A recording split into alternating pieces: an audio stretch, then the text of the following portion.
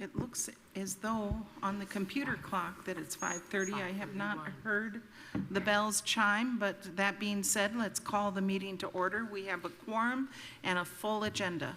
So would you please call the roll, Ms. Nestor Jelen? Sure. Margaret Clements. Here. Skip Daly. Here. Pamela Davidson. Here. Guy Loftman. Here. Jeff Morris. Here. We have 5 members in person at quorum. Before we go much further into the agenda, I'd like to make the announcement that Charlotte Zitlow has passed away. She was a long-serving public servant and a colleague of ours and a civic leader, and we'd like to take 1 minute of silence to remember her and also to think of what we each can do to improve our community. So with that being said, we'll take a minute.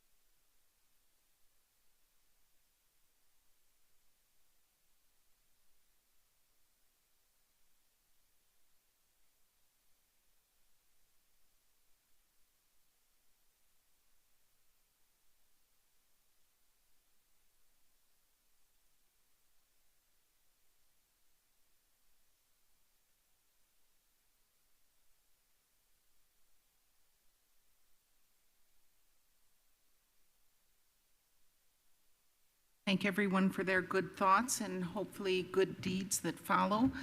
With that remembrance and with our own reflection, would a member of the BZA please make a motion to introduce the evidence? I move that we introduce tonight's evidence. Second. Okay, I'll go ahead and introduce the evidence and then call the roll. I'd like to introduce the following items into the evidence: the Monroe County Development Ordinance as adopted and amended, the Monroe County Comprehensive Plan as adopted and amended, the Monroe County Board of Zoning Appeals Rules of Procedure as adopted and amended, and the cases that were legally advertised and scheduled for a hearing on tonight's agenda. A vote yes is a vote to approve the introduction of evidence. Skip Daly. Yes. Pamela Davidson. Yes, and thank you for enumerating those. Thank you. Guy Loftman. Yes. Jeff Morris. Yes. Margaret Clements. Yes. Okay, that motion carries 5-0. Now, approval of the agenda, we've been notified late that Chick-fil-A, the item on our agenda, numbers 17, 18, 19, 20, 21, 22, has requested a continuance and would not be heard tonight.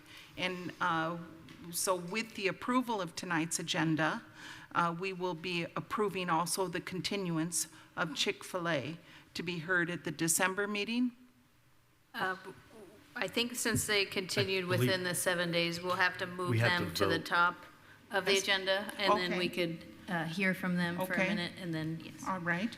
Well, the agenda is listed. Is there a motion to approve it as published? I would like to move to approve the agenda with the movement of Chick-fil-A's interest, as previously mentioned, to the top of the agenda for consideration. Thank you, Skip. Second. Okay, it's been moved and seconded to move items 17 through 22 on the agenda under Chick-fil-A up to be the first item under, we'll go ahead and just take it right after administrative business. And if they're going to be asking for a continuance, and then we'll continue on with the rest of the agenda as published. A vote yes is a vote to approve the agenda with that one amendment. Pamela Davidson? Yes. Guy Loftman? Yes. Jeff Morris? Yes. Margaret Clements? Yes. Skip Daly? Yes. Motion is approved, 5-0. Okay, there are 2 sets of minutes that have been submitted to us for approval. Does anyone care to make a motion? I move that we approve the minutes of September 8th, 2025, and also the minutes of October 1st, 2025. Second. Second. Okay, it's been moved and seconded to approve both sets September 8th and October 1, 2025 meeting minutes. A vote yes is a vote to approve both sets of minutes. Guy Loftman, Yes.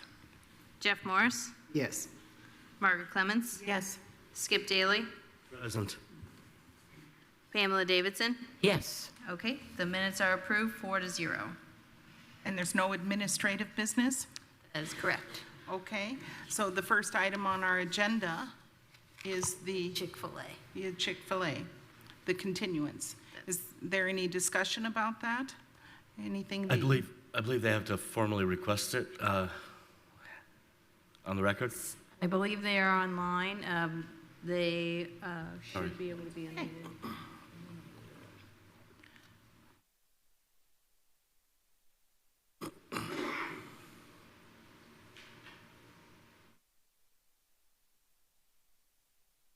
If tech services can unmute Joseph Vavrina.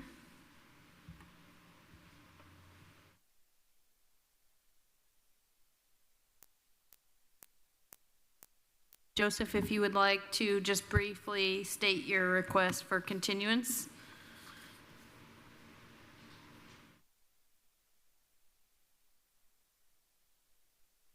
You will have to unmute your, on your side. Point of order. Madam Chair, would we have to swear him in first? Yes, is he present? He is present. I'm not sure if he's able to unmute at this time. Joseph, if you're not able to unmute, you'll have to leave the meeting and re-enter. Okay, it looks like he unmuted. Yep, sorry about that. My apologies. Joseph, would you kindly raise your right hand, and do you swear to tell the truth, the whole truth, and nothing but the truth? I do. And please state your full name. First name is Joseph, last name is Vavrina. Thank you. And your request for the continuance, could you state your request and the reason for the continuance? Absolutely. Yes, as mentioned earlier, we would like to request continuance to the December 3rd BZA meeting to allow some additional time to work through the formal site plan review with staff, just to make sure we have all our variances identified to hopefully eliminate multiple trips to the BZA. Is there anything else that you'd like to add? Nope, that was it. Okay. I'd like to make a motion to approve the request for continuance to the December 3rd meeting for the items Director specified. Yes. Is that, we don't have to hear public comment on that? So is there a second for that motion? I just want to ask, is December 3rd enough time for you to do the revisions?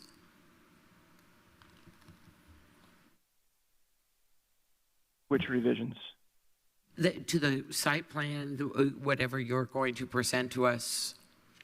Yeah, I mean, I think, our plan is ready to go. We're just want to go through that formal site plan review to make sure we're not missing any variances. Okay. So Okay. just to minimize trips back to the BZA. Okay, sounds like you can make our next meeting. I second that motion. Okay, it's been moved and seconded to continue items VAR 2566A through 66F. These are the Chick-fil-A items noted on the agenda, numbers 17 through 22. A vote yes is a vote to continue these to the December 3rd, 2025 Board of Zoning Appeals meeting. Pamela Davidson, Yes. Margaret Clemens, Yes. Skip Daly, Yes. Guy Loftman, Yes. Jeff Morris. Yes. Motion is approved 5-0. Okay. So the Thank you. Chick-fil-A hearing will not take place tonight. If there are members of the public who are here to weigh in and to testify either in favor of or in opposition to Chick-fil-A, please note that that will take place in December, at our next meeting in December.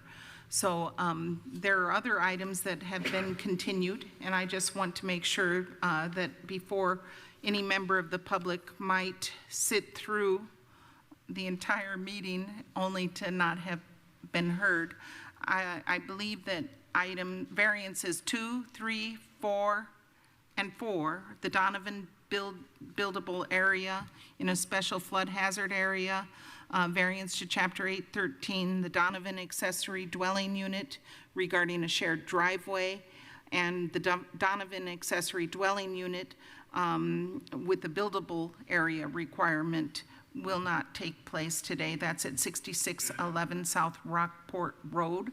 That's been continued by staff. And there are no other continuances? That's correct. That's okay. There, the Crimson Storage self-storage use variance has been withdrawn by staff.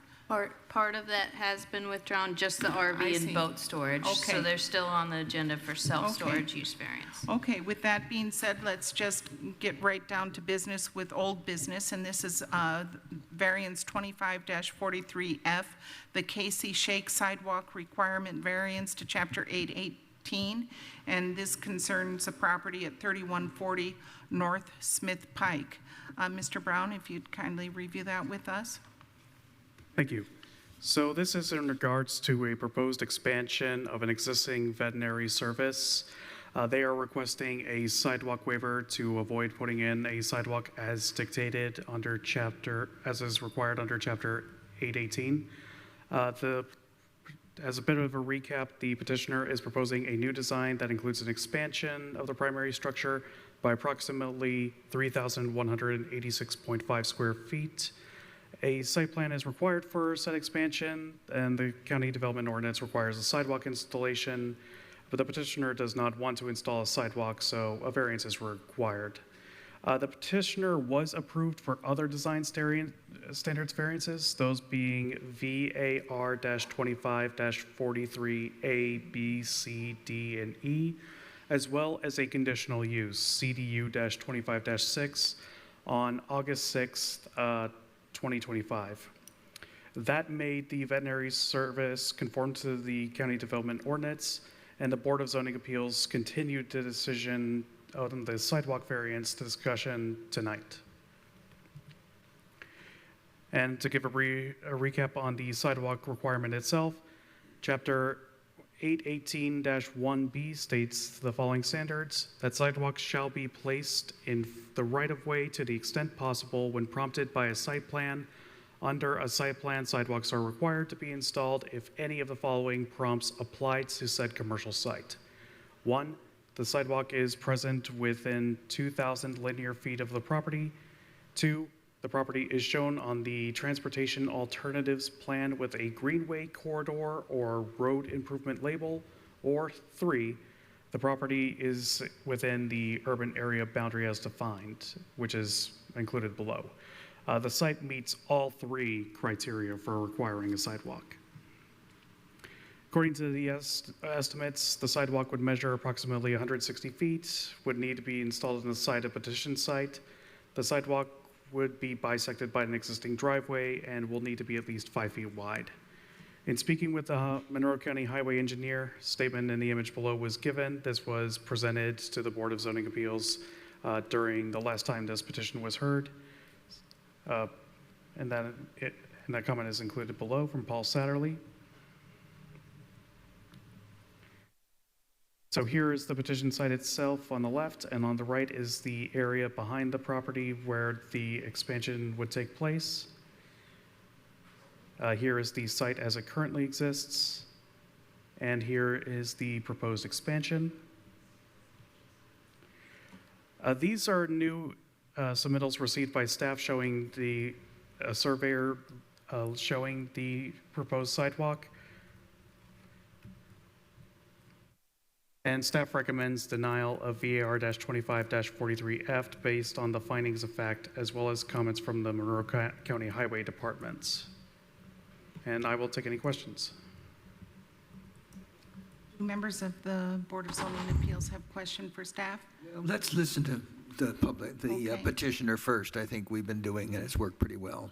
If the petitioner or the petitioner's representative would please come to the podium and sign in.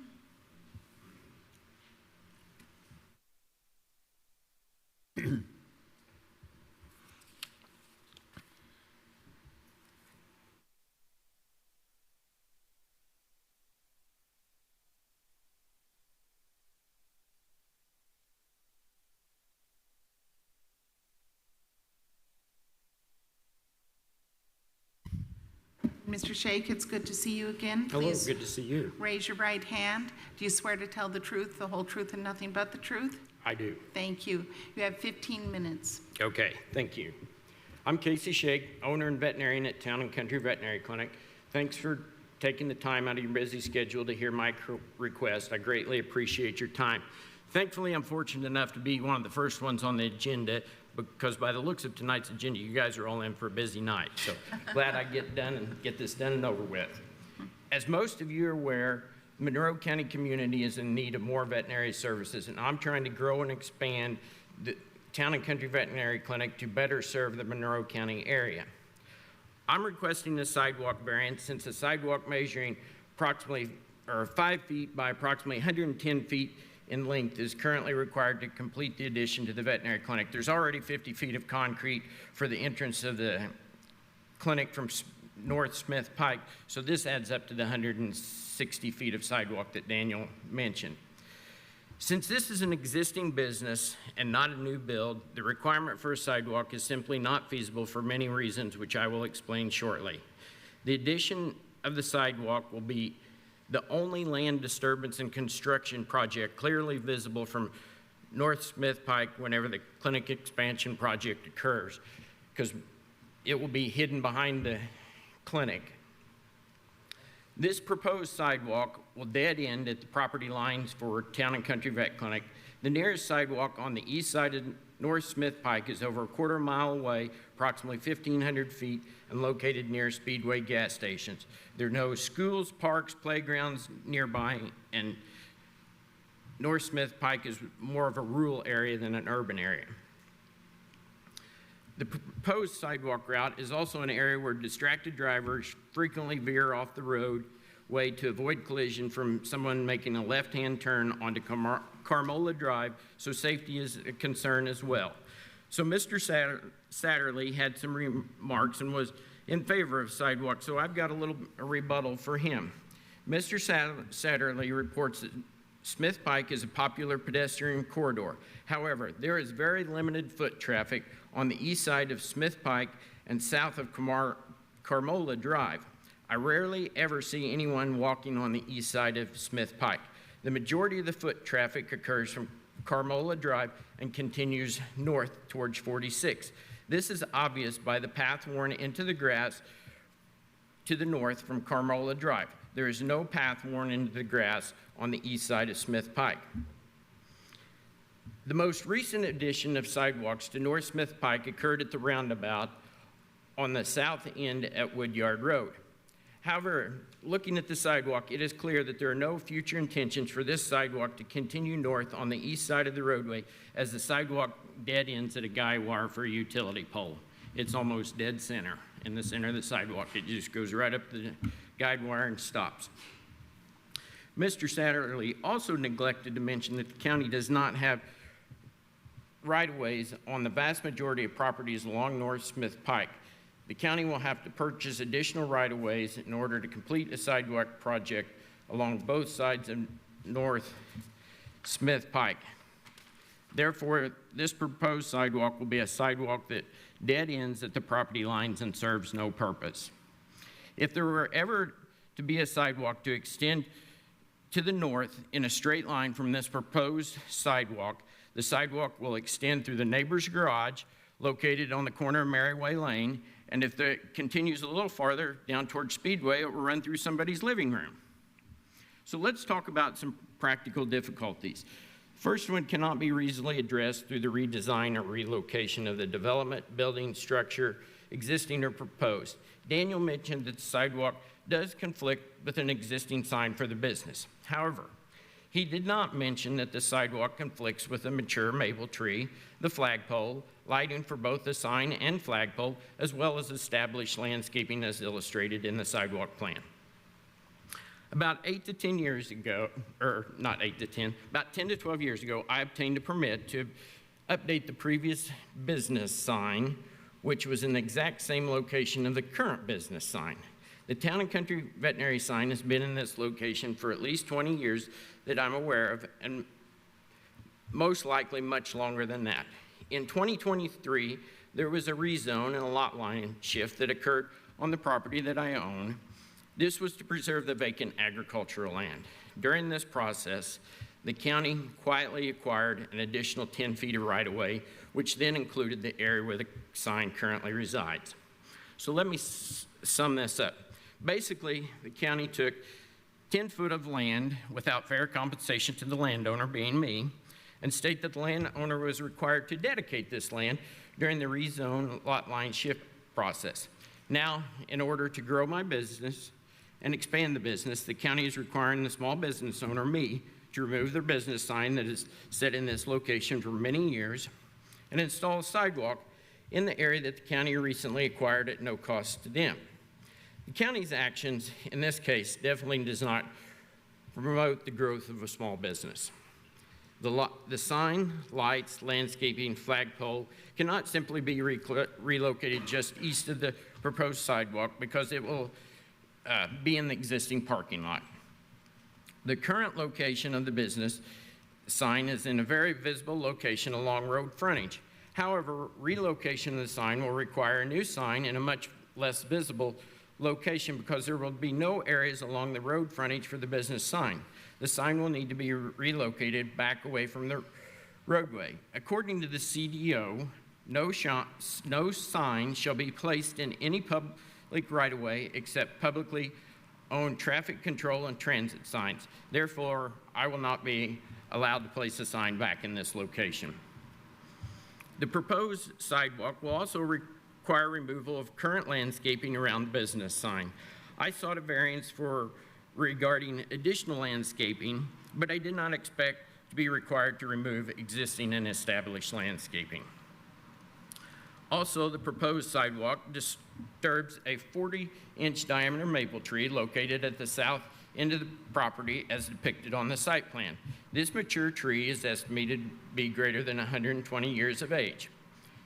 16 inches of the base or trunk of this tree will need to be removed, as well as vital roots located in a critical root zone for the sidewalk installation. The proposed sidewalk will be detrimental to the mature maple tree and will eliminate this tree. Even if the sidewalk is curved around the tree, there is multiple 6 to 8 inch diameter roots at the top of the ground that extend out 8 foot beyond the trunk of the tree. Placement of this sidewalk will require removal of these roots. I've contacted tree expert Corbin Forston at All Pro Tree and Land Service regarding the placement of this sidewalk, and he confirmed that the sidewalk will result in the death of this tree. I had a similar project, not sidewalk installation, but similar project in Greene County where the tree roots were cut adjacent to the tree at the top of the ground, and both of the mature trees that were affected died. Again, I sought a variance for additional trees, for having to plant additional trees, but did not anticipate that I would be required to remove a large mature tree. Now I'm seeking a sidewalk variance to save this healthy tree. Neither the sidewalk nor the tree can be reasonably relocated to prevent killing the mature tree. Sidewalk cannot be moved closer to the roadway due to existing utilities. Another practical difficulty may not be reasonably overcome because of uniquely excessive cost of complying with the standard. The sidewalk installation itself will cost approximately $6,500 to construct. This estimate is from Gardner Concrete Service, and I think that's a fair estimate. However, complying with the standard will cost twice as much as the sidewalk installation itself. Since the sidewalk installation will require the elimination of mature maple tree, I have a $5,250 estimate from All Pro Tree and Land Service for removal. A new business sign will be required to conform with the standards in a new location. A rough estimate for a new lighted sign from SignRight is $7,500. I've not obtained estimates for removal and disposal of existing sign, flagpole. Keep in mind that both the flagpole and sign are set in concrete, and for removal of landscaping, nor have I received an estimate from an electrician for safe removal and termination of electricity at the current sign. I anticipate these associated costs may easily reach $1,000 to $3,000. All the additional costs, not including the sidewalk, will likely be around $15,000, which will be more than double the amount of the sidewalk installation itself. This short 110-foot proposed sidewalk project will cost at least $20,000. This is an unreasonable burden to be placed on a small business owner for a sidewalk that will dead end at the property lines. In conclusion, please consider my request for a sidewalk variance since this is an existing business and not a new build. Complying with the standard will create excessive costs, require the elimination of mature maple tree, and conflicts with the sign, lighting, flagpole, and established landscaping, all which cannot be reasonably relocated due to the existing parking lot. This is all for a sidewalk to go nowhere and dead end at the property lines because the county does not have right-of-ways to continue this sidewalk.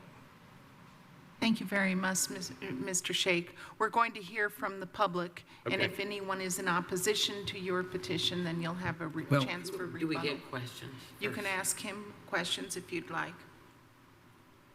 Mr. Loftman? Dr. Shea, I don't know, could the sidewalk, I hear you talking about where you would be putting it, and you can't move the tree and you don't want to move the sign for reasons I find it understandable. Is there any way to move the sidewalk in further away from the right-of-way and avoid moving the sign and destroying the tree? Then you've got existing utilities to contend with. Okay, I thought the utilities were if you moved it closer to the right, closer to the street. Oh, so you mean away from the street? Exactly. So then that would take in my existing parking lot. You would have to give up parking Yes. spaces to do that? Yes. Okay, Yes. Thank you. I may Yes. have other Yeah. questions, but that was Yeah. the one right now. Okay. I have a question. First of all, we're only here for the sidewalk variance, correct? Nothing else? That is correct. The Okay. landscaping and impervious cover Right. variances, as well as the conditional use, were approved back in August, I believe. What I thought too. My question is, for the record, we asked last time, how was the drainage ditch affected by sidewalk installation? Do you have an answer for us? So it would be closer to the street. So it's about 4 or 5 feet off the edge of the street. So it's back away from the sidewalk. So the drainage ditch is not an impediment to sidewalk installation? Based on this proposed site plan for the sidewalk, no, it wouldn't be an issue. Thank you. I wanted that to be in the record. Thank you. Any other questions for Mr. Shake? No? Well, maybe this is a staff question, and it's, Yes. I guess I like to ask questions because I don't know the answer, even if I Yes. should.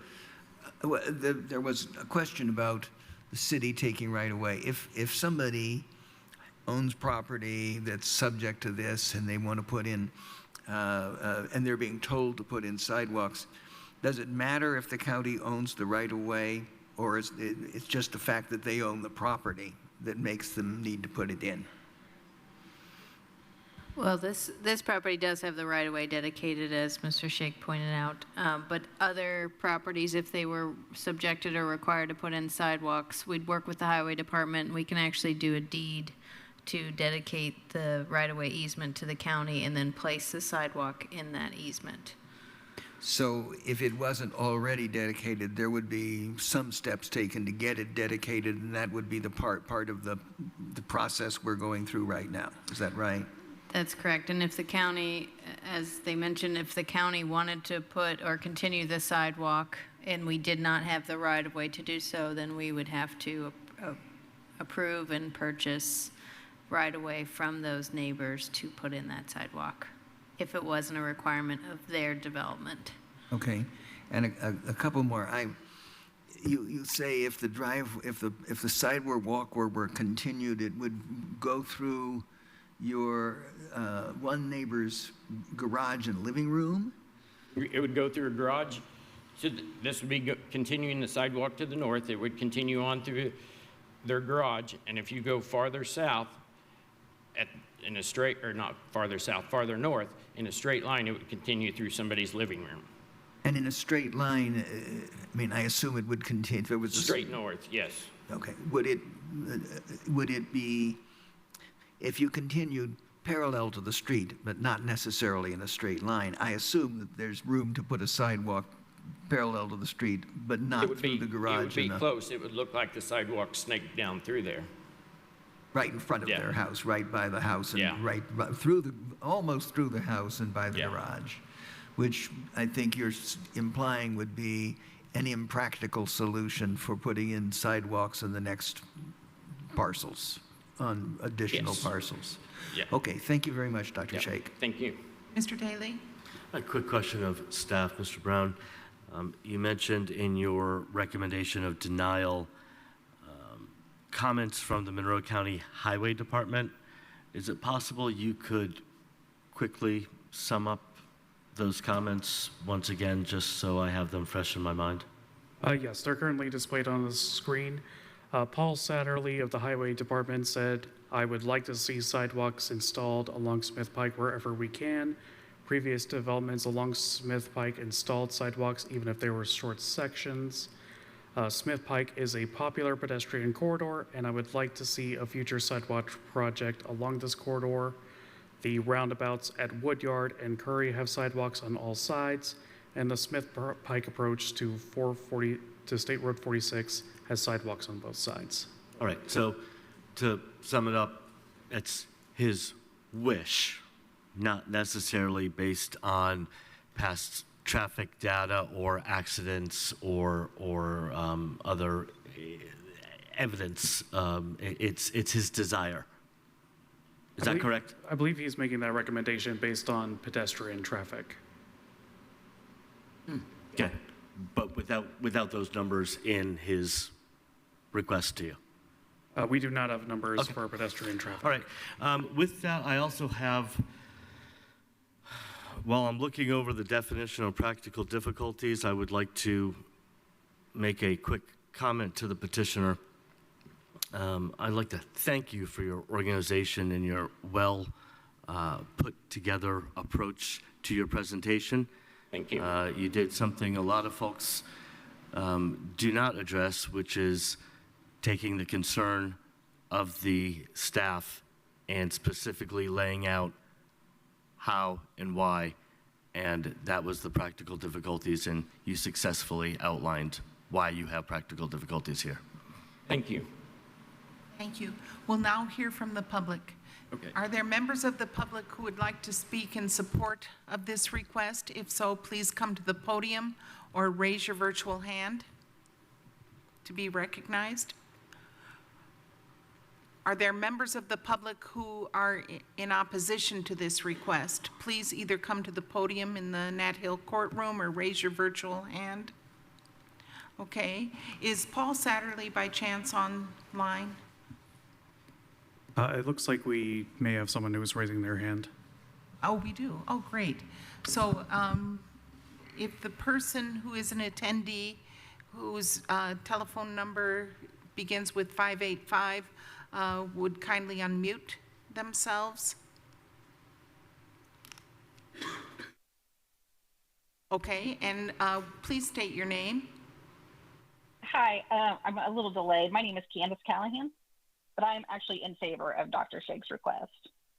Okay, but I still need you to raise your right hand, and do you swear to tell the truth, the whole truth, and nothing but the truth? Yes, I do. And your name is Candace Callahan. The sound here is not so good. Yes, that's correct. And did I hear you correctly that you're in favor of this request? Yes. Okay, thank you. Is there anything else you'd like to add? No, I think Dr. Shake's presentation was very thorough and he makes valid points. So he's pretty much covered it, and I think he's done a great job with that. How much? I have a question. yes. Does, Ms. Callahan, do you live in this neighborhood? I do not live in the neighborhood. I actually work at the clinic with Dr. Shake. Okay. My mother lives right next door on Merriway Lane. And so I'm familiar with the area. I've worked for Dr. Shake for a number of years. And he's just the greatest guy, I'll be honest. And I know he's really just wanting to make our jobs and being able to help animals in our community and we are so busy. This guy gives up his lunch breaks. He stays late. He comes in early. And being able to add this addition without some of this extra, the sidewalk that's pretty much ends, like you said, on our property line or his property line. It's just kind of a hurdle for him. And I think for the clinic, in order to better serve our community and the pets and animals in our community. So, Thank you. Thank you so much, Ms. Callahan. Okay, we Yeah, you're welcome. return now to the members of the Board of Zoning Appeals for further discussion and/or a motion. I have a question for staff. When I read the notes, I know that this street is on the high priority road improvement by the county. That was a 2018 recommendation. Has the county done anything to fund or further that goal?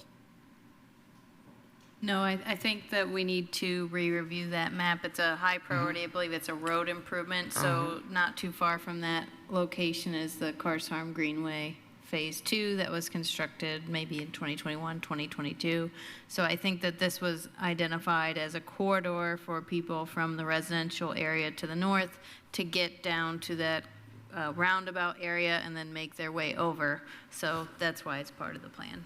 Yeah, because that's 7 years ago. That's hard to say. A lot has happened. And I would just, are we into comments now? We're into our discussion Okay, and fine. deliberation. I drive up and down that road with some regularity, and so I looked. This sidewalk would be marooned. It would basically be all by itself. The report said the next closest is a quarter mile away.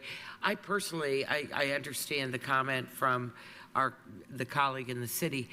I don't see pedestrians on there. If I do, it's on the other side because they come from Aloha Heights neighborhood and they're walking down towards that neighborhood. I can understand the doctor's comments that the grass is worn on one side and not his side. My experience has been exactly that.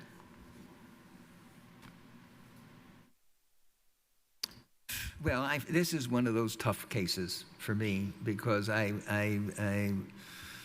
if we don't put in sidewalks when it's time to put in sidewalks, then we'll never have continuous sidewalks. And the trigger for putting in sidewalks is an upgrade to the property. And certainly Dr. Shake's made many important points, but to me, one that's particularly important is it's very different if it's a new build than if it's an existing build.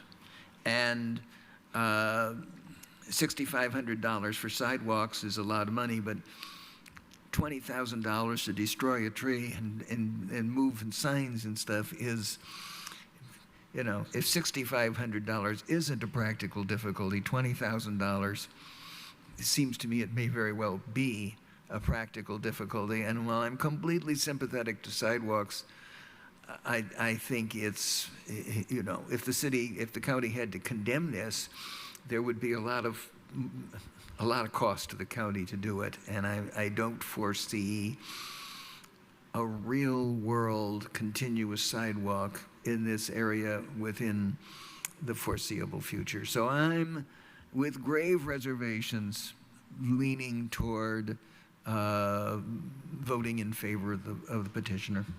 Thank you, Mr. Loftman. Mr. Daly? And with all due respect, Mr. Loftman, I also share your opinion about it'd be nice to have sidewalks. And I'm in favor of sidewalks. However, that's not our job. Our decision is, did he meet the criterion for practical difficulties? That's it. It was obvious to me that he met that on a number of occasions. The removal and the relocation of that sign being perhaps the number one reason in my mind. But he outlined several other situations, and our favor or disfavor of sidewalks plays no role in how we should be voting in here, in my opinion. With that said, I'm going to move we approve variance 25-43F, the Casey Shake sidewalk requirement variance to Chapter 818 due to practical difficulties have been shown. I will second. It's been moved and seconded to approve VAR-25-43F. This is the Casey Shake sidewalk variance to Chapter 818. A vote yes is a vote to approve the variance to not have the sidewalks installed. Margaret Clemens? Yes? Skip Daly? Yes. Guy Loftman? Yes. Jeff Morris? Yes. Pamela Davidson? Yes. Motion is approved, 5-0. Thank you. And thank you, Mr. Shake. Yeah, Dr. Shake, you. very good. We really appreciate that. Well presented. Yeah, that presentation. Okay, item number 1 under new business is VAR-25-41, Walker's Chapel Personal Service Use Variance to Chapter 811, and this concerns 3 1.95 plus or minus acre parcels in Indian Creek Township at 8312 South Rockport Road. And Mr. Smith, if you would kindly review this case with us, we'd be grateful. Sure. Again, so the request is for a personal services use variance to Chapter 811, and the purpose is to allow for the use of the property to be a photography studio. So currently the property is a vacant church, also known as Walker's Chapel. So planning did receive a pre-filing, sometimes also called a pre-design, on behalf of Sarah Moore Photography to repurpose the former church into that photography studio. The studio is proposed to supplement the maintenance and renovations of the existing structure, so not necessarily to be utilized as a church per se, but also to supplement the maintenance of the nearby cemetery, the Walker's Chapel Cemetery, which is just across the road, South Rockport Road. South Rockport Road actually runs through the middle of the property. So the chapel is on the western side, and then the cemetery is on the eastern side. And this property is zoned residential 1. So that's important to note because it does not otherwise permit the use of any personal service use. And then on the screen here, I just have the location map and site conditions map. So just at a glance, there's no environmental concerns or any other concerns that are generally popping out at us at the moment. And then on the screen, I have the zoning map and then the comprehensive plan map on the right-hand side, and we can get into that a little bit later.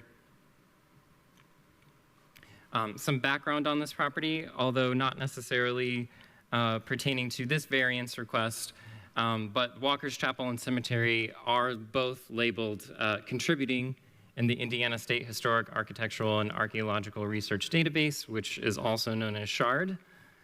So really what that means is that the property met the basic inventory criterion of 40 years, but it is not important enough to stand on its own as individually outstanding or notable. Such resources are important to the density of continuity of an area's historic fabric. So contributing properties, they may appear in the National Register if they are part of a historic district, but they do not generally qualify individually. And then that'll be important information here in just a little bit. And then on the screen, I just have some site photos. You will note that the parking area, which you can see from the planning car in the bottom center photo, is mostly grown over, so that'll have to be something that's addressed at a site plan stage should the BZA approve this request. This is the petitioner's letter addressed to the Board of Zoning Appeals, essentially stating why they are requesting the use variance. Sarah Moore Photography, so this would be the person who is inquiring about this use, and hopefully for them, they would get this use, and if they were to get that, their intention is to occupy a space in the chapel, and with the idea that their business will help supplement renovations of the church. So they do list in their request a list of items that they would like to do, such as painting, ceiling repairs, flooring renovations, sanitary repair, that sort of thing. And then they do go into detail about exactly what Sarah Moore Photography is about and what they do and what they would like to utilize the rest of the space for. And I'll let the petitioner or petitioner's representative go into more detail about what their business plan is, but essentially this is what their proposal is. They do have a certified plot plan from Indiana licensed surveyor Sean Rector. So they do have the site surveyed, at least the western portion of the property. So they do have that information. It'll be very useful going forward if they do end up getting to the site plan review stage. So some important information for the RES Residential 1 zoning district. So before you is a list of all the different uses that can be utilized on the property. All of these uses are permitted either outright with standards or conditional.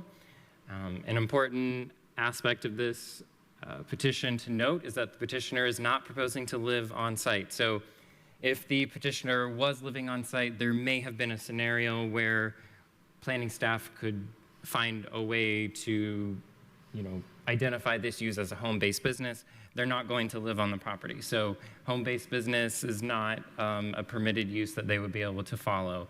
But that would be a use they could potentially if they decided that they were going to live in the former chapel. So personal services could be permitted. There is a way that they could do this, although it does involve some other steps that they would have to take. So if the petitioner opted to apply for a rezone to the historical preservation overlay and apply for a historic adaptive reuse conditional use request, it is likely that staff would support those actions, but they would still have to come back to you. Only instead of requesting a use variance, they would be requesting a conditional use, of which planning staff, we would likely support that petition. So there are 5 items that use variances must meet in order for planning staff to recommend approval. For the purposes of my presentation, green means they do meet that criteria, red means they don't. So those findings being that the approval will not be injurious to the public health, safety, and general welfare of the community. Planning staff agrees with this. We believe they've provided evidence to support that. Numbers 2, 3, 4, and 5, we can get into if the board would like, but just because I know we have a long agenda, just for everybody to know, 2, 3, 4, and 5, planning staff does not generally believe that they have provided enough evidence that we could recommend approval for that request. I do want to point maybe to number 5, which is that it does, number 5 states the approval does not interfere substantially with the comprehensive plan. Planning staff believes this actually would go against the comprehensive plan, which generally states for the rural residential area that it's a rural character with low density residential housing. It's not intended for retail, and it's not generally seen as having personal service uses. So that would probably be the biggest one out of this list. But this does lead me to staff's recommendation, which is denial of the personal services use variance request. As the petitioner has not proven they are faced with an unnecessary hardship by utilizing the property for another permitted use in the RES zoning district. And I will take any questions. Okay. Well, generally, we wait to ask questions until after we've heard from the petitioner. If the petitioner's representative, Mr. Borer, if you'd kindly come up, you'll have, if you would sign in, that'd be great, but we don't have to swear you in because you're a lawyer.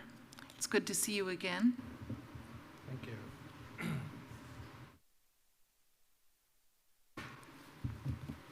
Thank you. Jim Borer from Clendenning, Johnson & Borer, and I represent the Walker's Chapel Cemetery Association, the petitioner, which owns the property at 8312 Rockport Road. I also have here this evening a few representatives from the Cemetery Association and the petitioner, the photographer who would occupy the property as her studio if this petition was to be approved, which we certainly hope that you would do tonight. As Sean represented to you and mentioned, this chapel has been there for over 40 years. The cemetery's been there as well. Some of the members here tonight have family members buried in the cemetery. The problem is the chapel is vacant and is not being used and is falling into disrepair. The cemetery is only being mowed and taken care of because members who have family members there are contributing out of their own pocket. We've come to you tonight because we believe we've got a partial solution to the problem. That is, we've got somebody who wants to make productive use of the chapel, and we believe a good use of the chapel, repair the chapel, make some additional improvements to the chapel, and one that would not impair the area or be a detriment to the area, and that would then pay some rent to the Cemetery Association, the owner of the property, that would then give them some income to help take care of the cemetery, keep it mowed, keep it in good repair as well. So we think it's a win-win for both the area and for the owner of the property, because the chapel would be better taken care of, some improvements would be made to the chapel, and the cemetery could then be mowed on a regular basis and could be taken care of as well, which at this point, it's all up to just voluntary contributions of family members, and those family members are getting older, and at some point, it's going to all fall into disrepair if we don't come up with some solution similar to what we're proposing tonight. The construction of the property that is there predated the Monroe County zoning ordinance. So the chapel and the cemetery were both there before the zoning ordinance was there. The zoning ordinance that now says only a residential use would be appropriate. The petitioner respectfully disagrees with the staff that this is not appropriate for a personal service use variance.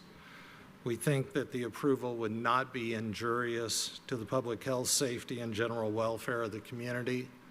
Right now, the building is vacant. The cemetery is there. Both the building and cemetery pre-exist. We're not going to expand the chapel. We're merely going to repair it, and the use would be sporadic. It would not be every day that anyone other than the photographer herself would be occupying it, and she would not have an intense or dense use of the chapel, bringing lots of traffic to the area. She's not going to be doing manufacturing in the chapel. It's going to be something that would be a use that would not be something that the neighbors would find offensive. So we think that it would not have an injurious effect on the public health, safety, and general welfare of the community. We also think the use and value of the adjacent property would not be adversely affected. To the contrary, the use and property values would be positively affected because the chapel will be kept in good repair, and the cemetery as well would be kept in better repair. It would be mowed on a regular basis, and the chapel would not be allowed to fall into disrepair. It would be kept maintained and would be kept in good repair, which now there is a good chance that without funds, it may fall into disrepair. We think that the need does fall or does occur from a peculiar condition of the property. This property was constructed before the zoning ordinance was adopted. We think that now the zoning ordinance says only a residential use is appropriate, but it was used as a chapel and a church well before the zoning ordinance was adopted.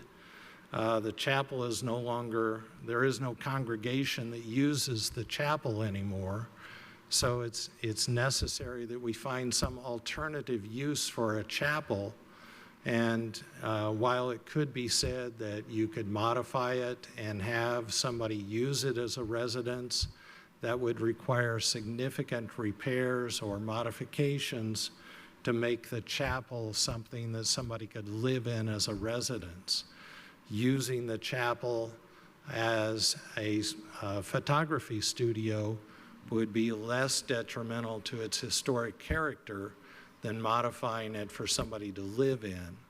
And so to the extent that this is a historic property, modifying it for a residence would require significant modifications and destroy more of its historic character than what we're proposing. It's certainly not functional as a residence today, and it would not be functional as a residence without it being either substantially modified, or the more drastic solution would be to raise it, destroy the structure entirely, and put up a mega mansion or some other very large structure on the property, which of course would comply with the zoning ordinance, but it would be the worst of all solutions. So the need is peculiar to the condition of the property. We think we've come up with a solution that meets the property owner's needs, and although it doesn't strictly comply with the zoning ordinance, we think that it conforms with the intent of the zoning ordinance, which is find something that does not do detriment to the environmental conditions, that basically doesn't introduce an intense use, that doesn't bring a lot of traffic into the area, and that doesn't do something that is going to destroy the residential character of the area. For those reasons, we think that it's never going to be a church again, or unlikely to be a church again. So how are you going to use this structure in the best and most productive way? We think we've come up with the idea that will do that, generate some income so the cemetery can be well maintained, and that will allow the structure to be used in its present form without destroying its historic character. So we think that the personal service that we're proposing is not significantly different than what would be allowed if this was in fact a residence and it was a home service. And for those reasons also, we think that this should be granted. The comprehensive plan designates this as residential, and if this was a home-based business with a studio where the photographer was taking photographs of people in her home, this would likely be something that could be approved for her to have a studio in her home on this very site if this was in fact her home. It's not her home, it's a chapel, but the chapel's vacant, and these people would like for you to approve its rental so that it could be used and used appropriately. So we urge you to approve this petition. It's for personal service use, yes. That's not strictly approved, but that's why you're here, is to find reasons why the why the zoning ordinance, when it's not appropriate as it's written, should be varied. And we believe that this is one of those situations. And we urge you to approve this personal service use variance so that it can be rented. The rental income can be used to maintain both the structure, which is a historic structure, and the cemetery, and that the area itself can be preserved as a residential area, and that nobody would come in and destroy the chapel and build some sort of massive structure there instead. I'd be happy to answer any questions. As I said, I've got several members of the board of directors from the Cemetery Association here, as well as the photographer. Thank you, Mr. Boer. Do you have questions, Mr. Daly? I have a question I'd like to start with. Yes. staff, Mr. Smith. I'm trying to clarify some of this, and I had some difficulty when I was looking through the packet. The petitioner is the property owner or not the property owner? Not to the property owner. Not the property owner. Okay. My next question is, this is currently a commercial use, and well, in terms of that it is a church. Is that correct? It's formally a church, so it's technically vacant right now. Okay. Formally a church. So church services can go on in there and church activities can go on there. Yeah, they're permitted in residential zones. A lot of churches host other activities. If the church, just hypothetical, if the church had a photography club, you laugh, I'm serious, that would be a permitted activity because it was a church-sanctioned activity, correct?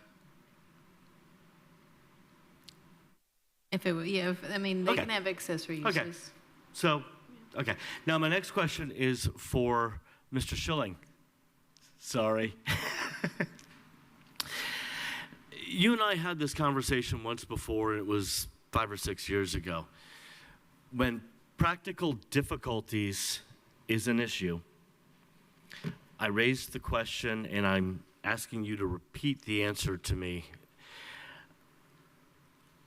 If the petitioner is not the property owner, the petitioner does not really have the ability to declare practical difficulties according to the county's definition, because they could walk away from the deal.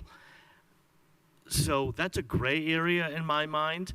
So how legally, where are we to put that? If they meet everything else, but this is not the landowner, so there's technically no practical difficulty that can be met. Well, I assume that the petitioner had the landowner's consent. So, you know, in You my speak into the mind- mic, I think other I'm people sorry. can't hear you. Yeah, the petitioner would have had to have had the landowner's consent to file for the variance. Okay. You stand in the shoes of So- the owner. You determine whether or not practical difficulties apply to the landowner, not to the petitioner. To the use of the land, yes. Okay. Yeah. And this is a use variance, so it's hardship or unnecessary hardship. It's a different so- standard. Sorry. Okay. Okay. Do other members of the BZA? Yes, Mr. Loftman? I'm looking at the proposal. I think it was one of the first slides we had. And I want to make sure I understand how much is going to. It says, please consider our proposal of a 5-year contract with a secured rental fee of $350 per month in exchange for the following work performed on the Walkers. Is the photography studio going to pay $350 a month, and the church, the cemetery association, is going to do the bathroom renovations and the sanitary repair upstairs, et cetera? Or is the photographer going to pay $350 a month and help with these improvements? The photographer is going to pay, and the photographer's construction company is going to do the repairs as well. Okay, so it's And $350 a month plus. In answer to the previous question, the petitioner is Walker's Chapel Cemetery Association Incorporated, and the tenant will be the photography studio. So we want to make clear that the owner of the property is the petitioner, which is the Walker's Chapel Cemetery Association Incorporated. That should be made clear in my letter, and that's who I represent. Okay. They own both the chapel and the cemetery across the street. And, we're here on their behalf, but we are here because we have a potential tenant who is going to rent from us and provide a stream of income that will make this a viable project. Without that potential tenant, we don't have any way of doing anything other than what we're doing today, which is sitting on a vacant building and mowing a cemetery based on donations. I understand. I just needed clarification Yes, on who the petitioner was. I understand, but I think you got a different answer from staff. Correct. Thank you for clearing that up. Thank you. Any other questions for Mr. Borer? No? We'll hear from the public now. Thank you very much. Thank you. Are there members of the public who would like to speak in support of this request? If so, please come to the podium in the Nat Hill room or raise your virtual hand to be recognized.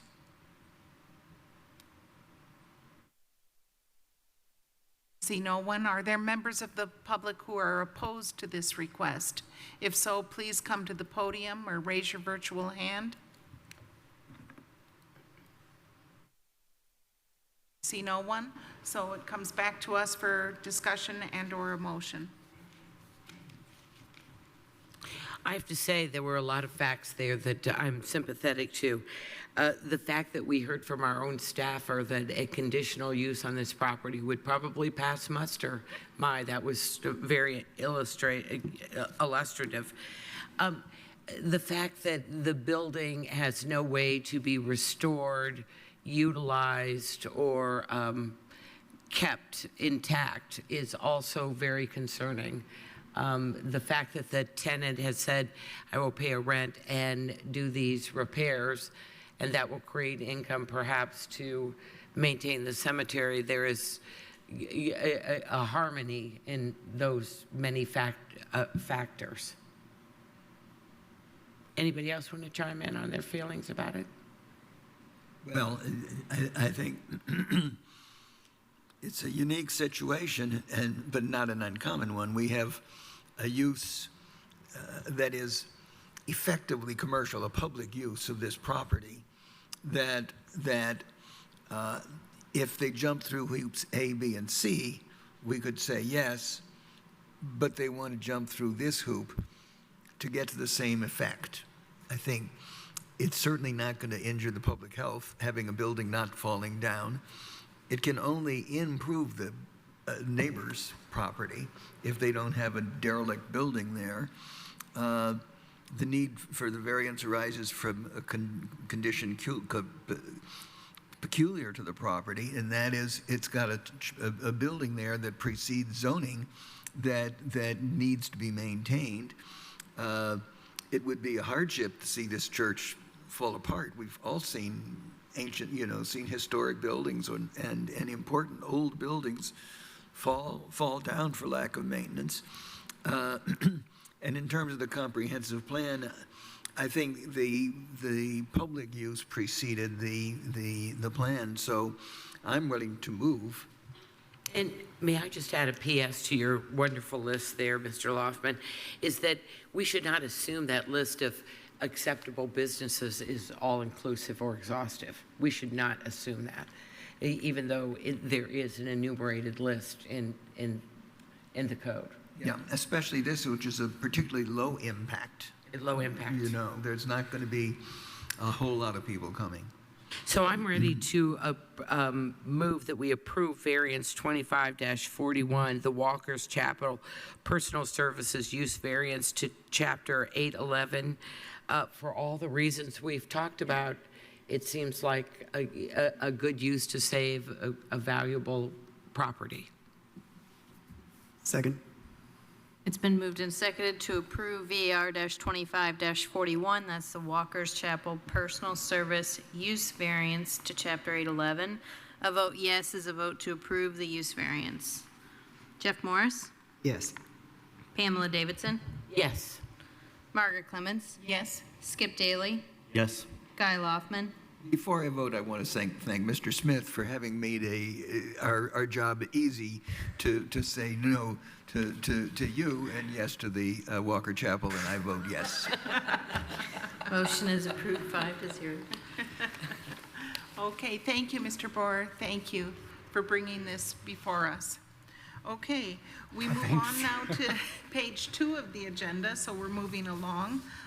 This is variances 5, 6, and 7 on our agenda concerning variance 25-61A, B, and C, the stone maximum height variance, the stone maximum impervious cover variance, the stone front yard setback variance concerning 3.37 plus or minus acre property in Perry Township, Section 20 at 898 West Church Lane. Mr. Smith, we look forward to hearing more from you. Sure. So the purpose for these 3 variances is to permit an after-the-fact permitting of an approximate 4,800 square foot garage structure. So a little history on this property. The building department did receive a complaint regarding the construction of building without permits. This prompted the property owner to apply for a building permit, and that's R-25-770, upon which planning was also notified by the building department and noted 3 zoning violations of the structure. So that's the maximum height, the maximum impervious cover, and the front yard setback. So that's what they are here for tonight. Chapter 805 calls for a maximum height of 20 feet for all accessory structures located within the residential 1 zoning district. The structure is 21 feet. Chapter 805 also calls for a maximum impervious cover of 11,500 square feet or 30% of the lot size, whichever is less. So whichever is less being the key word. Of a lot located within a critical watershed. So the property is located within the Clear Creek critical watershed. The property contains 25% lot coverage, and according to the petitioner's survey, it indicates that they have approximately 36,842 square feet. I know that there was additional information that was submitted tonight, so those numbers may be a little bit different, but just for the purposes of the presentation, I'll go ahead and continue. And Chapter 805 also does call for a front yard setback of 25 feet for properties with no direct road frontage. So this is a property that does not have direct road frontage, and they access the property via an easement. So that means that it just so happens that the structure that the petitioner built the garage is actually within its front yard setback, and it is actually on the line, so they are encroaching that full 25 feet into that front setback. So upon speaking with the property owner, they had believed they fell under the log cabin rule, which essentially would state that they didn't need a permit for this construction. However, the building department had determined that they did not fall under this category and had instructed them to apply for a building permit, which they did. Planning did begin an enforcement case, and that is AC-25-30. After review of the petitioner's building permit, just to track progress of the events and bring the property into compliance. It is worth noting that this enforcement case never escalated beyond a staff desk level review because the petitioner has been working with all departments to bring the property into compliance. So that is worth mentioning and has been forthcoming ever since, has been applying for any permits needed, been communicating effectively with staff. So that's why that AC case never went anywhere.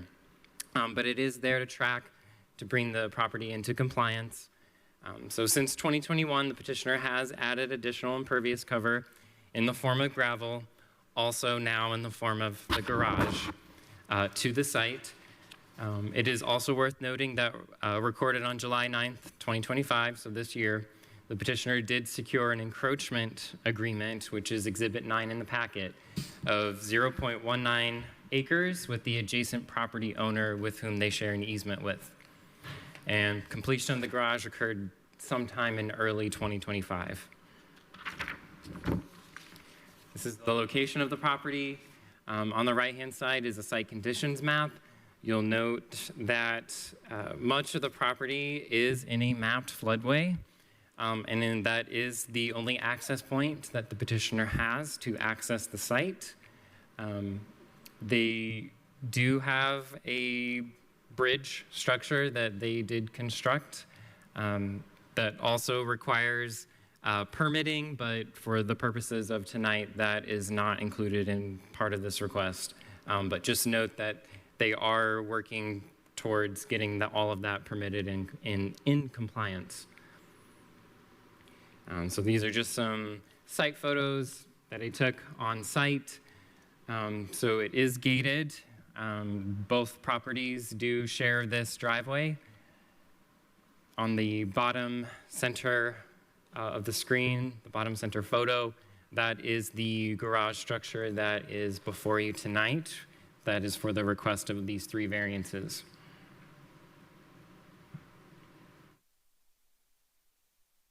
Here are some additional site photos. Again, the center bottom photo is a photo of the interior that the petitioner did request make it into the packet, just to illustrate exactly what is being stored in the garage itself and their justification for having it. And then in the bottom right would be the newly constructed bridge. It is also worth noting that this property is adjacent to the north and to the east, the Clear Creek Trail. So it is a public trail. You can see it if you are walking along the trail, you can see this property in its entirety. The petitioner did submit a video, but I did go ahead and include snippets of that. So 1, 2, 3, and 4 being the direction here. So the petitioner did show their bus that they have, that they store within this garage structure, and just illustrating the justification for why they needed all of that gravel space and that expansion of their driveway. So typically the petitioner would be turning this bus around within that general vicinity.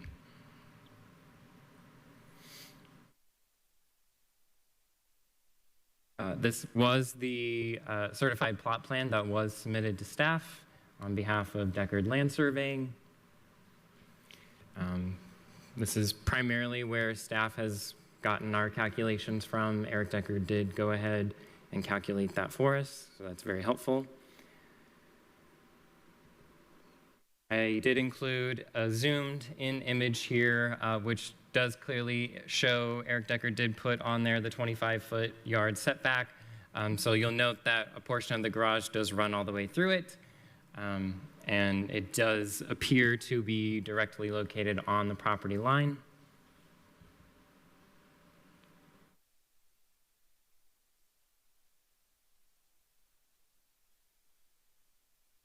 This is a snippet of the easement exhibit. So this easement was recorded again July 9th, 2025. So essentially, Mr. Stone has an encroachment agreement with his adjoining neighbor, essentially indicating that, yes, it is okay that you encroach onto this property for 0.19 acres as clearly shown on Eric Deckard's survey.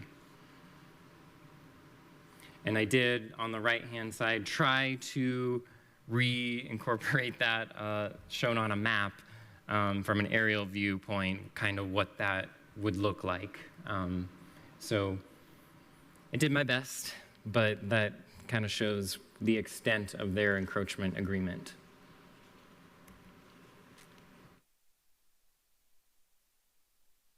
This is the petitioner's letter to the BZA that's also included in the packet, explaining their justification and the reasoning behind why they are requesting these variances. They included some aerial images over time.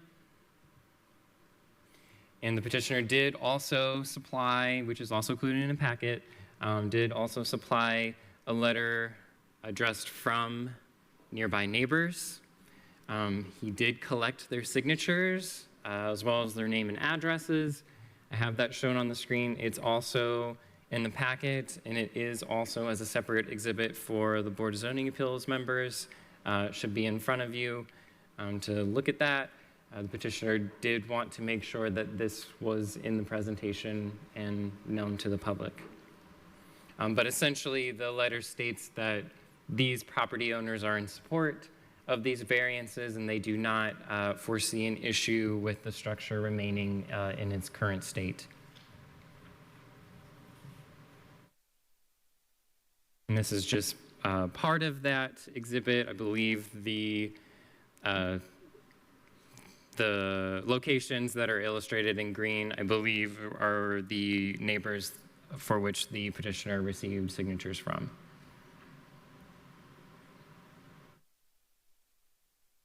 The petitioner did also supply historical photography throughout the years. Just to illustrate, this is what the property looked like once upon a time. So 1939, 1946, 1955, and then I included the image on the right-hand side, 2024.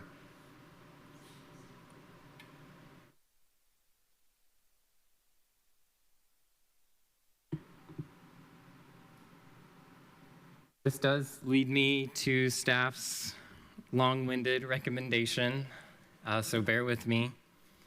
Planning staff for VAR-25-61A, we recommend denial of the maximum height variance based on the fact that practical difficulties have not been demonstrated.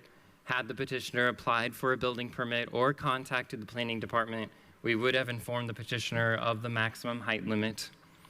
For 61B, staff recommends denying the maximum impervious cover variance based on the fact that practical difficulties have not been demonstrated, as the petitioner could reduce the size of the proposed structure or locate the proposed structure over an area currently counted towards impervious. Additionally, the current location adds further impervious for the driveway turnaround area, which could also be reduced and redesigned if the garage is placed closer to the existing home. Planning staff for VAR-25-61C recommends denial of the front yard setback variance based on the fact that practical difficulties have not been demonstrated. While the petitioner does have an encroachment agreement with the neighbor to the south, the ordinance does not allow for an exception to encroach into a setback without obtaining a variance. Had the petitioner applied for a building permit or contacted the planning department, we would have informed the petitioner of that setback requirement. In the event that the Board of Zoning Appeals approves the maximum height and/or front yard setback variances, planning staff recommends conditioning that approval to the structure itself and not the property overall. In the event that the Board of Zoning Appeals approves the maximum impervious cover variance, planning staff would recommend conditioning that variance to the impervious cover that exists on the site currently. And that concludes my presentation. Thank you, Mr. Smith. Well, if the petitioner, the petitioner's representative would come to the podium. You'll have 15 minutes to present your requests. And if you would sign in, we'll then swear you in.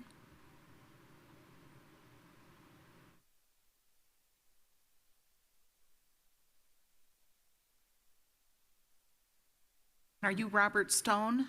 Yeah. Yes, would you raise your right hand? Do you swear to tell the truth, the whole truth, and nothing but the truth? I do. Thank you. If you would aim that mic right at your mouth, we'll be able to hear you better. Thank you. Is that better? Yeah, it is. All right. So, good evening. I appreciate all your guys' time. I want to start off and tell you guys why this is an after fact. And I don't want to take up much of your time, but to start, back when we started building this barn in March, I had every intention of doing this right. We read the CDOs, we followed the rules, what we thought, how they read in there. I never intended to have to go through this step of it. So, but it was never my intention to try and sidestep the county or the planning or CDO. But this is where we find ourselves. So, but also to note, it was brought to my attention in April that building department did receive a complaint. So we started this in March doing the footers. We put the slab in. April 21st, the building was delivered. April 22nd, building department got a complaint. So April 23rd, they showed up at my house with a note, pinned it to the gate, and on April 24th, I called and talked to Bobby LaRue at 8:02 when they opened that next morning. So I've been trying since April to make this right. I've got close to $18,000 between engineers, surveyors, everything else to try and make this right.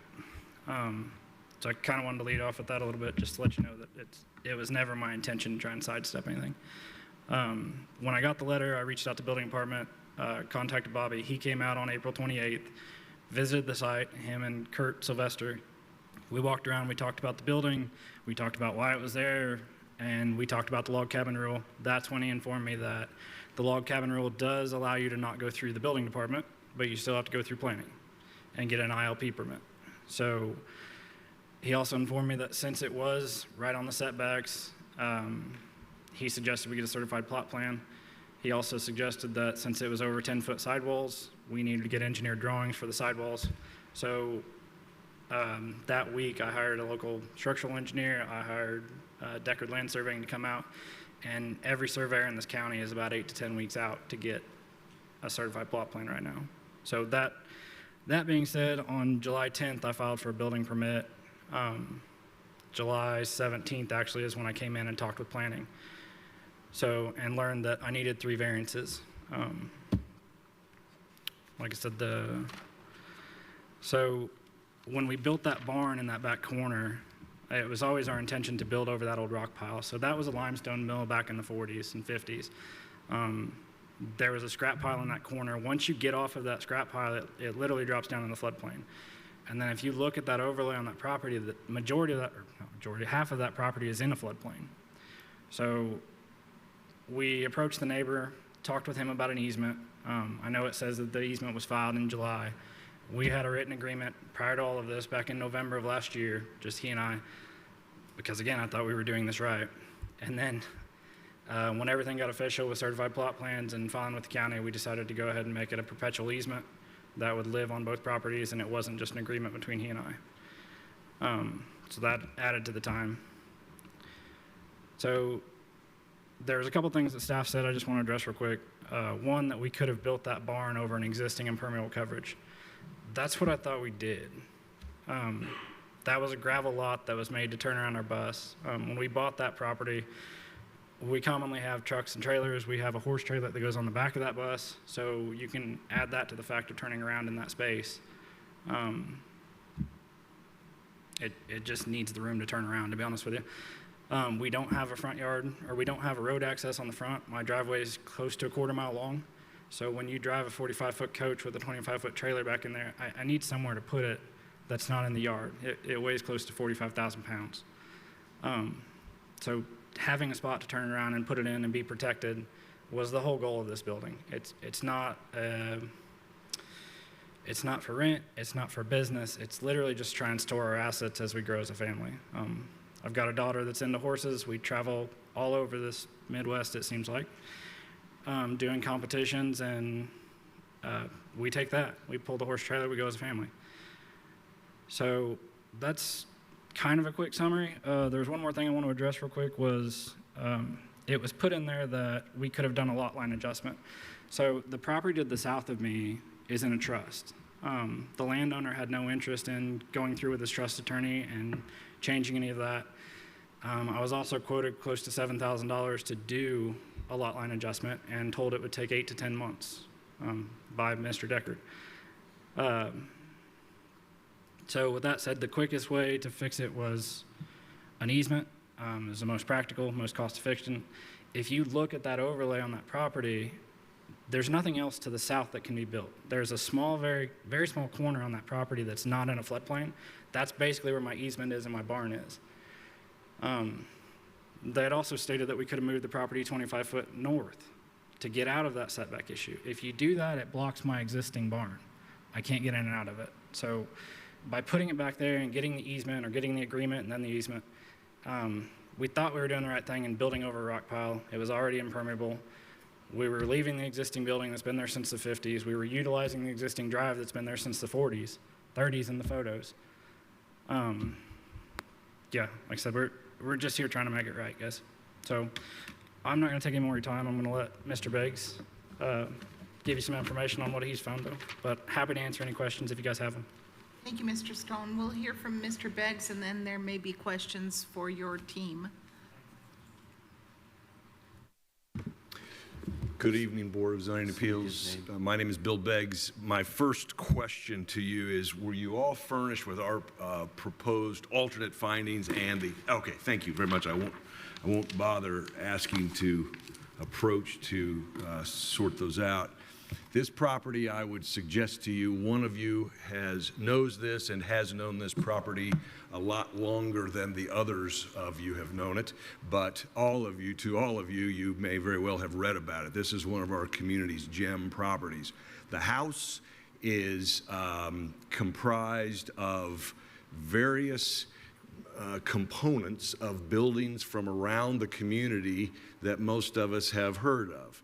On the outside, you would see, and I'm not sure these pictures do it justice, but you would see ironwork from the Princess Theater. On the inside, you would see, if you were inside there, you would know of steel work that was from the Von Lee Theater. You would see one of the old-fashioned elevators from Ryan's Jewelry.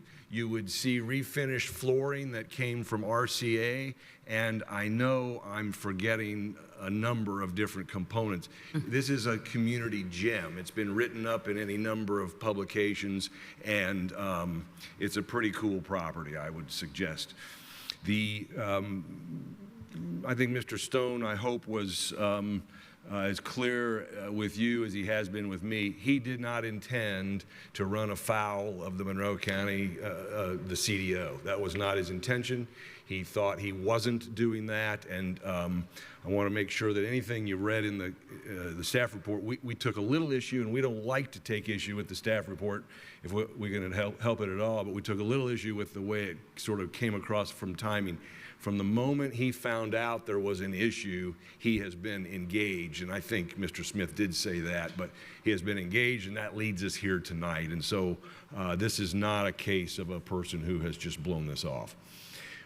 With respect to the three ordinances, I've kind of laid this out a little differently in the proposed findings I gave you than what you got in the staff packet, for the reasons that I think these are three variances that stand on their own 2 feet independently. And with regard to the impervious surface variance, I would suggest that one, and if you don't have your own, I've got plenty so you don't have to share. Would that be good?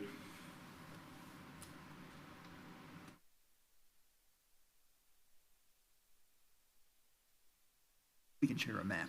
No, I got maps too. Oh, my goodness. Oh, I think we're the only ones who don't have. I'm the only one who doesn't have his own. Thank you. So if we take these, if we start with the impervious surface variance request, we would, and again, we don't like to take issue disagree with the staff, but we would suggest that the impervious surface, under the language of the CDO, the impervious surface variance is unnecessary as we read the ordinance. And what we mean by that is at table 2-805, there is the table that would apply to this zone, and it would tell us that for 2.5 acres or more, excuse me, the maximum impervious cover is 25,000 square feet, excluding agricultural buildings, which we contend that building that you saw the photos of is.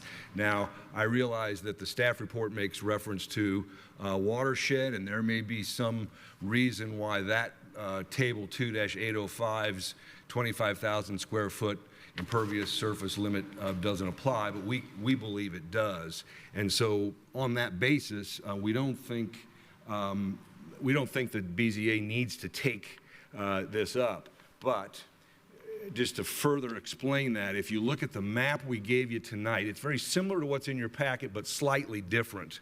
And so what we've tried to explain to you, the pink is the existing drive that leads to the residence, and we know And this body knows better than anybody that that square footage is excluded from the impervious surface calculation. That green area that's in the map we gave you you've got historical photos of this site. I think another reason the property is a gem is because of what used to happen there. This was a mill. This was a limestone mill. And Mr. Loffman may tell us in a few minutes some more things about it that I don't know from living nearby several years ago and hunting mushrooms there and all the rest. But we contend that the green area, or almost all of the green area, should also be excluded from the impervious cover calculation for the reasons that it is an existing drive. It goes back to the 30s and 40s. The area there to the side that you read as gravel parking was almost and mostly also covered by limestone. That was limestone that was left over from days gone by when this mill was in operation. Mr. Stone has worked very hard to move that. So in other words, it's a wash. It's an even exchange there, nearly, from our perspective, at least in terms of what he has removed from that site.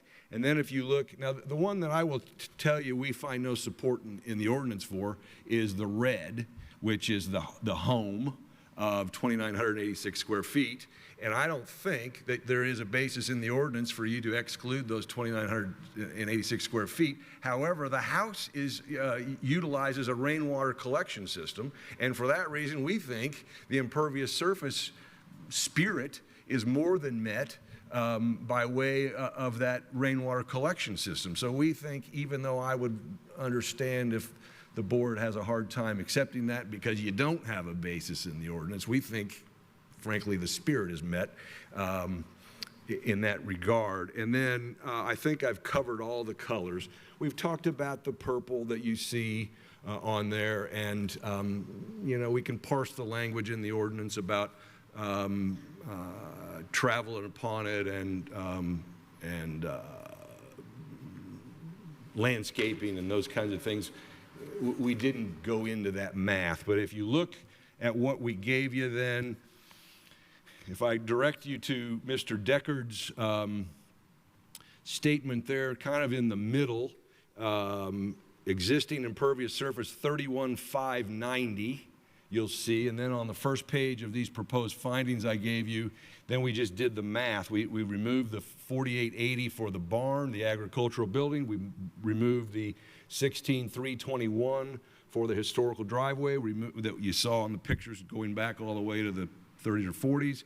And then we removed, understandably, with some doubt on our part and maybe yours, the rainwater collection system to be well under any number that would be required for impervious surface coverage on the site. On the other hand, so therein lies our request that you just dismiss that particular one. If you see that differently, then we have prepared proposed findings for the impervious surface cover, impervious cover variance as well. Board members, this property sits down and back at least 550 feet from Church Lane. It's not as if this is out front, out on the road. It's back. The ability to access the property requires you go through the other property before you get to it. And it's a mostly wooded, semi-rural area. None of that will change, and none of that will be affected adversely if the impervious cover variance is granted. The same would go, and I don't want to take too much time here, but there will be no change. The impervious cover variance would not make any difference in intensity, in any change with respect to the ordinance and with respect to the property. And so we suggest then that it would comply under that element. And then finally, with respect to minimum necessary to eliminate practical difficulties. The practical difficulty you heard about is that the floodway is present. Point of order. We'll allow you to finish your thought, your time. Thank you. I'm sorry. That went a lot faster. Finish than I- that was one poor thought. time management. So we believe that the minimum required step taken to take care of this particular peculiarity with this property would be accomplished by this variance. The other two variances, height and setback, are similarly set forth in our proposed findings. And in case anybody, before I sit down, the conditions that Mr. Smith spoke to you about, Mr. Stone is amenable to those, and in fact, we've included those in what we gave you. Don't sit down yet, because members of the BZA may have questions for you. Thank you. So do members of the BZA have questions for either Mr. Beggs or Mr. Stone? I have a question for either one of you. What a comprehensive drawing this is. When it came to the proposed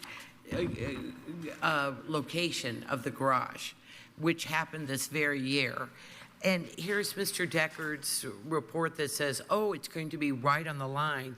Why wasn't that a red flag for the setback problem? Right here on the photo, I'm confused. Correct. We didn't have the photo. We didn't have that. We knew we were going to build on the line. That's why we had the perpetual easement put in place. Before that, we had a signed agreement between the property owner and myself. So we knew that we were going to have to push back all the way as far as we could onto the line. I didn't want to go over it, but that was the buildable area we had that wasn't in a floodway, and I needed that farther room to the south to have a turnaround area for the coach and the trailers, and also not to block the existing garage that's been there since 50s. The old building gets blocked otherwise if it moves further to the north, and frankly, we'd rather not be here in front of you. To your point, to your question, we'd suggest that the setback or the easement, which is perpetual and permanent in its nature, runs with the land, cures that problem. If I understood correctly, and I'd like to clarify this with Mr. Stone, you took basically what could have been considered a detraction on the land, which was a pile of stone, and you used that in order to build your structure on so that it would not be in the floodplain. Am I understanding that correctly, or? No. No. So there was the limestone pile that was on that property. So when we bought it in March of 21, Yes. We started removing pieces of that pile to put a parking area in. You could see it in one of the photos. Yes. So when we went to build the barn, we removed more of that limestone and rubble and built a pad for the barn on top of what was that existing limestone pile. Okay, but in order to stay out of the floodplain? We didn't raise any elevations. Yeah. We just took it down to a flat grade that matched the existing driveway. So Okay. we didn't haul it out, or we did haul out the stone. We didn't push it off in a floodplain or anything like that. No, I wasn't insinuating that you were using it to avoid. Yeah, no, we took exactly it down that. to the existing grade just to match it. But it was about 4 foot of stone. You can see it in one of the photos behind the barn. Yes. So that was where the barn sits now. Well, thank you for clarifying that. Yeah. Are there other questions for Mr. Stoner or Mr. Beggs? By way of information, as Mr. Beggs has indicated, I've lived very close to this property for 50 years. I live at the corner of Victor Pike and the Clear Creek Trail. So we're not immediate neighbors, but I know this area for 50 years. It used to be I believe the limestone company owned it, and Don Robertson bought it, and then Randy Cisco ended up with it and made the amazing structural improvements. And at every step, wasteland has been improved. The limestone pile was sort of fun for kids to walk in, but very dangerous. And the property has been greatly improved, and the neighborhood's been greatly improved by the changes that have been made. None of which excuses not checking with us in advance, but it has certainly been a valuable modification of the existing real estate. There's been an existing driveway there used to be a drive and stone pillars where they'd bring limestone into the mill for cutting it, and then the waste would be dumped behind there. I think there was a dynamite shed that was out of use, fortunately, when I used to work on it. So I'm not speaking in favor or against this as a neighbor, but it certainly is a historic property that has been subject to use well before the 50 years that I've lived there, and there was an existing gravel drive that went, and I don't really know how far down it went, but along the northern boundary, which is where I would walk on the rail trail, there was a driveway, and then there was this giant pile of stone, which was, I don't know, it might have been pervious as opposed to impervious, but it was certainly not useful.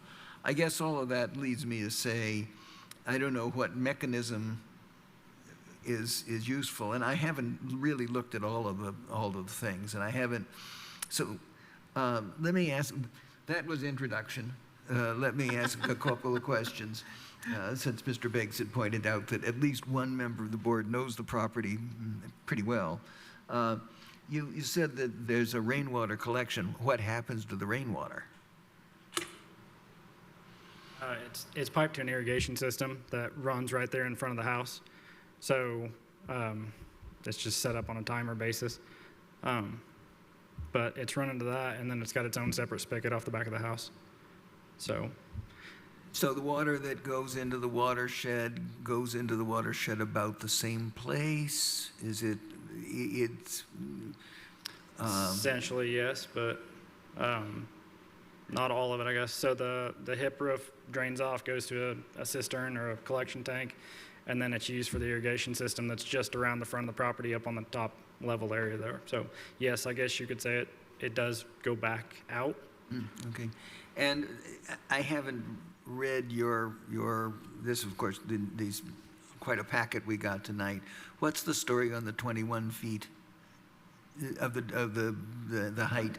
It's a 1 foot height variance. Yes, request. there's a 1 foot excess, and you don't dispute that that's present. We don't dispute that that's present.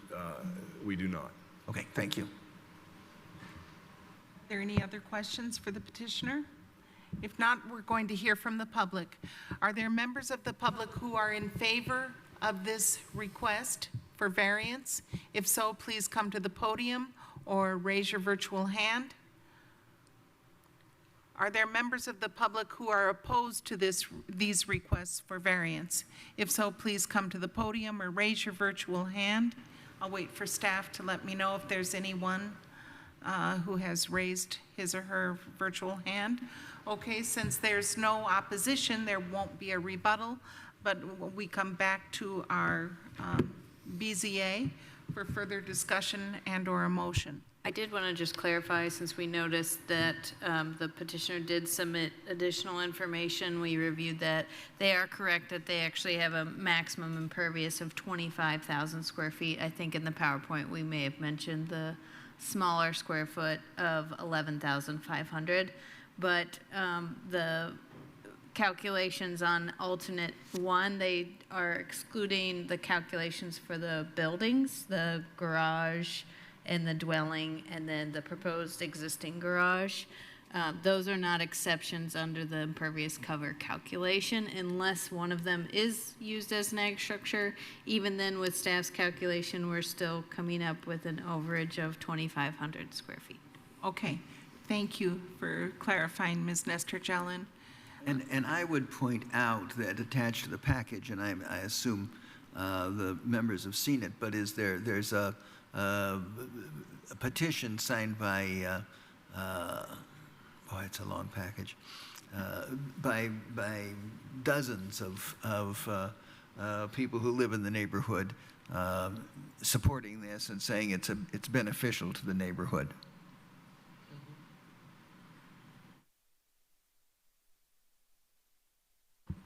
I think a comment to that, Mr. Loftman, is that my biggest concern about this is flooding in the Clear Creek area and the tributary. And when I look at the neighbors that have signed, those neighbors are primarily uphill from this property, so they wouldn't be impacted by that. So, you know, hearing that the impervious cover issue has been my biggest concern about this, but hearing from the director that the number is much lower than what's published in the packet has changed my thoughts a bit. But I do have a question for staff or for Mr. Schilling, and that is around the setback being essentially zero in that southeast corner. And there's a current agreement in place between the existing property owners, but I'm just curious if there's any concern from the county's perspective about future issues that the county could face if ownership changes on either of these properties in the future, or is this strictly a civil issue between property owners with that setback being so little? Yeah, I think the easement takes care of that. We frequently have situations where people will get an easement for a septic system on other individuals' property. So I think it was a perpetual easement, and I don't see it as a problem, certainly not from the county's perspective. Okay, thank you. Now, to follow up on that, may I? Yes, Madam Mr. Chair? Daly. Mr. Schilling, would that be a requirement of any potential future sale for the owners to disclose that in the property agreement? That easement would be a part of any future sale, Okay. I would imagine. Yeah. Okay. Okay. It'd be in the title search. Okay.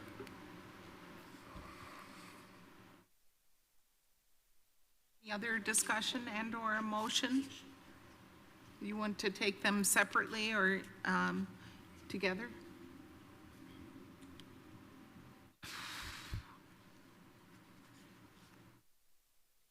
I want to collect my thoughts because it's a complicated case. And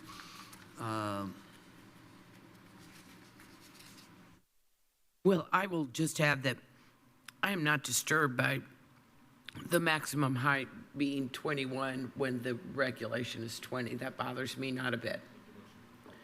Okay, I move that we approve variance 25-61A, stone maximum height variance to chapter 805. And I won't combine anything because I want you to collect your thoughts, Mr. Loftman. So that one, I'm going to move to approve. Second. Okay, it was moved and seconded for just the first variance. Are you want to break these out then into 3 votes? yeah, that's what she did. Let's do that for now. All right, so the first one, VAR-25-61A, the height maximum to chapter 805. It's been moved and seconded to approve just 61A. A vote yes is a vote to approve. Margaret Clements? Yes. Skip Daly? Yes. Guy Loftman? Yes. Jeff Morris? Yes. Pamela Davidson? Yes. Okay, that motion is approved, 5-0. And I'm going to go out on a limb because Mr. Morris made the comment that the impervious cover is not as wildly disparate from what we would like as possible. So I'm going to move that we approve variance 25-61B, the stone maximum impervious cover variance to chapter 805. And let's go for C while we're at it. Oh, should we do that too? And also to approve variance 25-61C, the stone front yard setback variance to chapter 805. I think the facts have been compelling in terms of the use, the prior use, the historical use, and Agricultural use. and the improvements to the property that neighbors are wildly in favor of. So I move that we approve those last 2. I'll second. Okay, it's been moved and seconded to also approve VAR-25-61B, the impervious cover maximum to chapter 805, and VAR-25-61C, the front yard setback to chapter 805. And just another note, just to mention that the impervious cover recalculated overage by staff's calculation was edited to be only 2,501 square feet over the maximum Everything else in the staff report is still accurate. A vote yes Are is we- a vote to Point approve. point of order. Was there a condition that we wanted to put on there that the height just applies to the building? I would like it to be with the property myself, and I also support the fact that,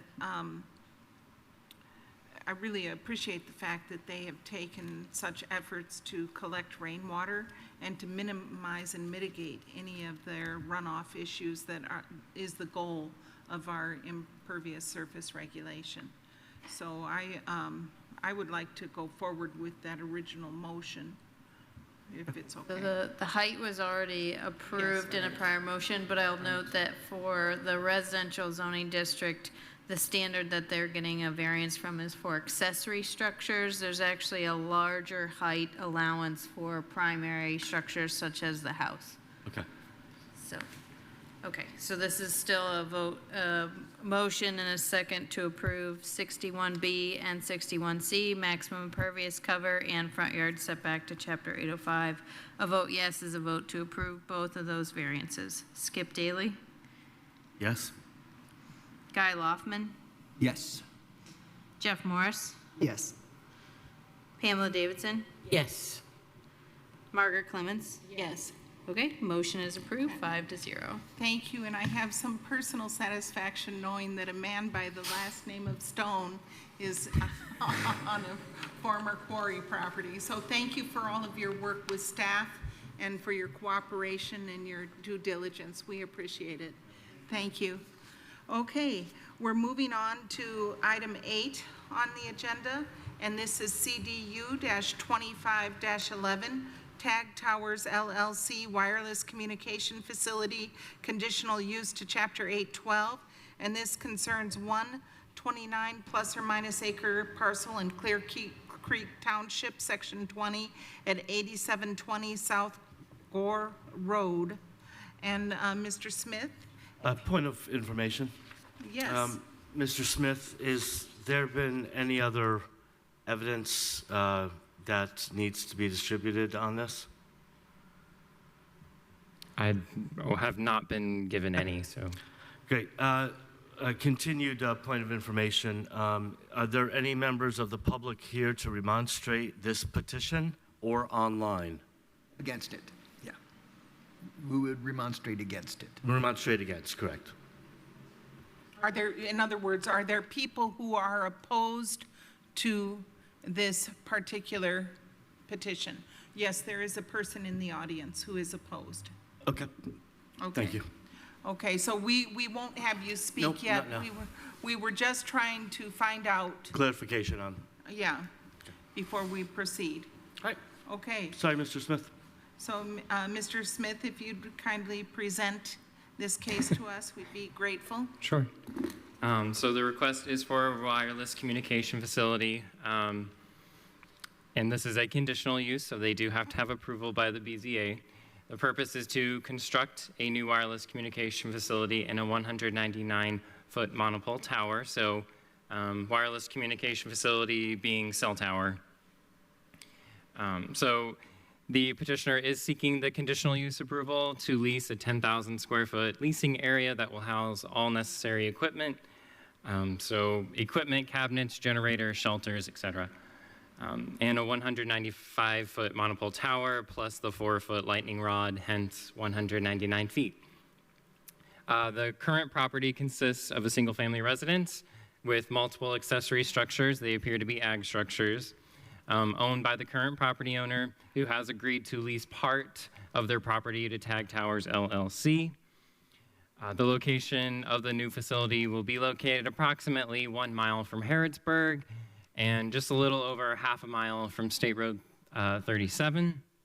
And the site does derive access from an existing driveway, which derives access from South Gore Road, which is a local road.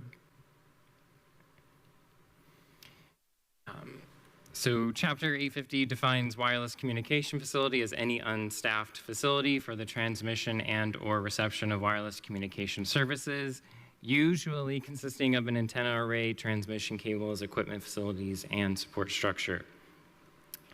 So WCFs, as we call them for short, are considered special uses. So that is why this is coming out of Chapter 812, where the conditional use standards are located. So in the event that a WCF does not meet administrative approval, it is now considered conditional, meaning it does have to go before the Board of Zoning Appeals.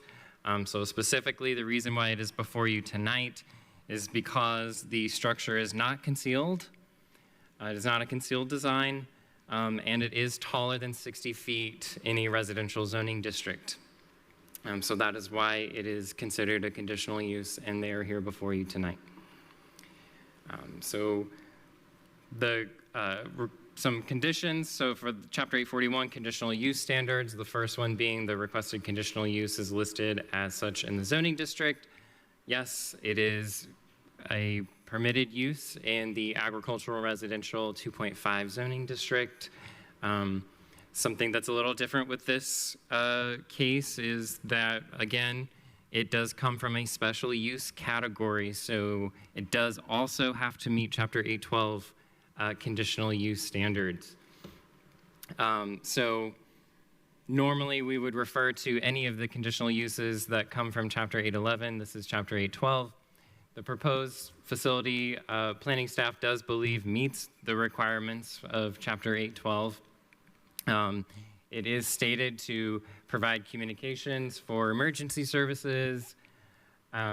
It's also a monopole design, and it does not, although it does not make use of existing structures, the nearest tower that it could locate on is nearly 3 miles away. So there would not otherwise be another opportunity for them to co-locate. Just going through this briefly, the proposed facility is situated within a forested area and located several hundred feet from the nearest neighboring residence. Planning staff believe it meets this requirement. The facility is placed in a rural area. It'll provide coverage for an area that otherwise relies on towers located to the east and south from 3 to 4 miles away. The nearest towers to the north and west are located more than 5 miles away from the proposed tower location. That's Exhibit 2 in the packet, and I do also have an illustration coming up. As well as the facility is placed in a predominantly rural area and will include a landscape buffer yard around the facility. That is just simply a requirement as part of their conditional use request.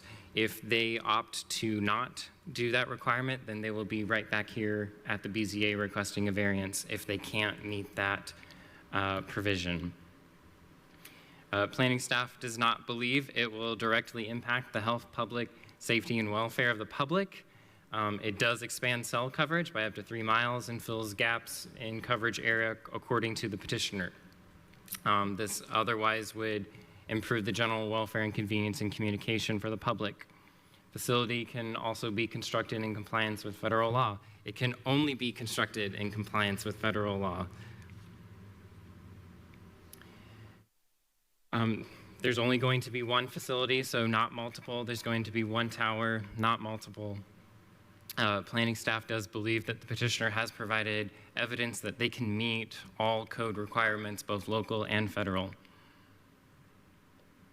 And they do have to submit, even if you do approve this, they do have to submit a site plan review.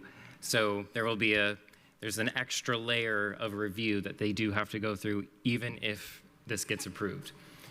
So the Monroe County Comprehensive Plan designates the site as rural residential. There's nothing in the rural residential zone comprehensive plan designation that indicates that this would go against the comprehensive plan. The petition site is very rural, and it's 29 acres. So it's a very large piece of property. The minimum lot size for this zoning district is 2.5. They have 29. Much of the area is rural. There might be some smaller lots that are zoned residential 1, but all of these contain single-family homes, so there's not a lot of density out here on South Gore Road. And as I mentioned previously, it's about a mile from Harrodsburg. If you've ever been out to Harrodsburg, it's a very rural character. So planning staff otherwise did not believe that granting this conditional use would conflict with any of the comprehensive plan's goals or objectives. All utilities, of course, will be available on site. It does not require sewer or anything like that, so there's no need to necessarily look for that requirement. It does access through an easement through which the petitioner and the owner have agreed to create as part of this request. I included all of that information in the packet. Cell towers otherwise do not generally generate noise or waste, pollution, vibrations. So planning staff otherwise concludes that the petitioner is stating they will comply with these performance standards. We don't necessarily see an issue, especially in regards to traffic. It's unstaffed, so nobody's necessarily going to be going to the site, at least not on a daily basis. Again, I did mention the buffer yard requirement previously. It's possible that under a site plan review, due to the existing vegetation that's on site, that they might be able to be credited a certain percentage or number of trees, but they will have to prove that under a site plan filing, and they will have to conform with that type beat buffer yard. And like I said, if they opt not to, then they'll be back here requesting a landscaping variance. But otherwise, planning staff believes that the petitioner meets this requirement, and landscaping is otherwise just another standard requirement of this facility. Again, adjacent properties are zoned single-family residential or vacant. It's a rural area, very low populated. For our purposes, planning staff believes that the cell tower would otherwise be consistent with the surrounding area and environment. A lot of these rural areas, their only way to achieve increased cell coverage is through these, monopole style towers, because they don't have other structures that they are able to co-locate, antennas on. So much of the findings are kind of repetitive. Again, the site is unstaffed, requires minimal attention. The homeowner lives on site. Installation of the cell tower does not create a traffic concern. There should be no traffic congestion with the installation and maintenance of the tower. And of course, as I mentioned previously, they have to meet federal standards. So, the tower itself does not get approved unless it's going to have approval from FAA, FCC requirements. So that's, not something that we as local will look at, but that's just a requirement of any new cell tower. So staff did create an exhibit. So located on the screen, you see the proposed tower and the properties outlined in blue. And then I just did a quick distant measurement from the existing cell towers in the area, the closest one being to the south, which is approximately 2.8 miles. The greatest extent here being 4.8 miles on the east side.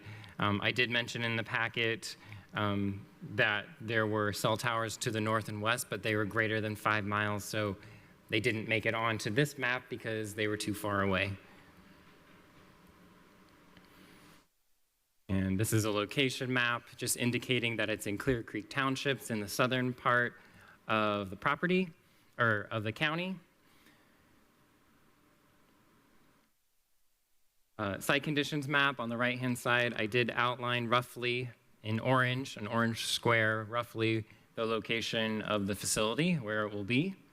But otherwise, as far as construction goes, there's not any environmental concerns or constraints that are popping out at staff. When they do submit for their site plan review, of course, it'll have to be certified by an engineer. So these are some aerial photography. Again, the orange square rectangle, just indicating roughly approximate where the leasing area will be. And then the cell tower would presumably be in the center of that.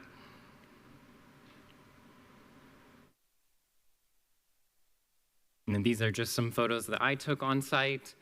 So the first photo would be looking towards Gore Road. And you'll see the owner's residence is there. The second photo just looking straight back, this will be the access point to the facility.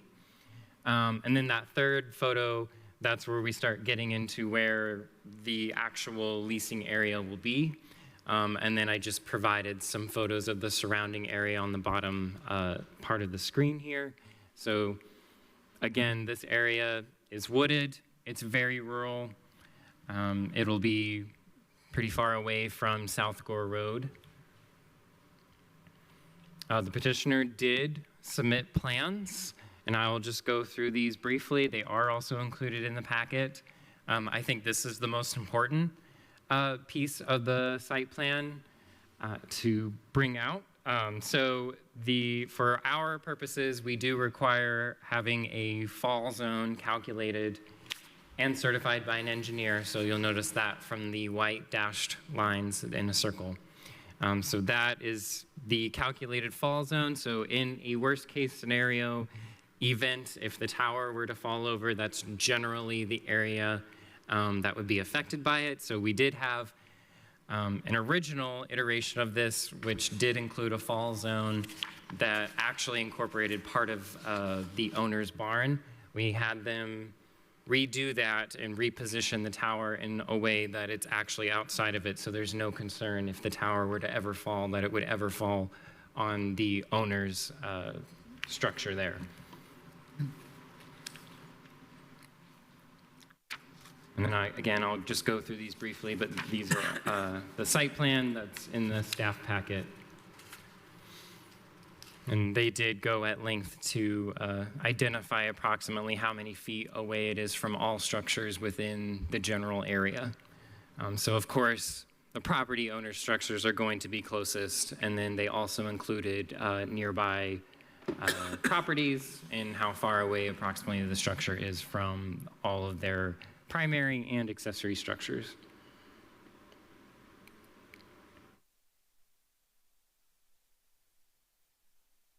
And then this is them indicating some trees that they would have to take out to construct the facility, but again, it is in a heavily wooded area.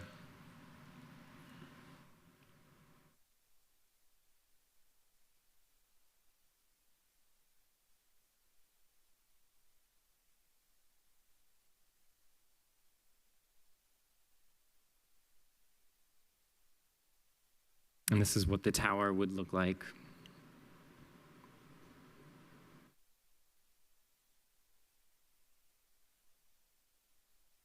As part of the request, the petitioner does have to submit a line of sight diagram.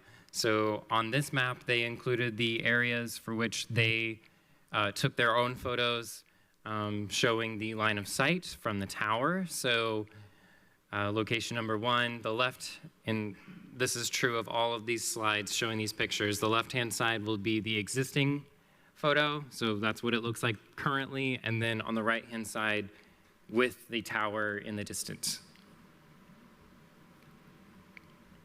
A really nice job on this.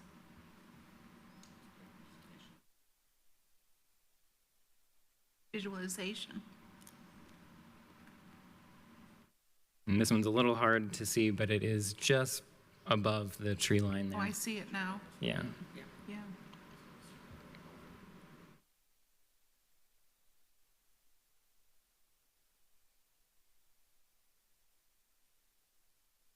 And then this one they drew in just to indicate that you can't see it from this angle.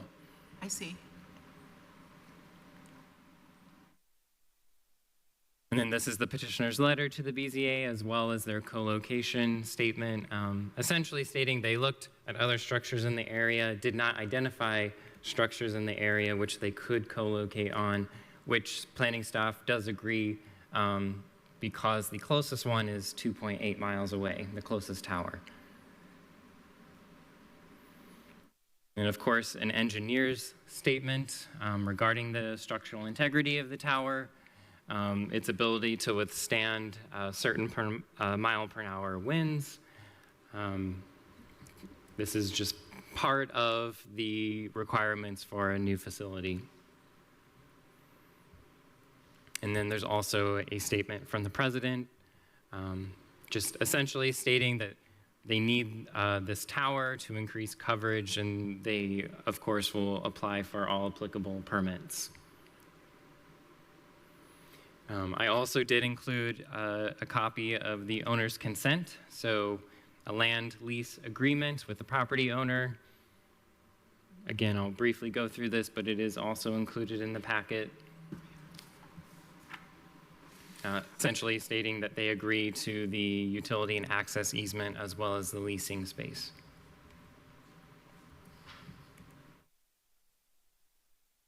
On behalf of Verizon, they did submit a statement of network need, essentially stating why they need this increased coverage, the length of time they have been searching for an area where they could expand this coverage, and then their justification for why that service gap is needed to be filled. They also included this diagram. The only modification that I added is the black box. So in the center there, that would indicate where the property is and where the tower is going. So on the left-hand side, they're showing you the current coverage. And then on the right-hand side, they're showing what they believe the proposed coverage, if this cell tower were to be approved in its current form, that's the expanded network coverage that they would have. So generally speaking, they are looking to increase coverage in the Harrodsburg area, that general region, because of the gaps in coverage that they have there. So poor coverage being the red color on the map.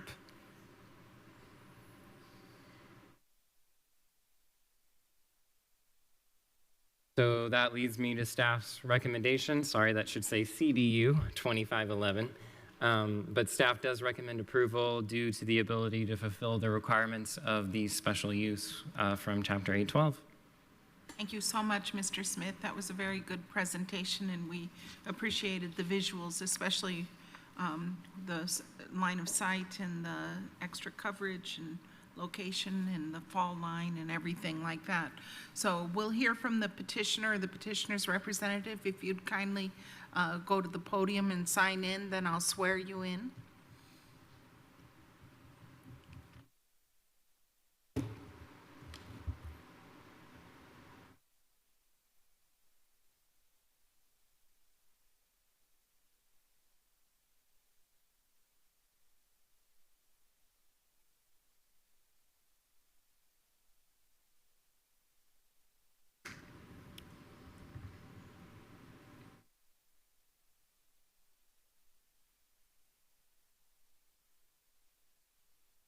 And would you be sure that the microphone is pointed at your mouth? And what is your name, sir?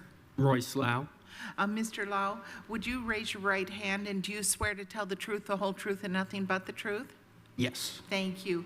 You have 15 minutes. Okay, just for starters, I wanted to go over my role in all this. My name is Royce. I work as a site acquisition agent for Chaley Towers. We were contacted by Verizon Wireless to assist Tag Towers in locating a site that would be viable in this area for the construction of a Verizon tower. And my role in that is to essentially go through the ordinance. In this case, your ordinance largely reflects what we see in Michigan as opposed to Indiana, which isn't a bad thing. It gives me everything I need to know in order to select the parcels I'm looking at. So after that, we had a conference call with Tag Towers, me, and the RF radio frequency engineer of Verizon Wireless, going through where it would best suit their needs, where Tag would actually be able to build a tower, financially speaking, and then where you guys would allow for a tower. And that's where we ended up at the area. It's just to the north of Clear Creek, and it's with Old State Road 37 and South Gore Road. That was the pocket that we found, and we couldn't go too far north because how these grid networks of towers operate is a lot like a honeycomb. You gotta kind of fit them in together. Sean, if you want to bring up the RF propagation maps. So the reason we couldn't go too far north is Verizon had service online in that area. If you start overlapping those services too much, you create interference and you'll create dead zones in areas that you would have had service. And we also couldn't go too far south because, and that's a much bigger issue, if we go too far south, we'll create permanent dead zones. And that's when we really can't do anything to fix the problem. You're just going to have dead air.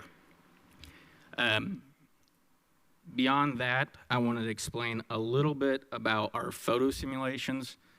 I chose those locations in particular to suit the county's requirements. The reason I picked them all along that roadway is simply because you don't have a road that you're going to be able to see them to the west.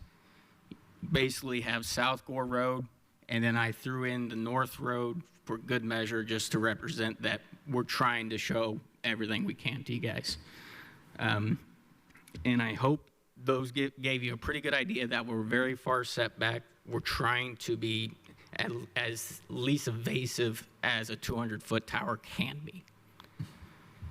And lastly, I wanted to touch on the fall zone. The reason we initiated the first fall zone letter, that first fall zone letter was for the height of the tower. We met the setbacks for parcel lines at the height of the tower, and the tower's not going to fall further than what it is. So then Sean pointed out that we had some accessory buildings within that fall zone. I went back to our engineer, Don, and asked him if he could take a closer look at the tower and at its structure and let us know whereabouts it would fall if it were to fail. So he ended up taking a look and seeing that it would fall within 130 feet of the center of structure. So beyond that, I think Sean did a fantastic job. I would really like to turn it back to you guys to see if you have any questions for us. Members of the BZA have questions for Mr. Lau? No? Mr. Loftman?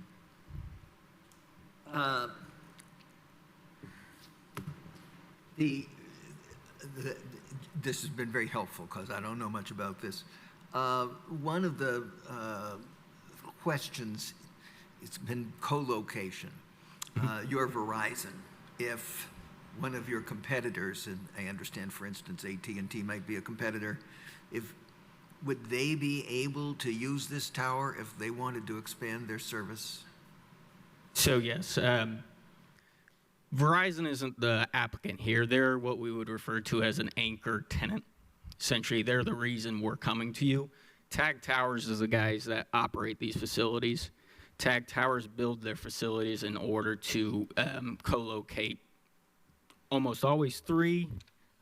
This one might have been for 4. Was it 4 or 3 co-locations on this? I believe it was 4.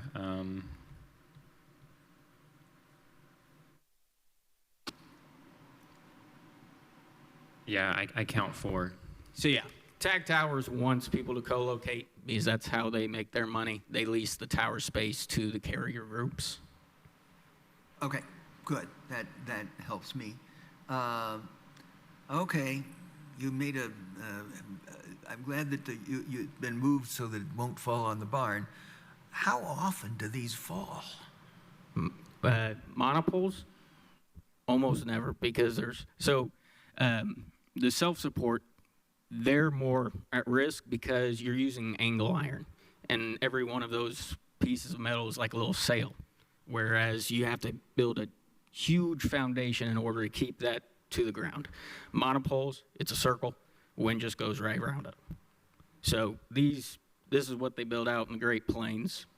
They're standing. And it said in one of those technical things I was looking at, it said with 1.5 inches of rain, of ice, it'll stand up to a 40-mile-per-hour wind or something. But, I mean, if you look at all over the Midwest and things like this, ice is pretty common, and 40-mile-per-hour winds are pretty common, especially if there's ice. So apparently they don't fall down consistently, even if there is a 40-mile-per-hour wind and 1.5 inches of ice. Is that a fair conclusion? Yes. For instance, one of my favorite places in the world is St. George Island, Florida. It's basically a sandbar on the panhandle. They've got a lighthouse and they've got a monopole, and those do not move when the hurricanes go through. Thank you. Information. Do you have any other questions? No? Okay, so then we'll turn it over to the public, and if anyone is opposed, you'll have a 5-minute rebuttal time. So are there members of the public who are in favor of this request? If so, please come to the podium or raise your virtual hand. Don't see anybody?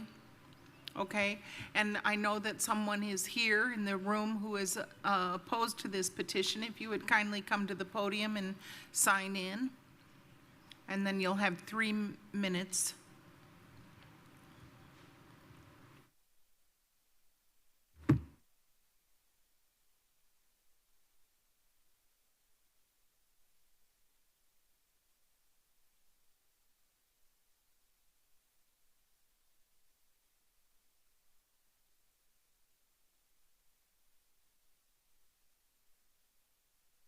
And what is your name, ma'am? My name is Marley Fry. Marley Fry, would you kindly raise your right hand, and do you swear to tell the truth, the whole truth, and nothing but the truth? Yes, I do. Okay, great. So you'll have 3 minutes to discuss with us why you're opposed. Sure. My name is Marley Fry, and I'm speaking on behalf of my husband, Rick Fry, and our neighbor, Lori Bowles. Together, we own 6 properties located in close proximity to the proposed cell tower site. We share significant concerns regarding this project. As we reside in a rural area, I believe the board should favor lower impact concealed structures in neighborhoods such as ours. However, this proposal involves a 199-foot non-concealed commercial tower, which is the tallest and most visible structure permitted. This directly conflicts with the objectives of a residential neighborhood. The maps provided do not demonstrate a genuine coverage deficiency, only indicate that the carrier may desire to increase capacity. They do not establish that residents are currently unable to make calls or that emergency services cannot communicate in this area. Evidence of an actual service need rather than a preference for network upgrades should be required before approving a 199-foot tower. Furthermore, while the applicant asserts that co-location is not feasible, no technical documentation or engineering assessments have been presented to substantiate that a lower impact alternative is unviable. Next, the visuals provided don't reflect the new home we just completed at 8724 South Old State Road 37 or show accurate seasonal conditions. Simulations were taken in summer, not accounting for bare trees for half of the year or views from the most affected homes. We need visuals that truly represent the impact before decisions are made. If this project moves forward, screening is one of the only options to soften the impact of a 199-foot structure in this residential area. The applicant has already mentioned wanting to waive some of the landscaping, and the plan further includes tree removal. It is important that we see a clear landscaping plan. And while no property value study is required by ordinance, it is undeniable. Towers can lower nearby property values and erode neighborhood character. Before moving forward, these consequences demand serious scrutiny. In closing, this tower does not match the spirit of our residential zoning, and we haven't seen full proof that less impactful options don't exist. The proposal's visuals do not show real-world impacts, and the landscape and screening plan is lacking. This proposal creates a one-sided outcome. Our neighbor gains financially from the private tower lease, while families like ours face permanent loss in property value, scenic quality, and rural character, all with all the economic and aesthetic burden, but none of the benefit. I urge you to act decisively, deny this request unless and until all the required documentation and are accurately representing visuals are provided and reviewed thoroughly. Only a complete and transparent process can ensure a just decision for our entire community. Thank you very much, Ms. Fry. Do members of the BZA have any questions for Ms. Fry? Oh, I seem to be full of questions tonight. What a surprise. Do you have cell phone reception where you live? Yes, with no problem. And I've asked our neighbor as well, and she does not have any problems. And if you go south a little ways, do you continue to have reception? We do not have, I'm not sure what service she has.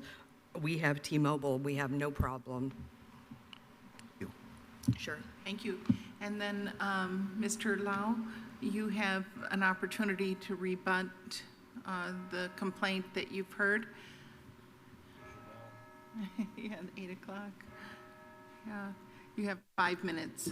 Margaret, did we call if there were any other remonstrators? We only saw one, but Okay. I will do that. Are there any other people who are opposed to this petition? If so, please come to the podium or please make yourself known. Are there other people online who are opposed? I don't think anybody else had raised their hand. There was just one when we originally asked. So you can proceed if if you're ready. Thank you. Thank you. First and foremost, I'd like to just address the visuals. I was trying to give you guys the best visual view of the site from those angles. Our engineer is that guy that goes and does those photo sims. And the reason I picked the spots is because I just driving myself, I thought the one on the corners where you would want to see of a property, it was the kind of the clear site, then one further up the road, one south of that, and then one to the north just indicate that was the South Gore Road was the only afflicted part, visually speaking. So that was an honest attempt on my behalf, and I hope you guys see that as well. If we could bring up the RF propagation maps again, Sean, I'd appreciate it.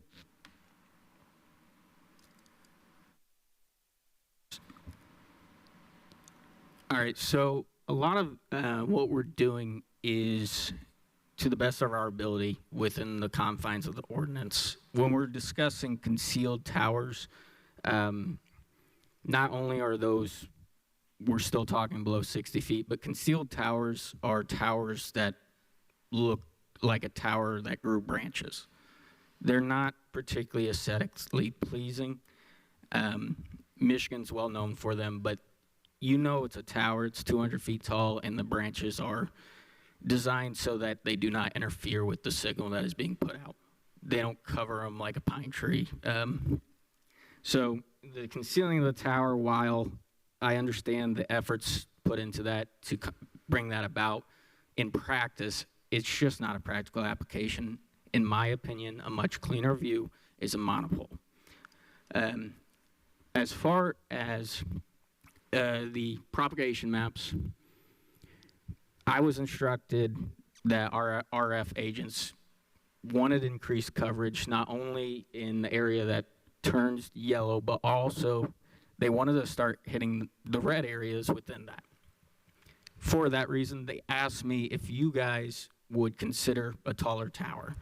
That was the first time I spoke to Sean, and this was a while ago, so I doubt he remembers, but I just touched, hey, would this be something the county would be interested in? And we kind of had a conversation. You guys have a very clear ordinance. You want what you want, and kind of that's what it is. So I went back to the RF, and he said, of course, we can try to figure out how to make this work.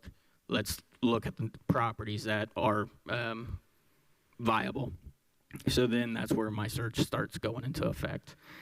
The next, on tree removal, I do have to work with my landowner in order to get an area that they would approve of. My first suggestion to her was a bad suggestion looking back at it, because it would have been straight out from her drive to the south in an open field area, which would not require tree removal. She understandably pushed back from that because she's got a nice property. You enter her drive and you'd look right at the tower as opposed to tucking it back in the corner. Lastly, I do believe your staff is correct that this does fall within the use of this district, and we have tried to be as harmonious as possible. Tall structures in this area are not unknown to happen. We do have high transmission power lines running down the street. And lastly, as far as real estate prices going, as far as a young man looking to buy a house, coverage and access to video streaming, all these things is a benefit to us. So it is hard to put together an idea of the real estate market. In those terms, we have not done that as of now. So with those points, I'd like to leave you. Thank you so much. Thank you. Mr. Loftman? I'm looking at the, I'm looking at, I have on my, looking north along Gore Road, and yeah, looking north along Gore Road, and then looking south from Harding Place. Sean, do you have those?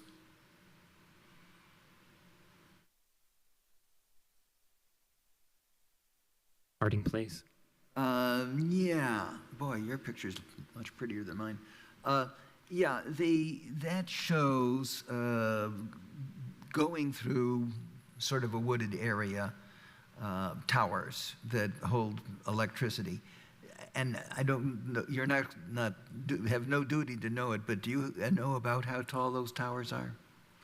I couldn't say for certain, but my boss over here was in construction. He has a pretty good eye. If you don't mind me asking him, and I'll repeat it back in the mic for you guys. What do you think?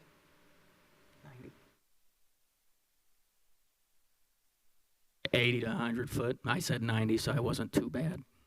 Right, yeah, okay. So the tower you're talking about is twice as tall, is a good twice as tall as those.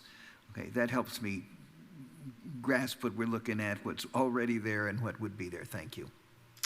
And I have a question too. As I read the reports, one of the justifications said that the law enforcement and fire protection agencies had spotty service in that area. Where did that factual statement come from? I forget. It was in a list of many statements. It's from the petitioner. It's from the petitioner. And yeah, go ahead. Do we know that to be true? So that's not exactly the case in point. What we are saying is that our services are for the use of your fire and emergency services. So we did not contact them directly and ask, have you ever had a call drop on this road or in this area? Just because that would be a little bit cumbersome to even try to track. So how do we know that there's spotty service in this area? How do we know? So the way we tell this is through Verizon. Verizon's a big company. They don't put up towers where they don't identify an issue. So, and they don't like to put up towers because it's a large expense. More of an expense than they'd like, but that's too bad. Essentially, they have to go through their legal department to actually verify that what their RF engineer is seeing on their propagation maps matches what is established as a need. A need can be not making calls, but it can also be not being able to provide the service their customers are paying for. In that part, we are becoming a much more data-driven economy. Jobs are at home. I work on the road constantly. I get to go the places where there is not coverage. I rely still on data from wireless signals. That is what they're driving to get, is to expand their coverage in order to allow for more people to access more of what they need to do in order to do work or for entertainment. Thank you. Well, okay, I got one. When I go south on I-69, and you get toward the Harrodsburg area, there's a big dead zone that you can't access anything. Is this tower going to affect that? In part, yes, but also, as you can tell by the map, this is an ongoing project. They're going to have to establish another tower somewhere else that I'm not even able to guess, just because I'm not an engineer. But I'm familiar with what you're talking about. In my search, I actually went south of where I was directed, just in order to get an idea of whether or not I had to get a candidate down there. I ended up being okay with a couple candidates on the north side. But yes, this is an ongoing problem, and it should help out Harrodsburg somewhat. I don't know if it will completely cover that area. Okay, it won't solve all the problems, but you think it'll solve some? Yes, it will help. Thank you. Okay. Any other questions for the petition? Oh, okay, so we'll discuss among ourselves and maybe make a motion on this. We'll deliberate.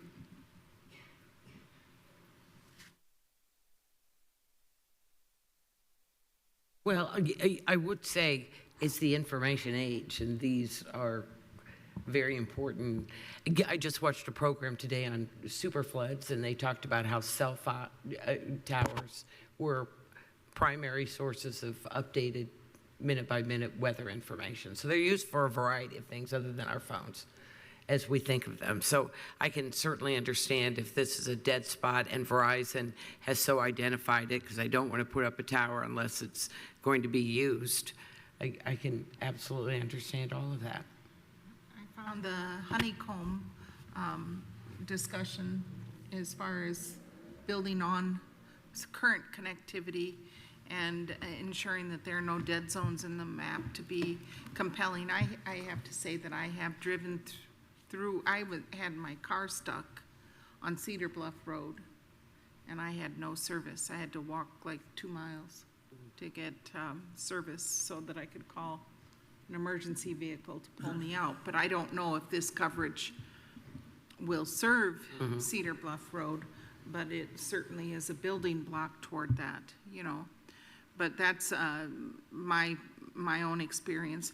We won't have any more questions for you, so you can sit down, but we're deliberating, and you know, here throughout the county, Monroe County, one of the frequent comments that we get from residents is that they have really terrible cell phone service and internet service out in the extreme areas of the county. And all that red area that we see on this particular map that's on the screen is an indicator of what we should be working toward solving. You know, I'm not an engineer, but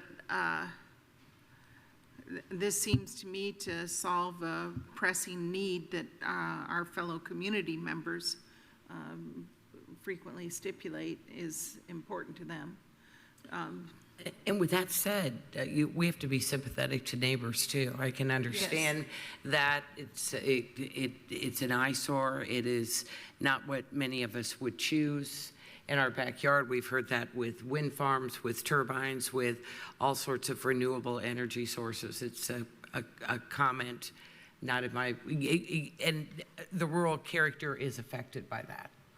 But with that said, I'm going to move that we approve CDU 2511, the Tag Towers LLC Wireless Communication Facility conditional use to Chapter 812 because the need is great for that kind of technology. So that's my motion.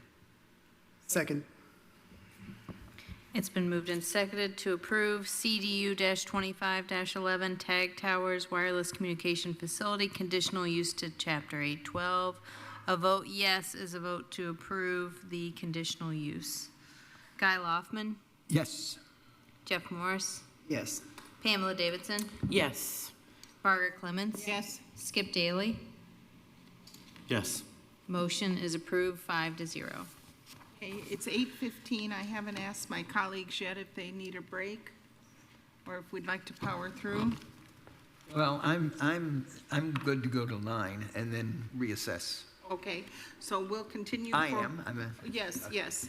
So let's, we're at items number 9 and 10 on the agenda, VAR-25-64A and B, and this is the Childress Accessory Dwelling Unit, a 1,000 square foot size limitation variance to Chapter 811, and the Childress Accessory Dwelling Unit shared driveway variance to Chapter 811 concerning 1 plus or minus acre parcel in Bean Blossom Township, Section 18 at 2590 West Fry Road. And Mr. Myers, we look forward to hearing from you. Thank you. So this is VAR-25-64A and B. The petitioner is requesting 2 design standards variances to the detached accessory dwelling unit standards of Chapter 811. The petitioner proposes to convert an existing single-family dwelling into a detached accessory dwelling unit, or DADU, perform a plat amendment to the Cleo Helton Type A administrative subdivision, and ultimately construct a new residence in a separate location on the newly reconfigured and would be now vacant Lot 1 of that subdivision. This variance request is a prerequisite in order for the plat amendment process to comply with the county development ordinance. So before you tonight is simply the first stage in that whole process, which is establishing the use of a DADU for the existing structure at 2590 West Fry Road. The proposed plat amendment that would be after this, immediately after this, if this is approved, is to address 2 items. The possible property line encroachment / setback encroachment of the existing single-family dwelling at 2590 West Fry Road, and also place the dwelling at 2590 West Fry Road along with 8665 North Mount Pleasant Road, the residence there, on the same lot of record, thereby establishing that vacant lot that they need to ultimately acquire a building permit and build a new residence on that vacant lot. So I will explain this a little bit more detail when we have some maps and imagery in front of us. Ultimately, the process of the variance as well as the plat amendment is a method to save time instead of performing a subdivision, which can require a bit of time with respect to the surveyor firm and the planning process through the planning department. In order to establish the existing single-family residence at 2590 West Fry Road as a DADU, the property must comply with the DADU conditions that are outlined in Chapter 811-4C. Those items are numbered 1 through 13. Now, the petitioner is unable to meet 2 of those requirements, one of them being the 1,000 square foot size limitation, and the other being the shared driveway requirement. Additionally, I will note that the Highway Department, their code, Chapter 755-11, the Manual for Construction within and adjacent to the Monroe County right-of-way, also stipulates that residential lots are limited to a single driveway. So as such, the petitioner's application to petition to keep their pre-existing driveway when they perform the plat amendment and they have 1 lot of record with 2 residences, 1 trying to be the DADU, and 2 separate driveways, they needed to submit a right-of-way activity permit to establish that driveway formally, and that application to the Highway Department has been preliminarily denied. So should the board approve the ability for the petitioner to utilize a configuration that does not share a driveway, the petitioner will have to appeal that decision from the Highway Department to the Monroe County Board of Commissioners. Overall, the petitioner was encouraged to pursue a subdivision action to accomplish their proposed end goal rather than the variance that you have before you tonight, as well as the plat amendment.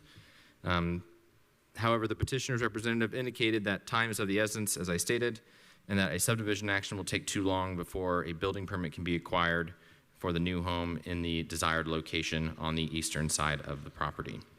The petitioner's surveyor has not applied for the sliding scale subdivision at this time, but they have been provided the preliminary documentation or pre-design necessary for county staff and the subdivision process and the submission of its application.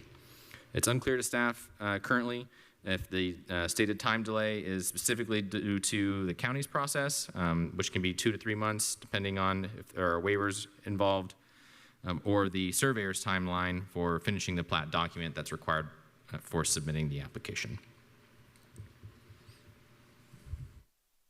On the screen is the defined words for accessory dwelling unit and livable residential space. These were pulled from the county development ordinance.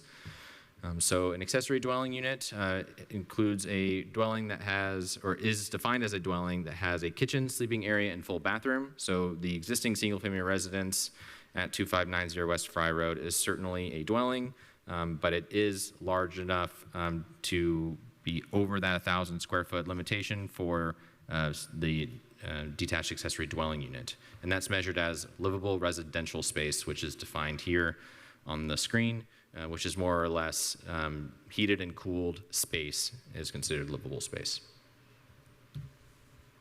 Now on the screen is Chapter 811-4C, which is the conditions that all accessory dwelling units must adhere to. It's itemed 1 through 13. And again, as I stated before, item 2, which is the 1,000 square foot requirement, and item, let's see,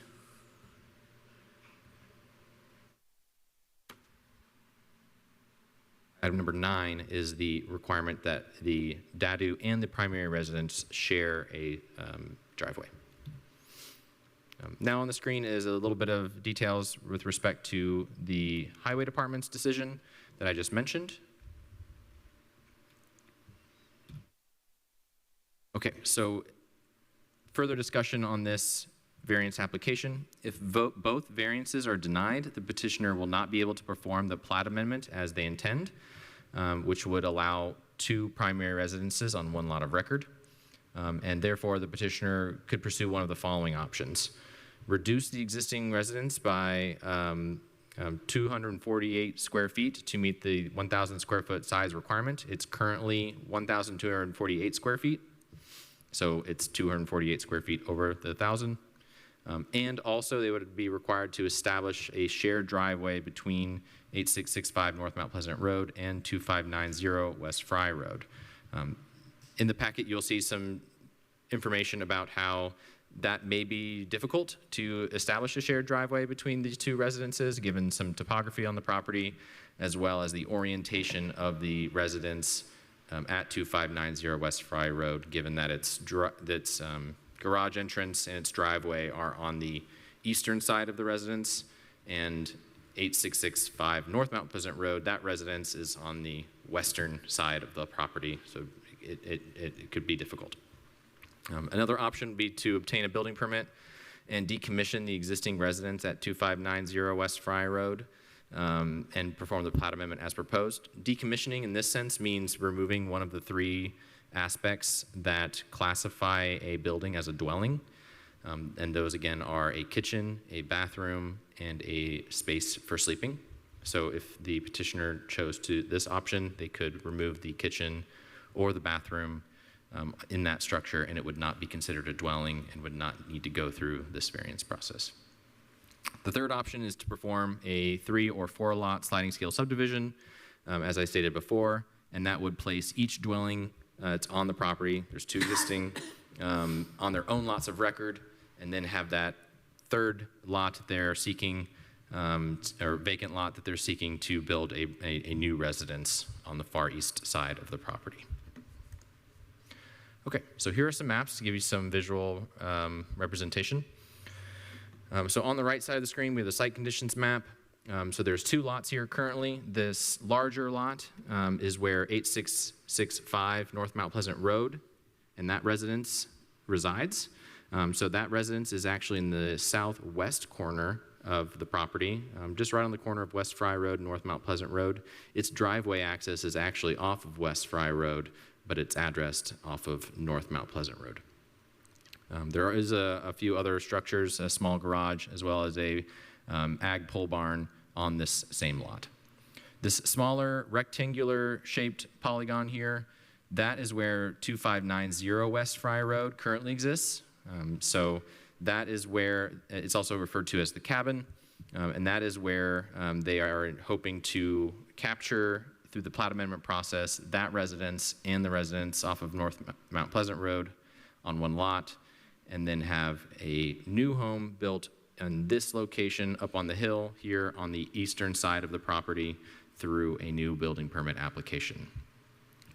I'll say overall, the county development ordinance allows for one primary residence per lot of record. So that's why there's all these hoops to go through in establishing permission to do so. So the whole lot itself, the larger lot, has already residents on it, and the second lot already has a residence on it. So that's why they're having to go through the DADU process and the plat amendment process to reconfigure things and get permission to get ultimately a building permit and build a new residence where they would like. Okay, so here are some pictures of the residence at 2590 West Fry Road. This is the structure that they intend to establish as a detached accessory dwelling unit. You can see the existing driveway here extend to the east of the structure, and underneath the building is its garage. You can see that here.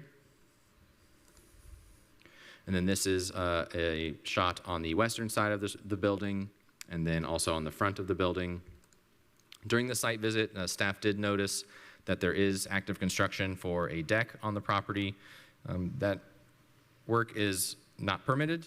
There was no permit on file for that construction, so we will be going through the process to get an after-the-fact permit for that construction. So I just wanted to indicate that. Now on the screen are pictures of the other existing residence. This is the one off of North Mount Pleasant Road, 8665 North Mount Pleasant Road. So this is the other residence that's going to be the primary residence if they go through the plat amendment process. And you can see it's clearly got its own driveway, and it's got its own little garage there as well. The bottom right photograph is looking east on West Fry Road towards where that other cabin building is. There's the ag pole barn that I mentioned. That's on the larger lot with 8665 North Mount Pleasant Road. And then finally on the right side of the screen is just continuing down West Fry Road. You can see that driveway cut to the cabin that will, or is the proposed DADU, if you will. All right. Now on the screen is the petitioner's letter, or the petitioner's representative's letter, indicating their request and the rationale for their request. Now on the screen is the current Clio Helton Administrative Type A subdivision on the left side. So this shows the current configuration that was shown on the site conditions map that shows those two lots. On the right side of the screen is the proposed plat amendment document. So I'm going to click once more to get a zoom in version. So you can see here how they've reconfigured the shape of that lot to now capture the cabin structure, hopefully becoming the DADU, and the existing residence in North Mount Pleasant Road under one lot of record, therefore triggering the DADU requirements and the shared driveway, 1,000 square feet, living space, etc. This would enable them to have a larger vacant lot here and seek a building permit for the location that they want to build a new residence. And then this document here, also included in the packet, kind of gives you an idea of their choices here and the ultimate location for that new residence on the northeastern middle way through that larger lot after performing the plat amendment. Okay, so overall, staff recommends a denial of both variances, saying that practical difficulties have not been met. Specifically for VAR-25-64A, the petitioner could pursue a sliding scale subdivision where each existing dwelling can remain on its own lot of record and therefore not require any DADU variances. The same rationale applies to VAR-25-64B. Essentially, for both of these variances, the time constraint is a self-imposed constraint by the petitioner, and practical difficulties have not been met because they can pursue the sliding scale subdivision and avoid both the variance process as well as the plat amendment process. I will now take any questions. Well, let's hear from the petitioner, or the petitioner's representative, Mr. Deckard. If you'd kindly come to the podium and sign in, and then I'll swear you in again. It's good to see you. Thank you. Nice seeing you. Thank you.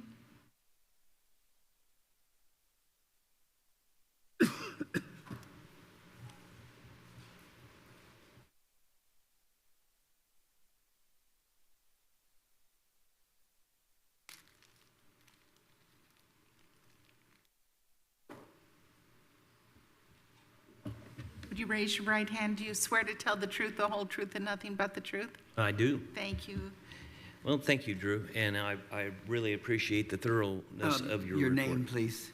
I'm sorry. Eric Deckard with Deckard Land Surveying. Thank you. I'm here representing the petitioner for 2590 West Fry Road. Once again, thank you, Drew, for your report and your thoroughness on that. There is a few comments that I would like to make with respect to the driveway and some of the logistics of being able to access the cabin in its current conditions. True, this is not the best site location for the driveway. However, it is the only location that the driveway can be. It was a previously approved lot of record, so we've got a 5-acre lot with the cabin on it and an existing driveway. This one. Okay. And currently, if we was to try to reconfigure this and make this a shared driveway situation, we would have to use the driveway for where the farm home is located at, near the intersection of Fry Road, traverse approximately 600 feet up a hill, around the barn, around the back side of the cabin. And Drew, could you please turn to the picture of the cabin? You had a really nice picture there of the decks on the back of the cabin. So essentially, you would have to try to navigate a driveway between the deck and a steep slope. We're talking 25% slopes there to be able to get to the garage that is underneath of the home itself. So as you can see, practically that's not going to be very doable to be able to utilize the garage in the current cabin configuration. We do understand that we are asking for a modest 10% increase above the current CDO. We know that we've got approximately 1,100 square feet of the home that the code says that we must have 1,000 square feet. The purpose for not pursuing the sliding scale subdivision at this time, however, we will seek a sliding scale subdivision later, is it would potentially eliminate the ability to have one more additional lot. So currently he has 2 at the end of the day with a sliding scale subdivision. With approximately 73 acres, he could yield a possible 4 more lots. Okay, so in total, at the end of the day, he would have 5 lots, possibly.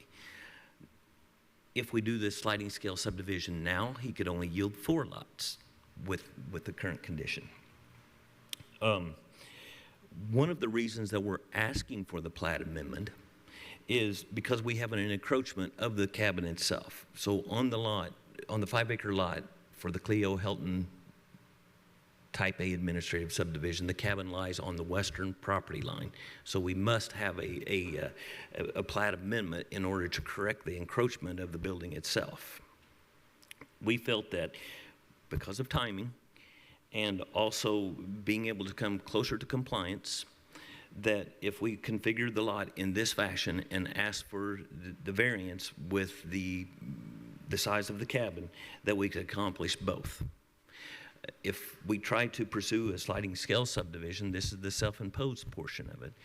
This takes anywhere between 8 months to 10 months in time, where we can do this more administratively using the plat amendment. Let's see. That's really all I've got to offer right now, but if you have any questions, I'll be glad to try to answer some of these questions. I have one question. Yeah. Several times the comment's been made that they're in a hurry, time's of the essence, they're anxious. Why is time of the essence in this. Mr. Childress would like to build his forever home on the eastern portion of this lot. His daughter is essentially going to be receiving this 5-acre portion where they have recently done a remodel on the old farmhouse. One of the desires here is, for temporary purposes, Mr. Childers would like to live in the accessory dwelling unit on this piece of property until his forever home is constructed. Yes, Mr. Daly, sir. I have a question for you, Mr. Deckard. Sure. You had Mr. Myers bring up the picture of the deck. Could you bring that up one more time? And the point you were looking to make failed on me. Oh, sure. Regarding the driveway and the slope, I'm trying to picture what's going on. Okay. Well, we'll get to that picture here in just a moment then. So currently the driveway enters off of Fry Road and it gives the ability to drive around the side of the building and be able to access a garage that lies underneath the cabin. Yeah, Okay, now you can see it. Now, if you was to, say, be in the vehicle that's in the picture in the upper left-hand corner and try to drive around that corner, you're going to be getting into some very steep slopes. There's very small space between the cabin itself and where the slopes start dropping off at over 25%. So you're suggesting sharing the driveway is not feasible because of constructing at least 600 lineal feet of additional driveway, and then also disturbing the 25% slope that lies on the east side of the cabin. If you can go back to my picture on the plat amendment, Drew. Could you zoom in on the cabin itself by chance?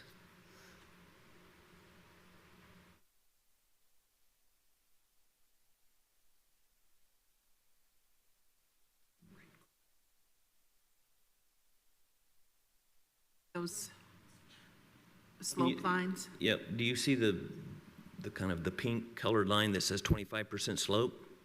This is the area that I'm talking about trying to navigate between. It's going to be very tight.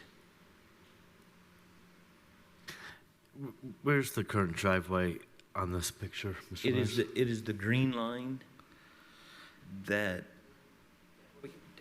Yep. Cursor, Drew. And the mind if I step over to the monitor and just kind of point? Sure. I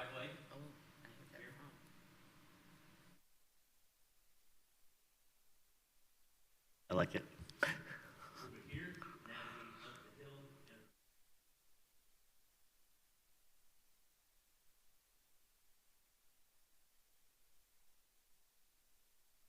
And we wouldn't let you go in 25%.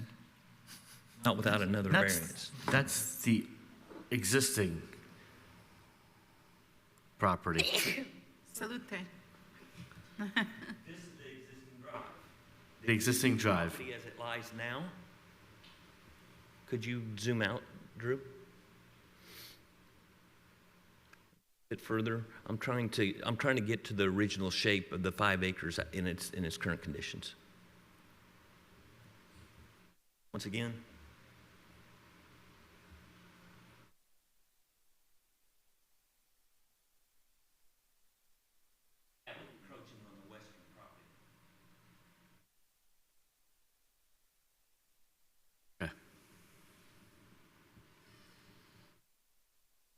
Thank you. Okay, any other questions for Mr. Deckard? We're going to hear from the public like we do. Are there members of the public who would like to speak in support of this petition? Are there members of the public who would like to speak in opposition to this petition? Let me know, staff, if you see anyone. So we return now to us for further discussion and/or a motion. This case is confusing because the existing house is 1264. They want it to be a dadu, which would be 1,000, and then they want to build a brand new primary structure. So it's confusing because of you can't have a shared driveway. We've just heard that because the topography doesn't really allow that to happen. We've heard many, many times of family members coming back to live on the same property. This is a constant factual situation. So it's confusing because the existing primary residence, to reclassify that as a dadu when the principal residence has yet to be built. It's kind of not in the general order of things. Well, I think we've done it.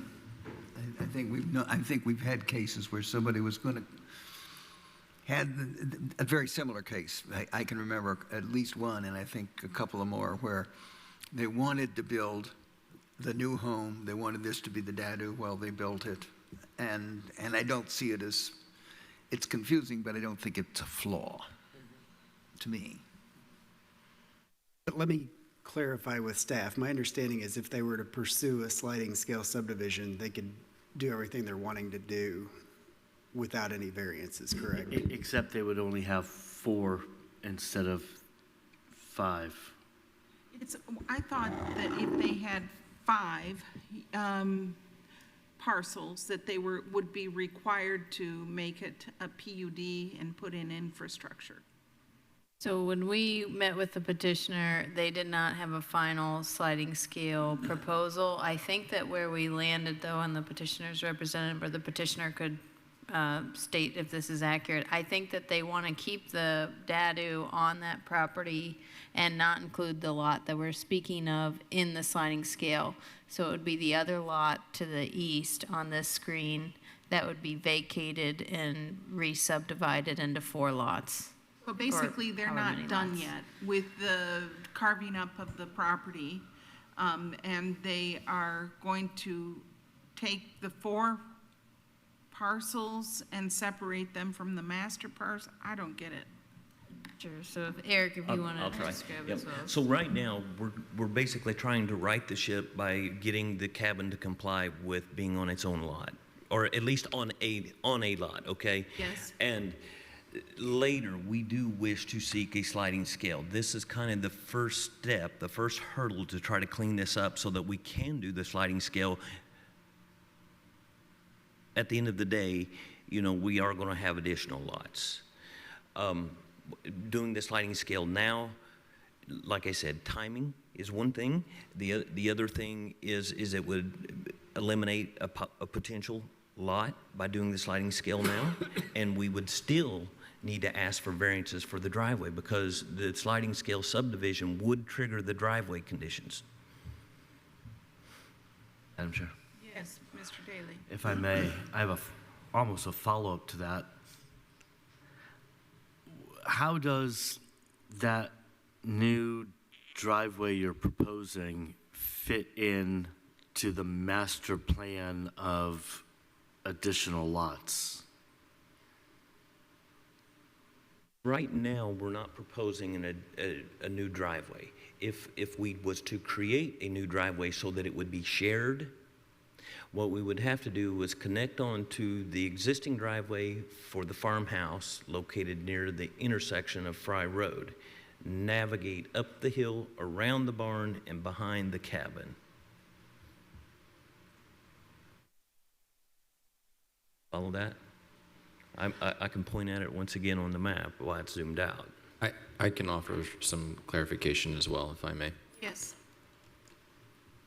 On the screen now is the GIS map for this property, as well as the, there's 2 lots here.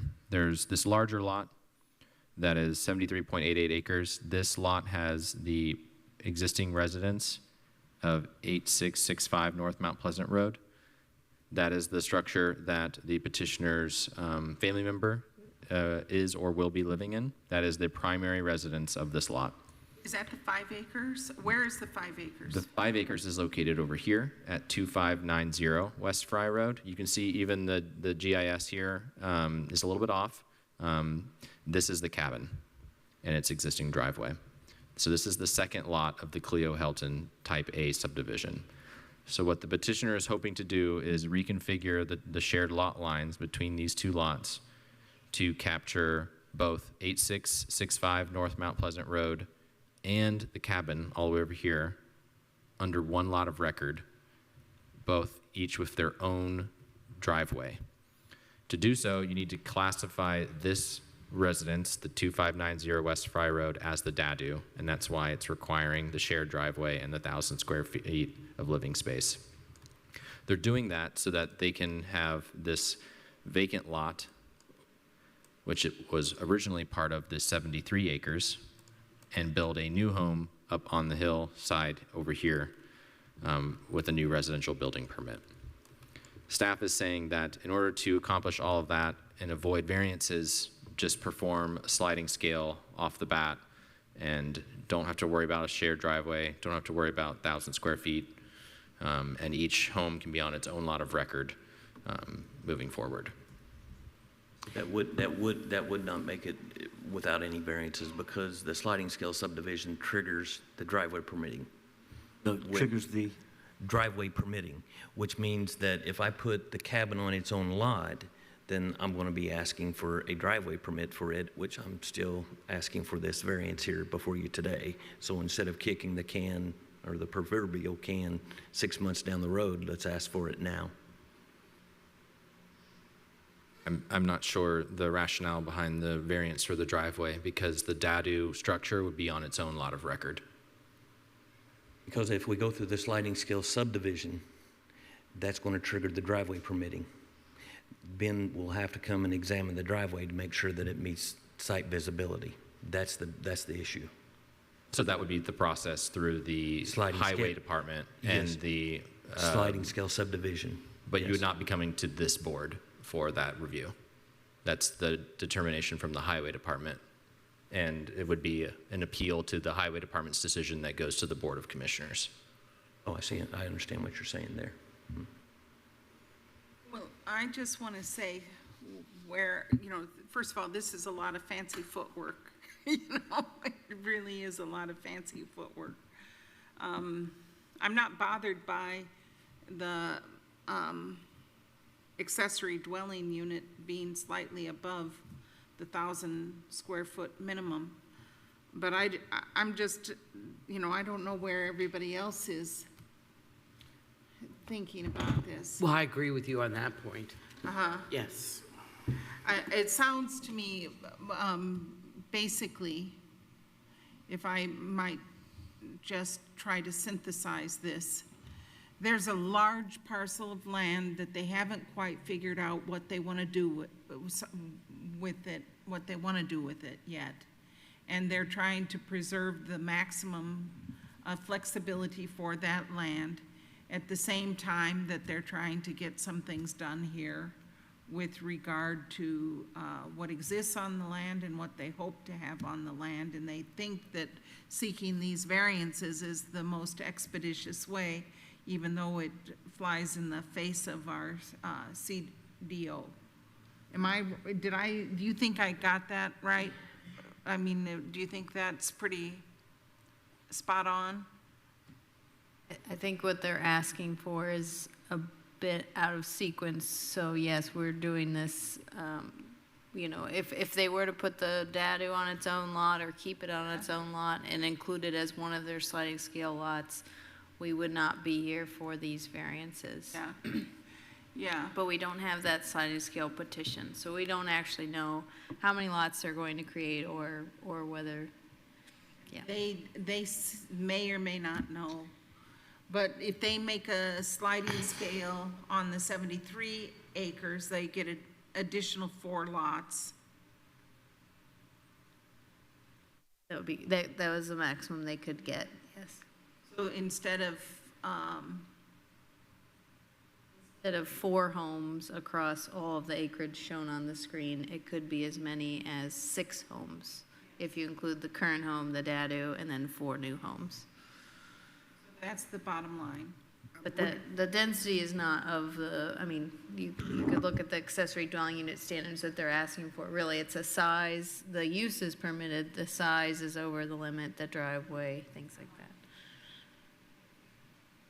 that. wondering if we could come up with a hybrid solution here where we approve both of these tonight, but add a condition that the petitioner pursue a sliding scale subdivision within a certain time period. How about that, Mr. Deckard?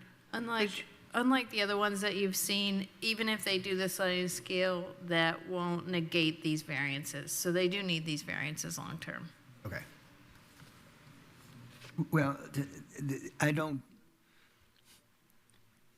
we created, the ordinances create obstacles which you can overcome in one way or you can overcome in another way, but this doesn't go against the Principles. The principles say that this can be done. Exactly. And if it can be done, if it's not in violation of the goals of the ordinance, but it can be done this way, and if it means Grandpa can get into his house a year earlier, that means a lot to anybody who wants to build their forever home, and I sympathize with that. So it's an odd way to get to do what you're allowed to do, but they're still doing what they're allowed to do eventually. And if this is all consistent, to say there's a condition that they've got to do the sliding scale subdivision, I don't see how I don't see how we can enforce that. We can't make them undo the DADU if they don't do that. So this variance, if Drew has on the screen, if the variances are denied, kind of some of the options. So do note that this variance is preceding a plat amendment to make the DADU on the same lot as the home. So step one is they want to put the DADU on the same lot as the existing home. Right now, they're not on the same lot. Right. Then they will work with the other 72 acres to do the sliding scale. So if you were to deny right now, we wouldn't even be able to move forward with a plat amendment to make this a DADU officially on the same lot. I'm racking my brain on how I could, part A, I can see, but with the order that is being presented to us, I don't see how the conditions are possible for us with part B.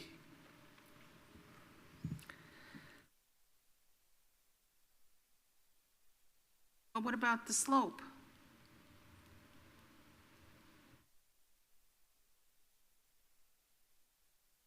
In Mr. Meyer's presentation, he discussed options around that.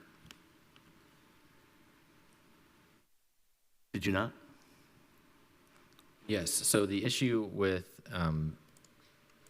the issue with denying the shared driveway standard is that the configuration of the cabin itself is in a situation where creating a shared driveway between this structure and this blue house would result in a very long distance from this driveway on the screen all the way over to basically the eastern side of the cabin, which is where the garage is. Staff's main point of contention with respect to the variance is practical difficulties with respect to this situation can be overcome by performing the sliding scale subdivision, which is another option in the ordinance, rather than performing the variances. Right. Well, I'm comfortable with saying if we do this, then they can have the DADU.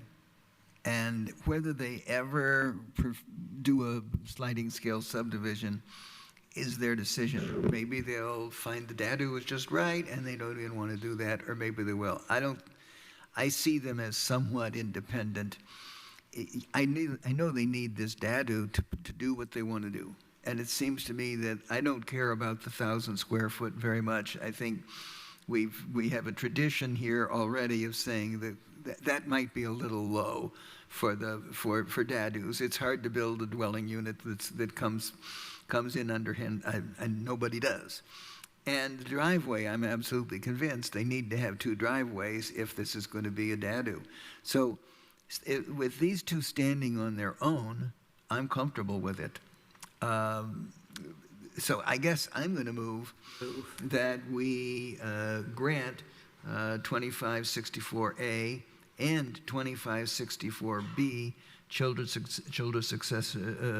accessory dwelling unit, 1,000 square foot limitation, and shared driveway, on the grounds that this is, there are practical difficulties in terms of the driveway, and that 1,000 square feet is a practical difficulty because it's too small, and we're working with existing structures, and this is an appropriate size for a dadu. I'll second that. Okay, it's been moved and seconded to approve both VAR-25-64A, which is the children's accessory dwelling unit 1,000 square foot size limit to Chapter 811, and VAR-25-64B, which is the children's accessory dwelling unit shared driveway requirement of Chapter 811. A vote yes is a vote to approve both variances. Pamela Davidson? Yes. Margaret Clements? Yes. Skip Daly?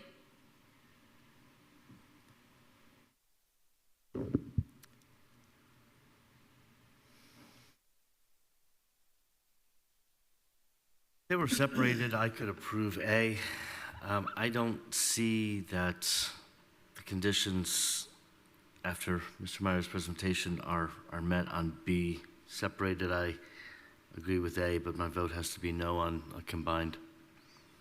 Guy Loftman? Yes. Jeff Morris? Yes. Okay, motion is approved 4-1. Thank you. Thank you for coming and bearing with us. And we are at the 9 o'clock hour, and we have an extraordinarily long agenda, and we're about halfway through it. And so I know that the petitioners have been advised by staff that there was a strong possibility that we might not get through the entire agenda tonight, and that if not, that we would continue the meeting to November 12th at 5:30. But I want to check with my colleagues to see what your stance is. Do you want to muscle through, or do you want to go any longer, or what is your disposition? I'd be happy if we did the Berg case, because then we will have done all of this second page. And we have only left the last page of our agenda. So I'm up for one more long case, but I may have different I think you have opinions. some support in the audience from at least.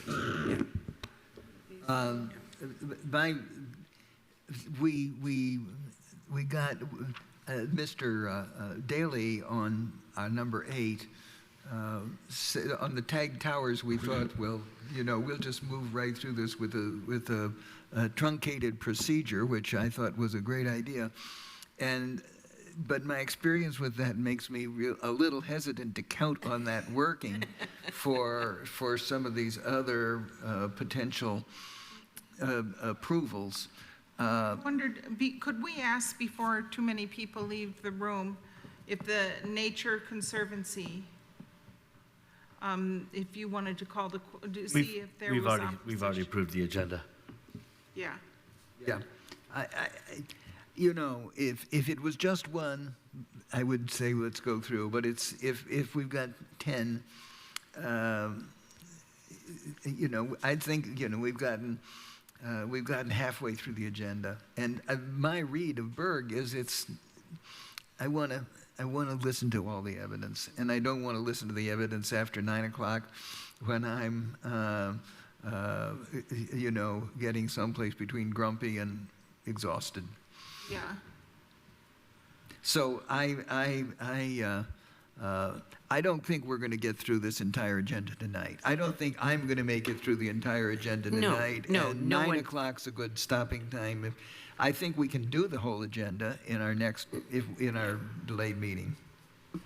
I would never believe we could get through the whole agenda. If you all want to stay, that's an option too. But my question is, if we do the Berg situation, I'd like to know if there are people in the audience or online who are opposed to the request for the Nature Conservancy Eco Area 2 variance to Chapter 823 concerning 359.9 plus or minus acres on East Allen Creek Road. Are there people who are opposed to that request? And if not, if we're going to do the Berg set of variances, which isn't just one, it's 5. I'd like to make a motion. Yes. That 6.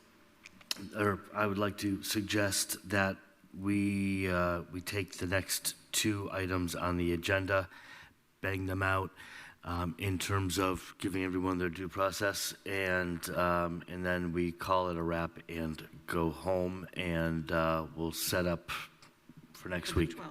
What are the next 2 items? Is it 2 of the Bergs or all of the Bergs and Nature Conservancy? What's 2 items? Variance 25-65A through F, and then skip to page 214. Then we skip to page 214 and have 25-67. And then I would also like to note that Miss Ann Crecelius is here, and this is, these 2 are her petitions, and this is her last week. Tomorrow is her last day. What? Today is her last. Today is her last day, and so we would have some kind of Resolution. harmony with And she sat her here. wonderful service to our county, and we're lucky to have her continue in the county by working in the city for the planning department. So how... Hey, Mr. Loftman, we have. That's compelling. That's compelling. That's compelling. We'll have a quorum. We'll have a quorum without you if you need to leave. I'm staying. Let's see how, we're not going to stop now. Let's just see how far we can get. That's Okay. what I think. Well, let's Because just... several of these next ones may And for the go through. people who are remaining here and who have been patient with us all night, we will not be hearing Van Tassel Eco Area 1. We will not be hearing Thompson. No, I don't want to say that. We don't want to let the people go? I think we may be able to hear them because there's only one that's got any contested elements left after this. And we may be able to go with the simplified procedure for all those approvals. If they want to leave, they certainly can. They are entitled to, I would say if they want to leave, we will definitely grant a continuance till the next meeting. If they want to hang out and hope, I will hang out and hope as long as I can. Okay, we're going to try. I guess that's as indefinite as we can be. So we turn over now to Ms. Ann Crecelius, and I really was saddened to hear that you're leaving, but I thank you for all that you've done. And we look forward to hearing from you on these cases. Okay. Okay, can we start or no? Okay, so we'll see, he needs to excuse himself. So Ms. Crecelius, if you would kindly go over these Berg variances, 25-65A through F concerning accessory dwelling units, Eco Area 2, lot size, buildable area, limitations, maximum residential density concerning 2 1 plus or minus acre parcels in Bloomington Township at 4977 East State Road 46. All right, thank you so much. Okay, so just to familiarize yourself, we are on the northern side of East State Road 46.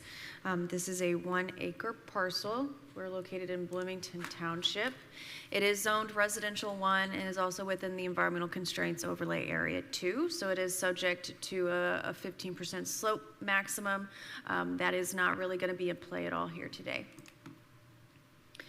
So as you can see on screen, we're looking at contour lines in the buildable area on the aerial imagery, a little difficult to see, but the general layout is we have 2 structures on the property. a dwelling on the southern side towards the road, and a barn/dwelling structure towards the northern side where it starts to get steep. So the petitioner is requesting 6 design standard variances to allow an as-built dwelling to remain as a detached accessory dwelling unit on the property. So in August of this year, we did receive a call about the petition site from an interested buyer, and they were inquiring about the status of the property having 2 dwellings. So, you know, the normal questions of is this legal, is this allowed, et cetera. So over the years, the planning department has received, I believe it's 17 different calls, just between 2023 and 2024. So there was a lot of interest in the property. So we have some kind of notes in our call log over the years that there's been reference to a second dwelling, but there's also been a lot of references to the property maybe sitting vacant. So, you know, we told the interested buyer that there's limited information that and we were unable to confirm whether the use was legal. So we did, upon doing a little bit of research, the real estate listing for the property this year did show that both of the dwellings had been recently remodeled, even though there was only one building permit on file. That was issued for the southern dwelling, so the home that's on screen. So you can see that there's been vast improvement. The building permit that was issued was a remodel permit, so there was no, under a remodel permit, it's supposed to be interior or you know, facade. There's not supposed to be any expansion to a footprint. Looking a little bit closer, there was discovered that there was technically an addition to the footprint. So there was a carport added to the existing primary dwelling. That is an addition, and it is a separate permit, so that was requested that after the fact permit is applied for. While looking, we also saw that the northern structure, which had been hinted at having a dwelling in it, had also been remodeled, and we did not have a permit on file for that structure.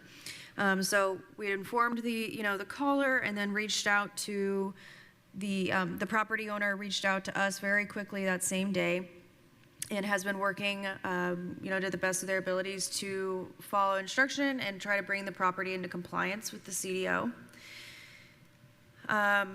So what we are looking at is, had the proper permits applications been submitted, the property owner would have been informed by staff that the legal status of the use of having a second dwelling was unknown, and that is where we would generally refer to something called, providing that the petitioner bears the burden of proof.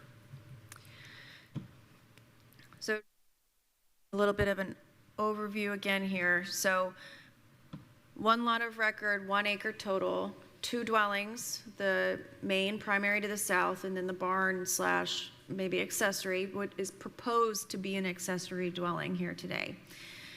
We've got some history on the property, and the petitioner purchased in 2024. We've got 1 remodel permit for the primary southern dwelling.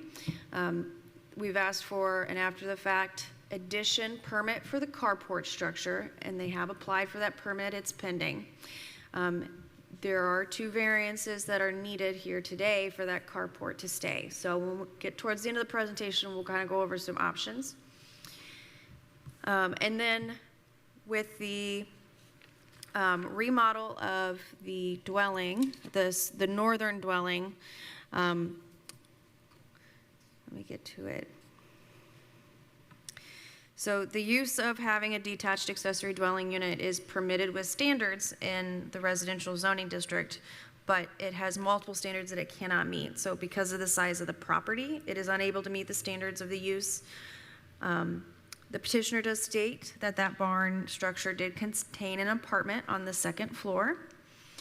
And I will go over that in just a minute. So I'm going to start running through some photos so we can get familiar with what the site looks like. On screen is here where we talk a little bit about burden of establishing status. So that's where if Somebody who wants to prove that there's been a use, they need to be able to provide sufficient proof in a form acceptable to the planning director, and that includes the date of the construction of the building or structure and the date of the use that it was established, that there's been a continuous operation of that non-conforming use, and then that proof may be deemed necessarily by the planning director, and then it goes over, like, it can include utility bills, leasing information, et cetera. So that was an option that could have been available if there had been a different scenario play out.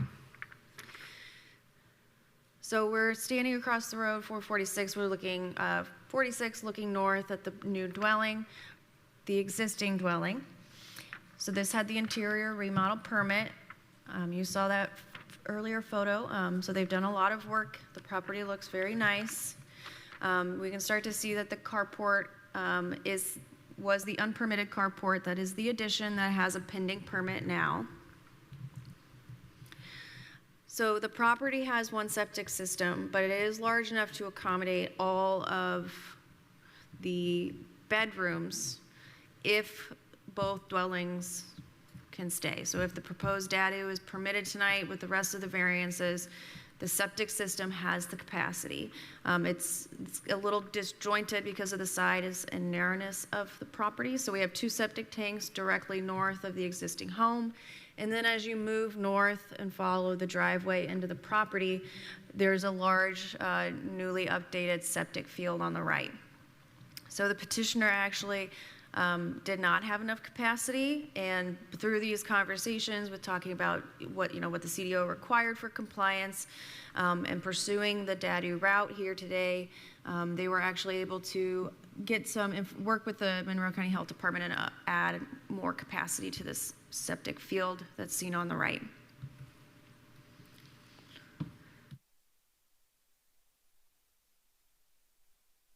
Sorry, one moment. Okay. So we've encountered the barn structure, we've moved farther to the north. So our understanding is that the petitioner states, and from what we kind of can gather, is that there was an apartment on the second floor of the property. So those stairs and everything have been existing. From what we can tell, the footprint of this structure has not changed. It was an interior remodel. Now, that being said, the second floor apartment was about 800 square feet, and the petitioner did remodel, and they added a staircase to the first floor, the ground floor, which doubled the size of the accessory apartment. So it went from 800 square feet to 1,600 square feet. So we do see this kind of as like an expansion of an unpermitted use. We also, again, for an accessory dwelling unit, we're looking at livable space, which we have a specific definition for, which is considering what is heated and cooling, because our definition of a dwelling is livable space, a kitchen, a bathroom. So we do have that here. It is approximate 1,600 square feet. This is the second floor of what used to be maybe that existing apartment in the barn structure. So that's the upstairs. This would be just looking east at the property. So there was no expansion of the footprint, which was great. And then this is just looking south at towards the kind of what we would call the primary home.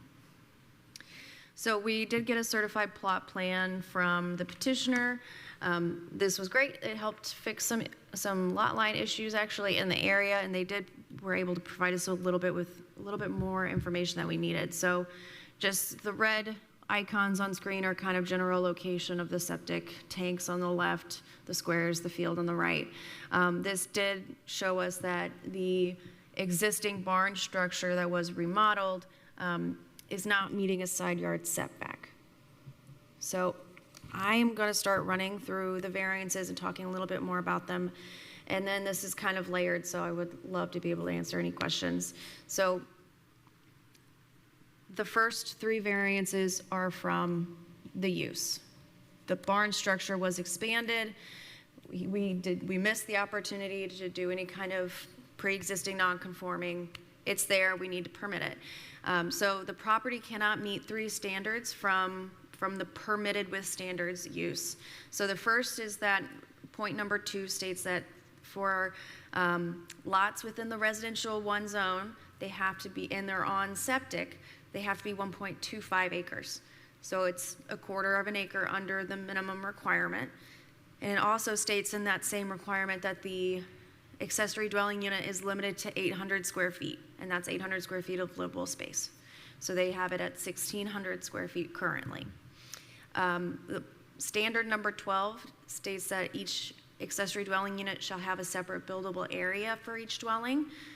Because the barn structure is already located within the side yard setback, it's technically not located in buildable area. So then this one's triggered. And then because it's also within the eco area too, so within the protections of Lake Monroe watershed, there are two standards that also get triggered. The first is that, so it's area 2, and no issues with slope, but points 3 and 4 talk about density and contiguous buildable area. So point number 3 states that the maximum residential density shall be that shall be allowed shall be 1 unit per 2.5 acres. So we would be doubling that. And then point number 4 does state that each dwelling unit shall have at least 1 acre of total contiguous buildable area of land. This property has about 0.7, 7.5 of buildable area for the whole property, so that would be 2 dwellings for the whole property. And then this last variance, which is that side yard setback. So the existing structure, as we can tell, has not been expanded, but that survey did show us that the covered deck, which is a part of the structure, is 1 foot off of the property boundary. The current minimum setback for the zoning district is 10 feet. So on screen is the petitioner's letter. I'm sure you've had an opportunity to read it. They do kind of run through their requests and state that this is what they believe is the minimum necessary relief. So I will let the petitioner, who is here and has been with us all night, I'll let him go over his reasons during his time. So I've got couple pages to the staff recommendation. So we are recommending denial for the 3 detached accessory dwelling unit standard variance requests. That's from 800 square feet, the buildable area, and also the lot size.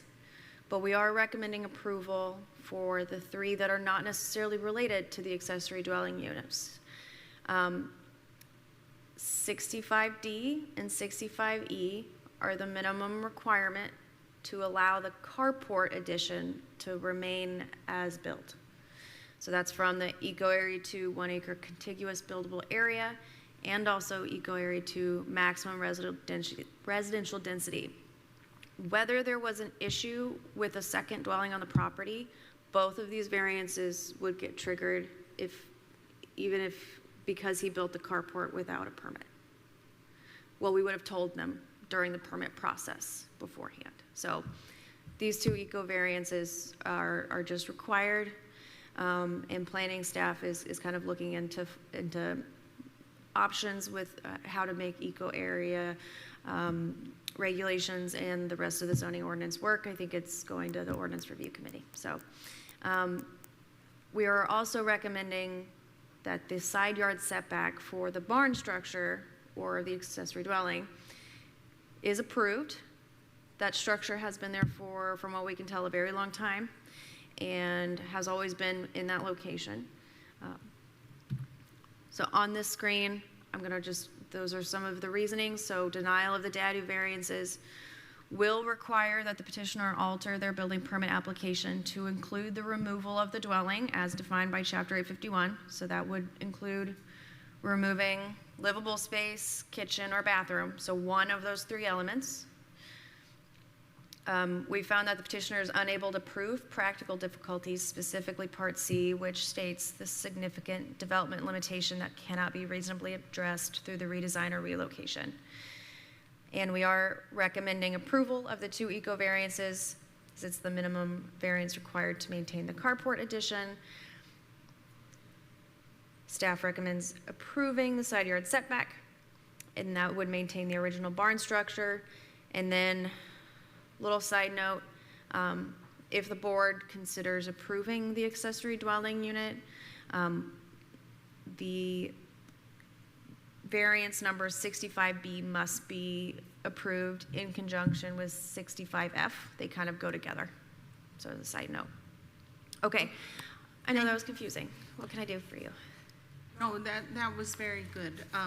I think you've always been exceptional, Anne, and we thank you for all of the presentations. We're going to miss you. We're going to miss you, and but we're proud of you. So we're going to turn now to the petitioner, and if you would kindly come to the podium and sign in, and then I'll swear you in, Mr. Berg. Are you Mr. Berg? I am, yes.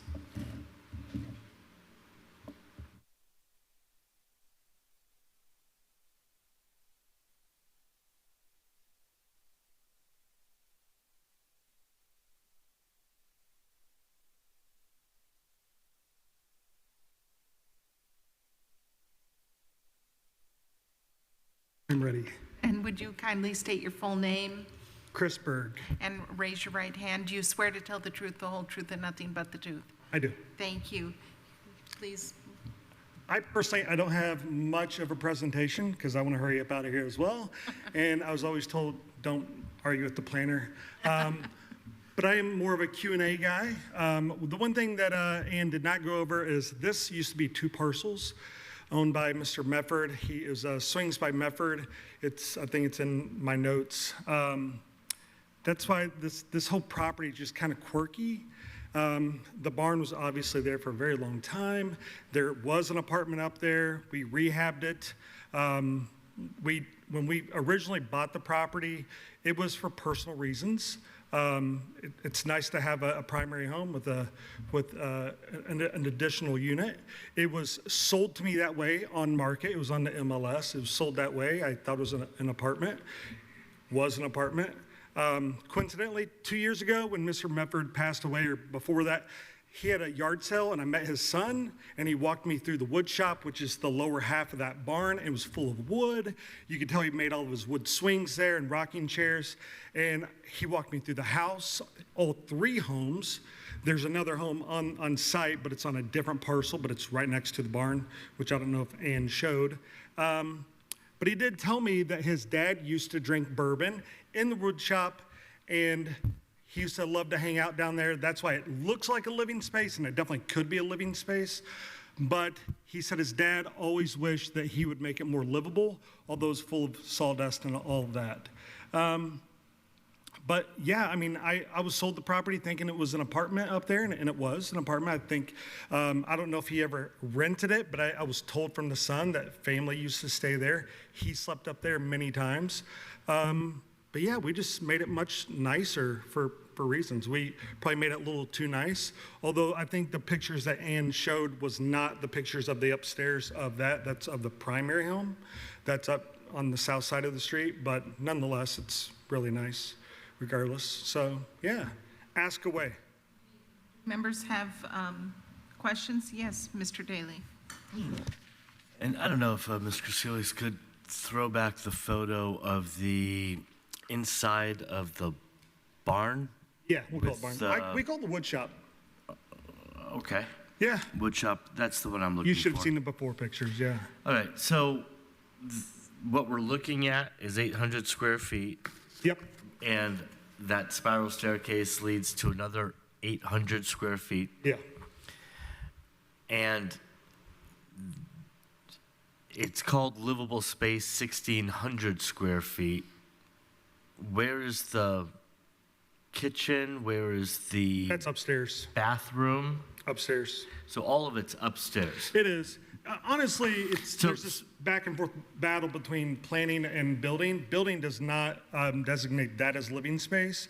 They say it's heated and cooled. That was heated and cooled when I bought it. That is a newer unit. But either way, it's now considered livable because of the spiral staircase. Go ahead. Okay, so if this space didn't exist, the 800 square foot of apartment is above it? Yes, sir. And the only way to access it, there is a There's a staircase outside that goes upstairs. In order to get to his wood shop, you'd go back downstairs into a door into here. So now we just made it more convenient to get downstairs. Can I turn Was my there a attention? picture of the upstairs, or was there confusion about it? This is the downstairs.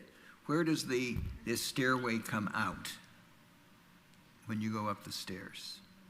I don't think I've ever actually had a photo of that. Okay. Are you talking about the spiral staircase? Yeah. That goes near the bedroom that's upstairs.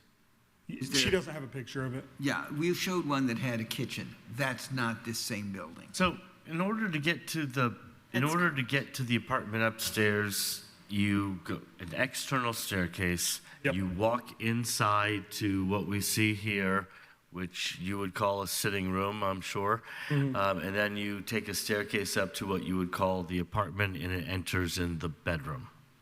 So just to be clear, there's two ways into this place. This is access from ground level. This is where the wood shop was, where he had all of his table saws and all that. This is ground level. Ground level? This is ground level. That's all Okay. concrete. So it's like 12 inches of concrete. There's another way, an exterior staircase, which I think, Ann, you have the picture of the outside of the barn. That's the main house, but they kind of look the same. So that staircase, you go up, and that's the apartment right upstairs. It's a nice. And then the wood shop is, you see underneath of that deck, you can see a door maybe. Yeah, that's the door into that concrete space. And to the right of that is actually, underneath the staircase is a garage door where it's just still kind of gross. And Can I ask a question, Madam Chair, of our planning department? If the internal staircase, the spiral staircase from the ground level up to the apartment wasn't there, would you still, as a planning department, classify this apartment as 1,600 square feet?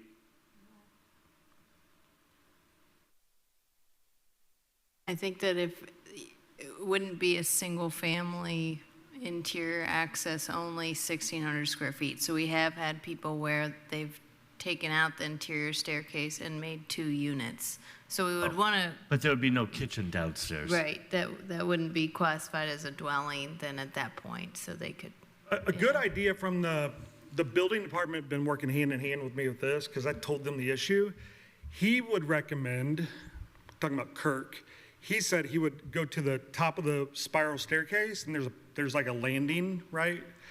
He said build a wall, and the spiral staircase would lead to nothing, therefore cutting off the 2 livable areas. That's silly. It That's is, just silly. yeah. You know, come on. That's what he said. They said that's what he would do. Yeah. Yeah. Or just take out the staircase. Yeah. Okay. Yeah. We're correct. Yeah. Yeah. Yeah. And we're flexible. Well, let's see if there's any opposition. Yes. Are there members of the public, we're going to switch now, and if there are members of the public who are in opposition, you'll have a time for rebuttal. Are there members of the public who are either in favor of this petition or in opposition to this petition? Please come to the podium or raise your hand. We see no one, so we come back to us for further discussion and/or a motion. Well, it's 800 square feet's not big enough for a dwelling unit, and the historic circumstances of this, that the spiral staircase changes its nature. I don't think it's a bad ordinance, but I don't think it's appropriate to apply it to a building that was clearly constructed before zoning was created, and it's always been used in, partly as a dwelling, living downstairs, living upstairs, where you'd walk outside. Now you don't have to walk outside. I'm comfortable with the 800 square with that one. Buildable area, and this is old turf. It used to be 2 lots anyway. So I'm comfortable with moving to approve Berg accessory dwelling unit two parcels at 497070 State Road 46, approving A, B, C, D, E, and F on the grounds that it's doesn't violate any, that it meets all the criteria for hardship and appropriate use. I think in addition, just as a side note, you know, these detached accessory dwelling units are relatively new, and we're being, you know, in terms of our code. Yeah. And so we're finding out more as we go along. And, but somebody else needs to second your motion. I'll second. Okay, it's been moved and seconded to approve VAR-25-65A, which is the 800 square foot size limit to the accessory dwelling unit, 65B, which is the buildable area for the accessory dwelling unit, 65C, which is the lot size requirement for the accessory dwelling unit, 65D, Eco Area 2 contiguous buildable area, 65E, Eco Area 2 maximum residential density, and 65F, the side yard setback to Chapter 805. A vote yes is a vote to approve all 6 variances at once. Jeff Morris? Yes. Pamela Davidson? Yes. Margaret Clemens? Yes. Skip Daly? I'm glad you'll have your votes. I have to say no to remain consistent. Well, I'm not comfortable with 65B without further discussion, so I'm going to have to vote no. You'll have your votes, though. And Guy Loftman? Yes. Okay, motion is approved 4-1. Okay. Thank you so much, Mr. Burke, and keep up the good work. It looks great. Thank you. Thank you for waiting, too. Now, we're moving on to VAR-25-67, and this is the Nature Conservancy Eco Area 2 variance to Chapter 823 concerning 359.9 plus or minus acre parcels in Polk Township, Section 20, 17, and 16 at 7375 East Allens Creek Road. Before we proceed, point of information. Yes. I'd like to find out if there's any members of the public here which object either online or in present. Are there members of the public who are in opposition to this petition concerning the Nature Conservancy Eco Area 2 variance request at 7375 East Allens Creek Road? All right, seeing nobody, because we have all the relevant information in the packet which we have been provided, ample time to review, now I'm asking, are there, another point of information, are there any board members that have grave concerns about this particular matter? All right. With that being said, the packet has already been entered into evidence of record. There's no additional provided evidence. There's no members of the public here to oppose the measure. I formally move to call the question, which is having the board take a quick vote to see if they agree to bypass further presentation and testimony for the purpose of an ensuing vote for approval. Second. Seconded? Does this include the Monroe County Drainage Board review? Yes. Okay. Okay, so Hearing no objection, there's no objection. and I think we can go ahead and vote on the main motion. I think we have no objection. Okay, we can call the roll that way. proceed. All right. Then, with that being said, let me pull this up. Page 214. Bear with me. I can make a motion if you want me to. For case VAR-25-67, I move approval of the variance request with the following condition. Number 1, Monroe County Drainage Board review. Second.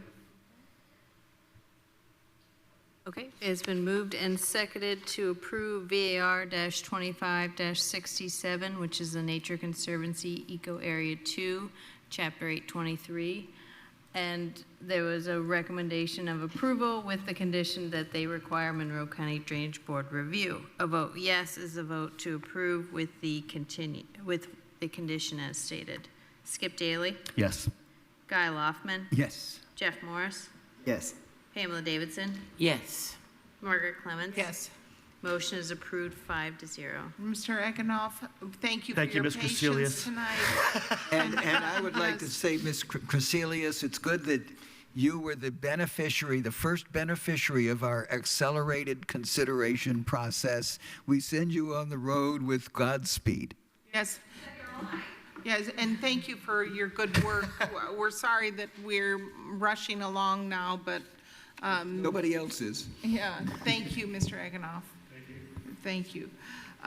Okay, so we're moving on to, with the approval of the BZA. Yeah, let's go to the next one. Okay, item number 24 on the agenda, VAR-25-68. This is the Van Tassel Eco Area 1 Residential Density Maximum Variance to Chapter 823 concerning 5.16 plus or minus acre parcel in Benton Township South, Section 34 at 8,200 East Fleener Road. And if you would like to. Yeah, I would ask, as a point of information, whether there is anybody present either in person or online who opposes this Van Tassel Eco Area petition. Seeing nobody in person, is there anybody online? Okay, if that being the case, I would if I would call the question to see if anybody objects to moving straight to a motion to approve. Anybody object to that? Oh, the staff has recommended approval. We've read the packet. We're well informed. So. Okay. No objection. All right. With no objection, I move that we approve variance 2568, Van Tassel Eco Area 1 at 8200 East Fleener Road. Is that good enough? Because practical difficulties were met. Good point. Is there a second? Oh, I'll second that. Oh, I first did it, didn't I? It's been moved and seconded to approve VAR-25-68, which is the Van Tassel Eco Area 1 Residential Density Maximum to Chapter 823. A vote yes is a vote to approve the variance. Pamela Davidson? Yes. Margaret Clements? Yes. Skip Daly? Yes. Guy Loftman? Yes. Jeff Morris? Yes. Motion is approved 5-0. Ms. Van Tassel, thank you very much for your patience tonight. I hope you feel okay with the process. Thank you so much. Thank you so much. And thanks for working with us. Okay, so we're moving on to the next item on the agenda, which is VAR-25-70. And this is the Thompson Whitaker Buildable Area Karst Conservancy Area variance to Chapter 826 concerning a 5 plus or minus acre parcel in Bean Blossom Township, Section 27 at 7946 North Old Dutch Church Road. And this has been recommended for approval with conditions. So is anyone interested to call the question? Yeah, well, I would ask as a point of information whether there's anybody in attendance, either in person or online, who objects, who wants to say anything against the Thompson Whitaker buildable area at 7946 North Old Dutch Church Road. It has been recommended for approval with a condition to reroute roof drains of the structure to direct water to the south side of the structure and away from the sinkhole. Before I state no objection on that, Is the petitioner in the house? I think that they're online. Is the petitioner online? I would like to know, as a point of information, Mr. Loftman, if the petitioner has any objection to the condition that's I recommended. think that's an excellent question. Madam Chair, would you, point of information and request if they have an objection to the recommendation? If Thane Thompson or Christine Whitaker is online, if you could unmute yourself, or if staff can help you unmute, we would like to see if you have objections to the condition about rerouting the stormwater and runoff water away from the karst feature. Do you have objections? No, ma'am, we do not. Okay, thank you. So none. So, So I'm understanding that there's no objections. no objections. All right, I have no objection to a call to question if someone. All right, if hearing no objections, I move that we approve variance 2570, Thompson Whitaker buildable area with the... I think we're rushing. Can we confirm that the entire board has no objection to the call to question? I have no objection. Objection. No. Okay. Okay, thank you, Mr. Law. Yeah, that we approve the Thompson Whitaker buildable area, 7946 North Old Dutch Road, with the conditions which the petitioner has accepted. On the grounds that this is hardship's been proved if we don't do it this way, and it's in the public interest. I'll second that. Okay, it's been moved and seconded to approve VAR-25-70, which is the Thompson Whitaker buildable area karst conservancy area to Chapter 823, with one condition that the petitioner reroute roof drains of the structure to direct water to the south side of the structure and away from the sinkhole. This was also heard by the Drainage Board, I believe, this was also reviewed by the Drainage. Yes.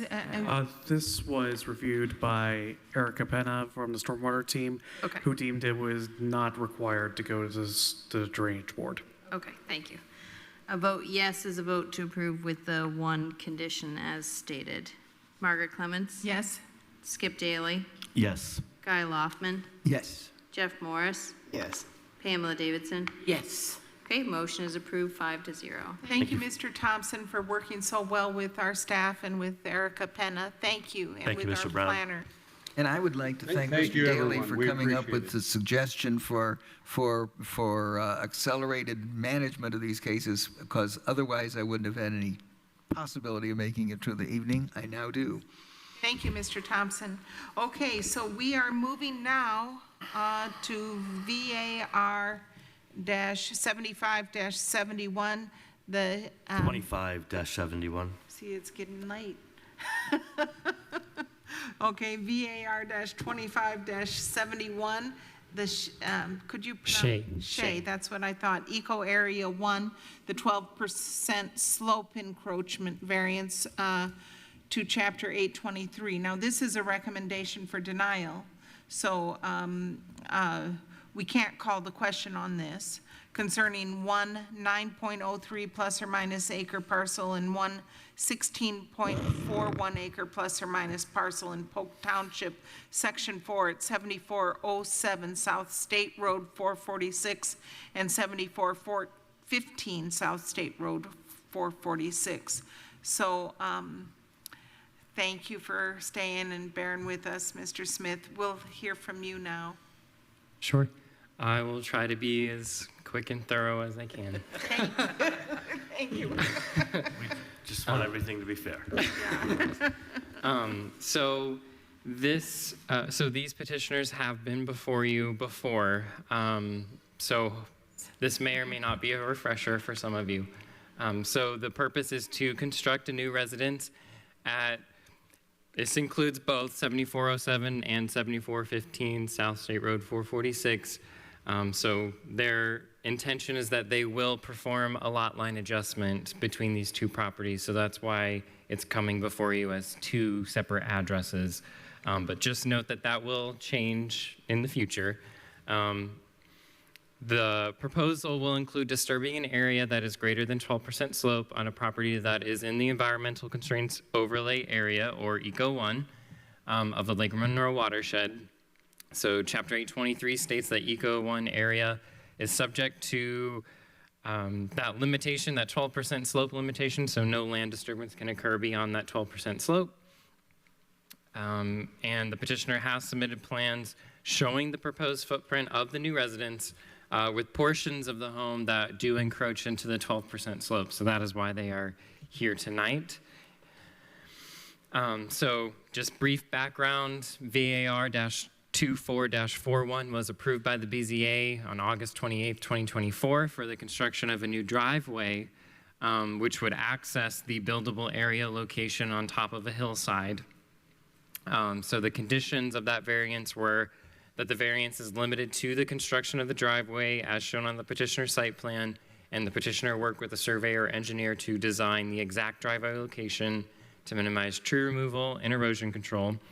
The petitioners have hired engineers and they have been working with them, and they have submitted plans, and they have submitted their stormwater grading permit, logging permit, and septic permits. Just a refresher, this is out by the lake off of State Road 446. I believe it's the Lake Monroe Campground LLC. There is a campground here located on the property. So the petitioners do have to access through that campground to get to this location. Again, this is Eco Area 1. These are some aerial images of the subject property. Again, this is all in the packet. I did include the previous petitioner's plot plan and pictures that they submitted last year. Build location has not changed. It is still going on top of the hill. And they took some photos of what that location looks like.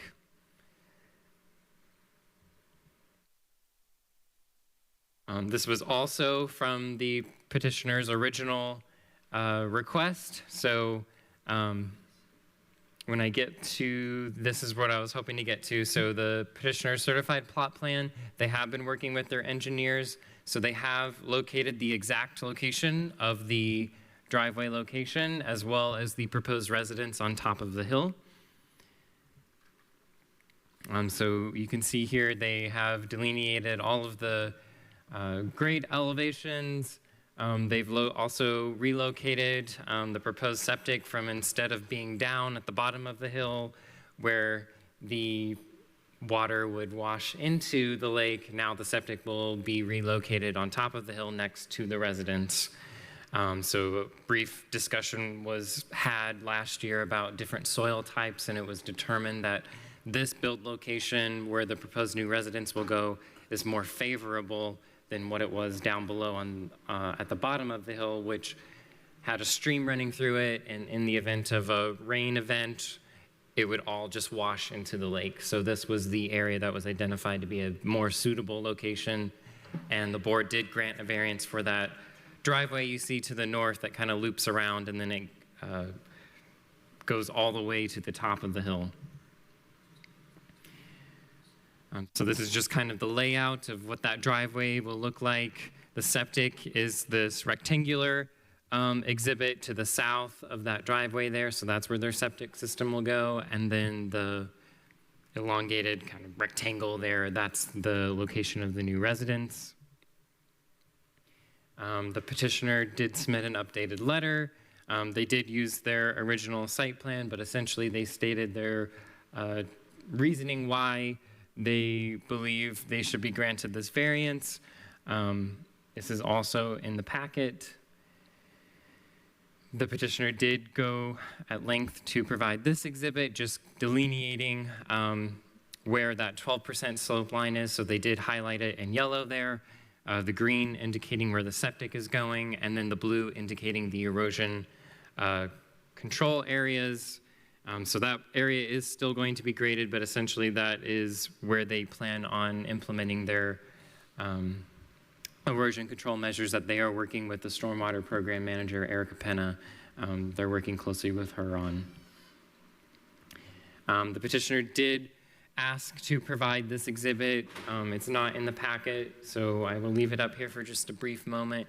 But essentially, they are going into detail about the existing buildable area. It's otherwise, they believe, too small to accommodate a house and a septic and a well.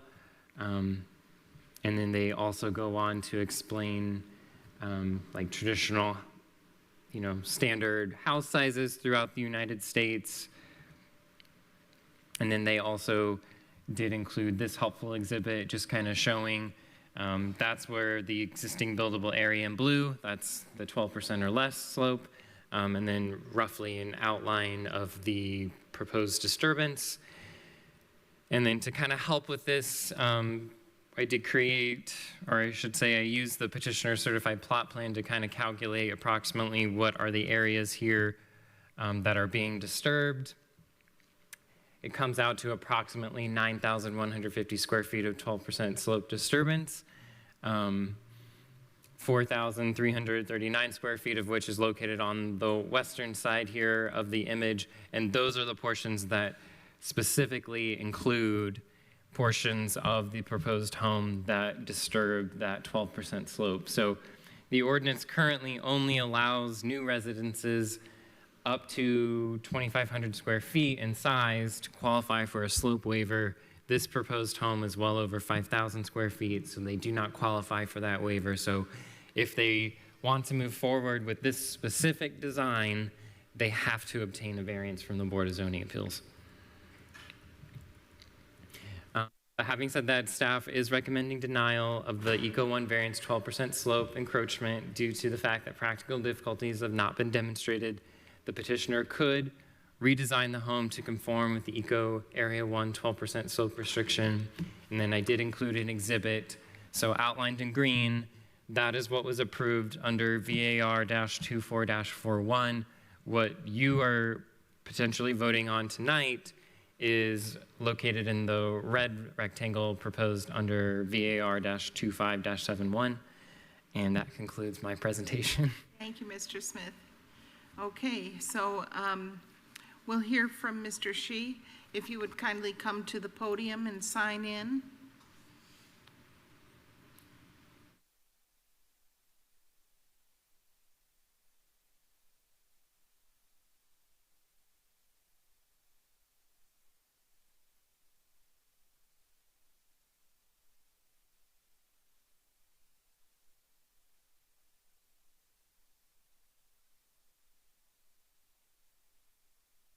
Right.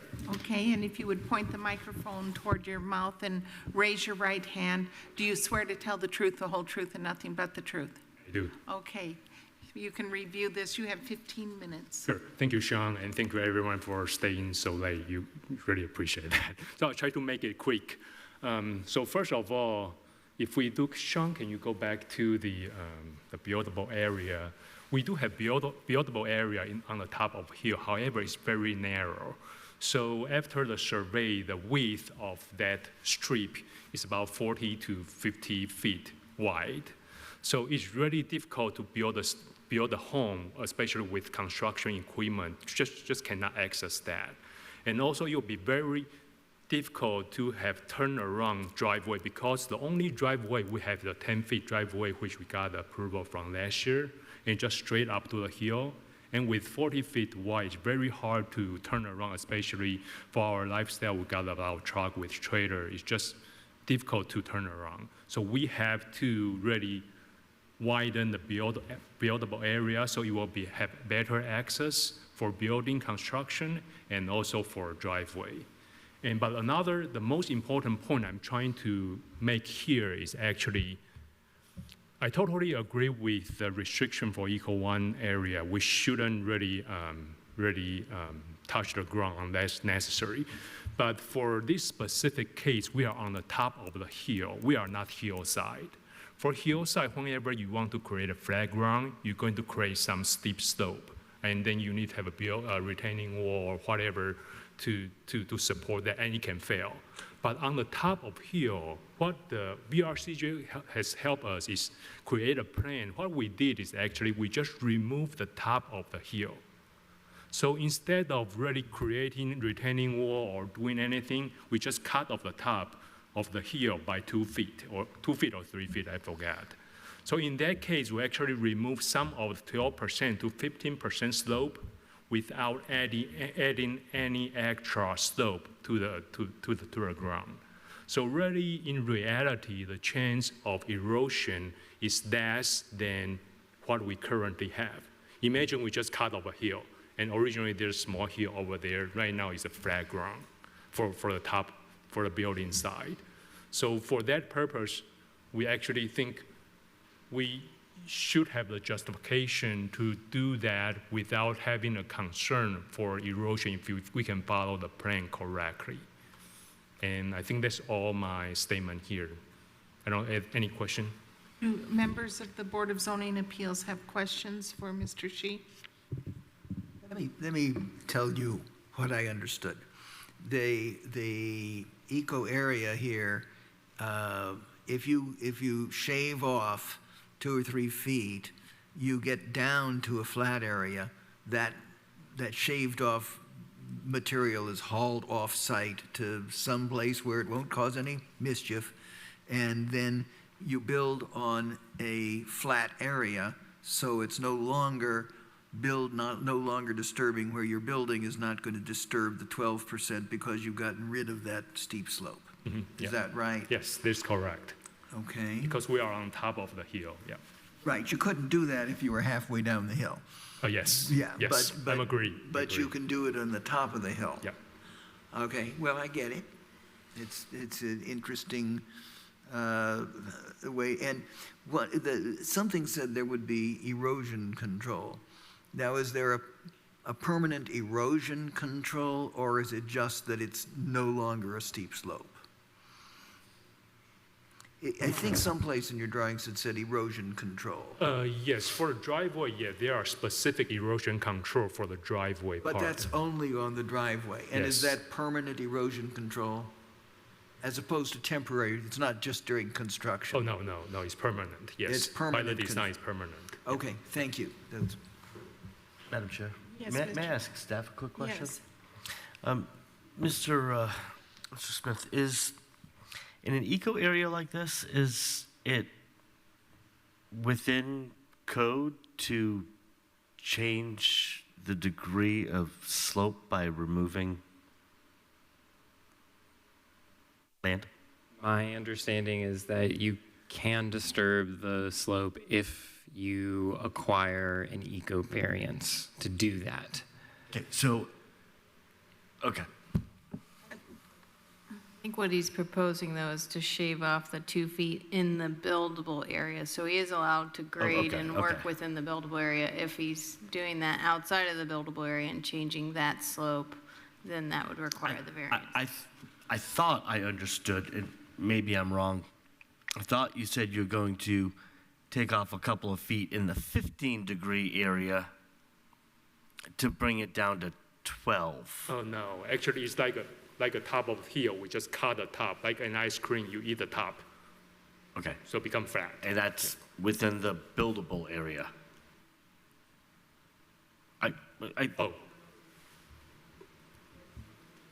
It's kind of a ridge top on either side on the blue, yellow, red LiDAR. So it's fine to do. So I'm guessing that they're shaving within the blue area to then bring that lower and more in line with the orange and the yellow. So I think on his exhibit, and correct me if I'm wrong, you're showing on the right-hand side the blue. Basically what you're proposing is to make that area flat, AKA you're going to change the color on the screen to the blue area? Yeah. Okay. Yep, and as you can compare both, the left-hand side got more yellow area where we have erosion concern, but on the right-hand side, it's just less, and there's no extra erosion concern area comparing left and right. So technically, it would be greater than 12% slope that they would be cutting. Cutting, yes. Which requires the eco Requires the variance. yeah. Okay, is that a preliminary step to us?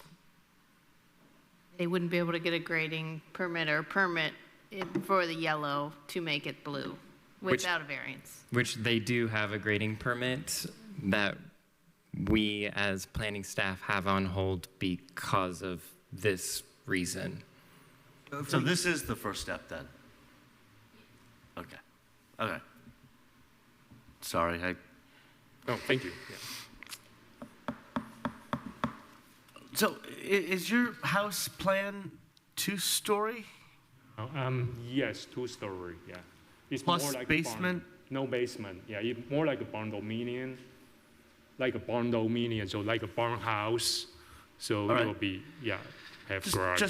Now let me, I know I'm asking ridiculous questions. Just out of curiosity, if this 5,000 square foot, two-story home was a one-story home with a basement at 2,500 square feet, it wouldn't be an issue, right? Sorry, I have to correct that. The original, because I thought that this part will not touch the house part. The house is not going to be 5,000. It was original plan. But after working with BRCJ, we downsized to about 4,000. Okay, but my point is still, if it were a basement, if it was a 2,000 square foot home with a full basement, then we wouldn't be. We look at the full square footage of the livable space, but we do have an exception in the ordinance for the eco chapter that says if it's 2,500 square feet or less, we can consider giving it an exception if they maximize the buildable area. So that's maybe the 2,500 square foot reference. So if it were a home with one story with a basement, you could get an exception. Even just one story, no basement, 2,500 square feet or less, we could consider the exception. Right, but basement doesn't count toward livable space, correct? It does. Why is that? It's heated and cooled and unless they're making it just like a crawl space or a Oh, okay. yeah. That In doesn't the count. insurance world, it doesn't count as livable Oh, space. okay. Okay, that's. But My head hurts. I don't understand how shaving off a top isn't an ecological disturbance. I don't either. I mean, it's a manipulation of the slope. But that's not what we're here for, apparently. Apparently, we're here for the encroachment. No. That is why we're here. Their grading plan and their footprint is They're- into the 12%. I was going to say, yeah, they are disturbing land that is greater than 12% But slope. other than, right, okay. But they'll end up with the house on an area that's basically flat instead of on so the erosion and the runoff will not be changed in any substantial way because the only change is going to be getting rid of stuff. I guess that's what I'm getting rid of But when you get land. rid of that, you expose. But they're going to put the house on that. But even if we approve this, it still has to get further approved by the eco variance, correct? This is the eco variance, so this. It would have to get So what they're talking about, we didn't make them do like a tree survey or anything, but if they are disturbing this amount of land outside of the 12%, I know they originally in the first variance showed kind of a natural clearing existing. Now what they're talking about is a further encroachment to actually construct the home. So the first variance you did was just to access this site driveway, for the yeah. driveway. And now they can't, they're stating that they cannot fit within the buildable area confines. So this variance would allow them to expand to the footprint that they're requesting. Okay, so this is the chop off and buildable. Right. And you're absolutely right, Ms. Clemens. We are disturbing the soil. What we are disturbing in the soil in a way that the net result will be no runoff in steep slopes? I'm just having a hard time with it. I mean, I'm just having a hard time with it. I think that's true in every construction, though. You put in a foundation, you put in footers, you put in anything, you always disturb the slope or the building area to manipulate it for the Yeah, shell but of your I home. mean, there's an area that they are Yes. free to do that to, and they're expanding beyond that. Yes. And so, Yes. they have that blue, the LiDAR, what size home could fit on that buildable area without chopping off the ridge top? I think we were able to determine, I mean, it would not be in the configuration or what they would like, but we do believe that they would be able to fit a home of that size, just longer in the buildable area. It wouldn't be able to be as wide as what they're proposing. So that's why staff's recommended denial for the fact that they could redesign or relocate and meet the standard. I don't understand why the engineer didn't do that in the first place. But the same square footage, 4,000 square feet, can be accomplished on that property. If they redesign the home. And how wide would the living room be? I mean, I know that's a silly question for you to answer. Yes, if I can answer, if we imagine 40 feet wide, like probably slightly wider than this room, it need to be it need to include building area, the actual building, and also construction area, which is the side. So really, for a crane probably need 20 feet already from one side, depending on how we build. So for 40 feet wide, I really don't know how to build, but also just for driveway, it will be very difficult for us to turn around a truck with trailer, because on the top of the hill, we don't have any other open area to turn around a truck, because our driveway is just that 10 feet driveway from the bottom of the hill to top. And we don't have access to public road. So of this image that you're looking at, the bold rectangle that is kind of maximizing the buildable area within the red outline is the home. And then the bold line grades outside of that, I believe they're going to do like a concrete surrounding pad around the home, which makes up the other portion of the disturbance that's outside of the eco. So it's the home plus the grading and the footprint of the pad. Patio Or driveway, I'm not whatever. sure what. It's more a build site. We're trying to create a build site. This is a site plan. It's not about building yet. So yeah, we need to make sure we got site for construction and building. Just using the GIS, really, I mean, this is really rough, but there are some instances where it can be as wide as 50 feet that they have to work with, and then there are other instances where that shrinks to 40 feet wide of buildable area that they have. So it kind of weaves in and out. Does the buildable area include construction? I mean, it doesn't, the buildable area doesn't, construction disturbance is in addition to outside the buildable area. Yeah, so buildable area in this instance would just relate to land disturbance. It would be the 12% slope, the buildable area. I mean, just looking at this drawing on the screen, it looks like if you scooched it 3 feet to the east, 6 feet to the east, you'd make it better. You'd have the entire east side in the buildable area and less encroachment to the west. Do you follow what I'm saying, Mr. Shi? But actually, east side is a more steep hill. Actually, probably not shown in this picture. Sorry. We're trying to reserve both sides equally wide for construction. Yeah. Okay, that one picture is, as you say, is rough.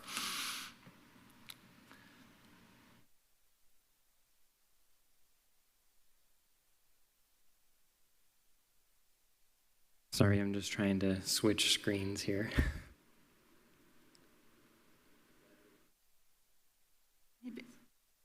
Have you talked to Stormwater? I believe that they did review the driveway, is that correct? Yeah, so they have a grading permit for the driveway and the home, so it's currently being held up by the planning department because of the disturbance of the 12% slope of the proposed home.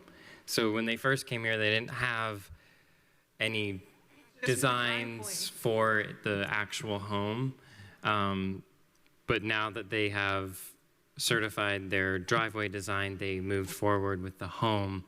And so they applied for a grading permit to determine if there were going to be any issues.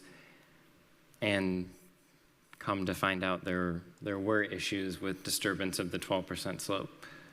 If we grant the proposed variance, The then driveway.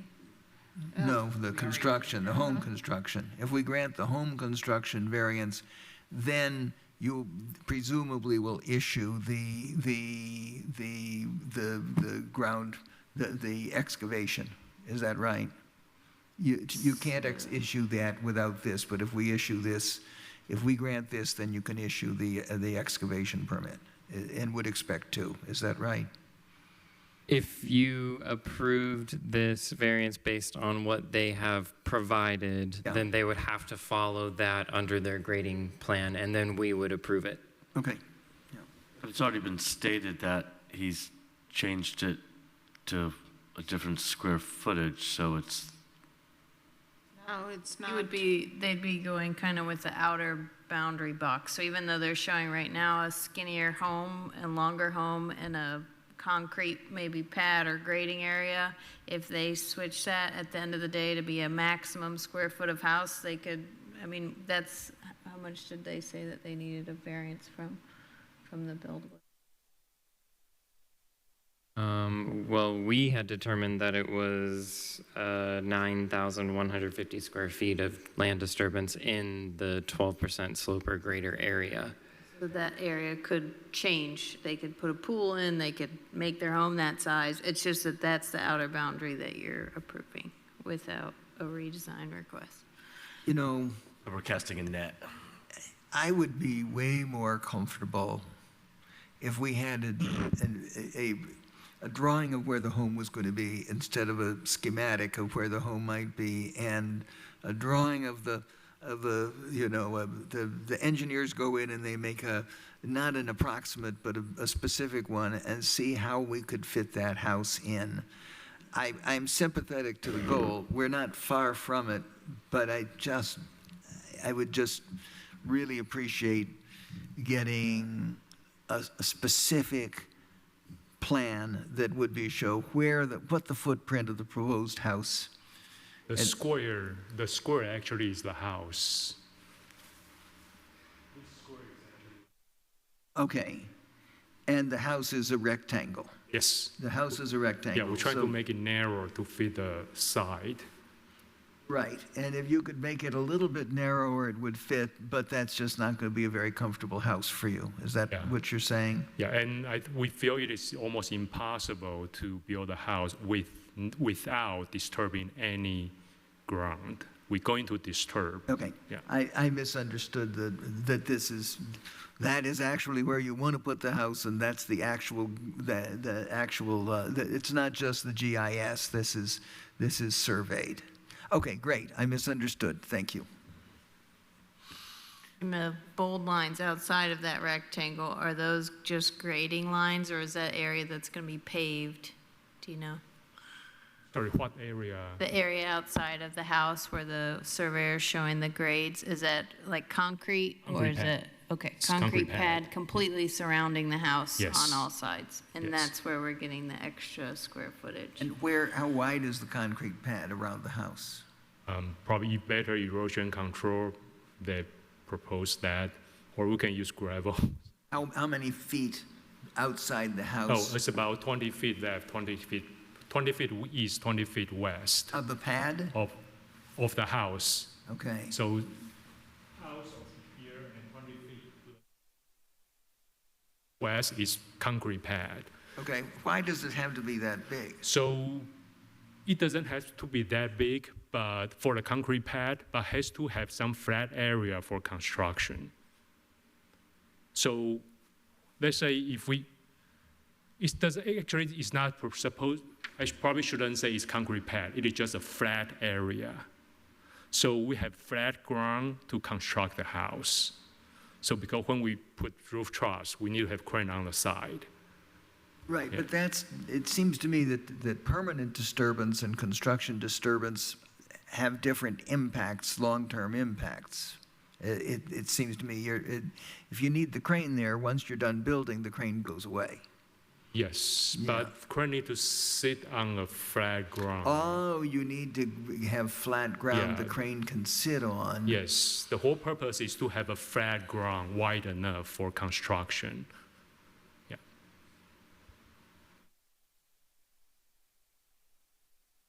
I think I'm confused.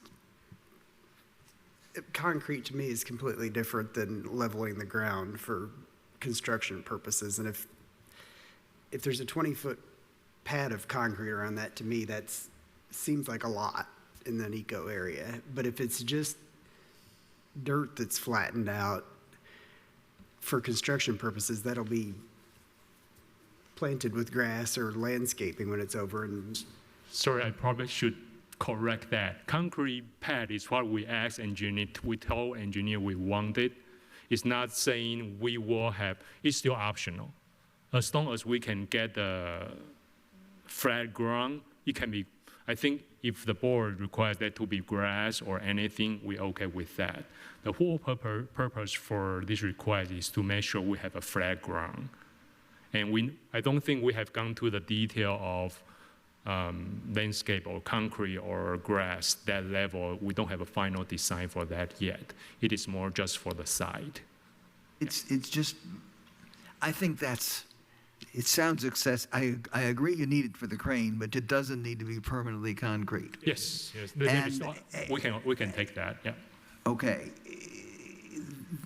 Yeah. I wish we could see it with just the house and the necessary permanent outside pad, because you don't need concrete 20 feet on either side of the house everywhere, I don't think. We can do that. Even, yeah.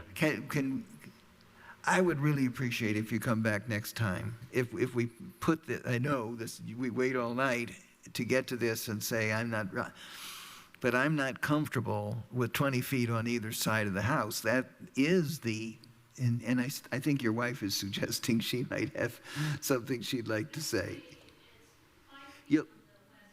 Oh.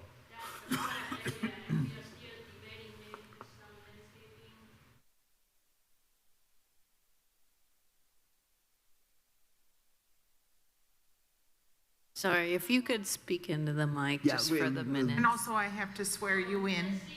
No, ma'am, if you'll please come forward and give your name and let. Yeah, I have to swear you in. Yeah.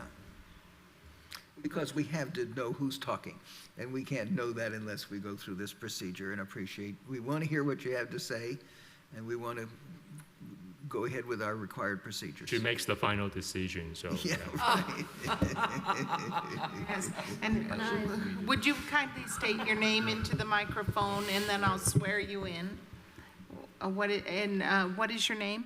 My name is Mei Hui Ling. And do you swear to tell the truth, the whole truth, and nothing but the truth? Yes. Thank you.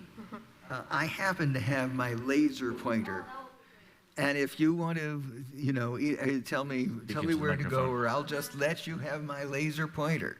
But you still have to speak into the microphone, so.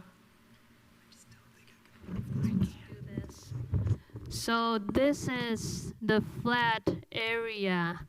That's not assuming it's concrete or gravel. It's just a flat area let's get flat first and then figure out what to do with it. And then this is what we're thinking the house might be this size.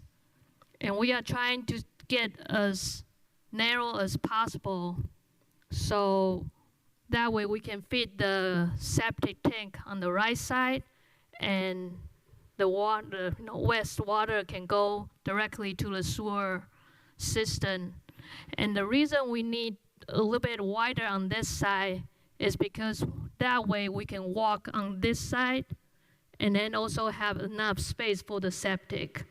And you don't want to put a septic on a tilted surface. So that's why we need a little bit more on this side. We try to get as less as disturbing on the left side as possible. I was just talking to him, maybe we can do just gravel on this side, maybe just 1 or 2 feet away from the house to be concrete. So that way, make sure you don't open a door and then fall into the hill, right?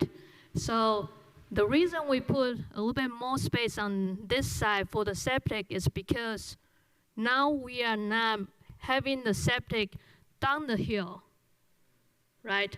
So our previous permit is having the septic down the hill. So we try to not disturbing the hill dirt all the way from the house and then connecting the pipe to the bottom of the hill, which is what the septic permit is issued right now.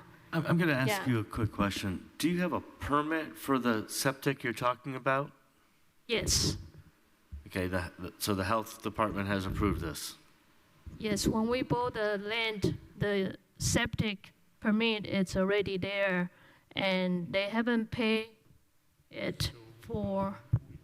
There's a little bit more detail. There is a septic permit at a different location, which is down the hill. But I think Sean suggests, and also from previous. So there's a septic permit for a different location. It was at a different location, but now we got a new permit. We update the permit with this new septic system. Oh, okay. And that's within the 15 degree? Yeah, that is, yeah. So that's why we think this plan is more eco-friendly, because now we are not having the septic built right next to the creek. Oh yeah, this is very important. So we are moving that septic tank all the way to the top of the hill, so we are not disturbing all the land from the house. Try to connect the septic pipe almost 1,000 feet. We are not disturbing that, because if we are using the current septic permit, we probably don't need 20 feet on one side. We can make it a little bit smaller, because now we don't need the septic right next to the house. But in that way, let's call it Plan B. But Plan B, you will need to connect your septic pipe all the way from the top of the hill to the current septic permit location, which is down the hill. Yeah, so not current, but the older one. And so now the new proposal is having the septic get up to the build right next to the house, which is less disturbing to the older land. It's right next to it, but we need a little bit, let's say 10 feet wider to do that. Let me ask staff a question, if I might. Is it practical for us to say that if we approve this, that they work with staff to have the minimal impervious surface for the final plan approval, or if you could limit the amount of area that you're approving for the eco variance to be smaller than what we're seeing here, or you could just say, I approve the eco variance for land disturbance with a maximum square foot of impervious as 2,500. But we have to make up a number.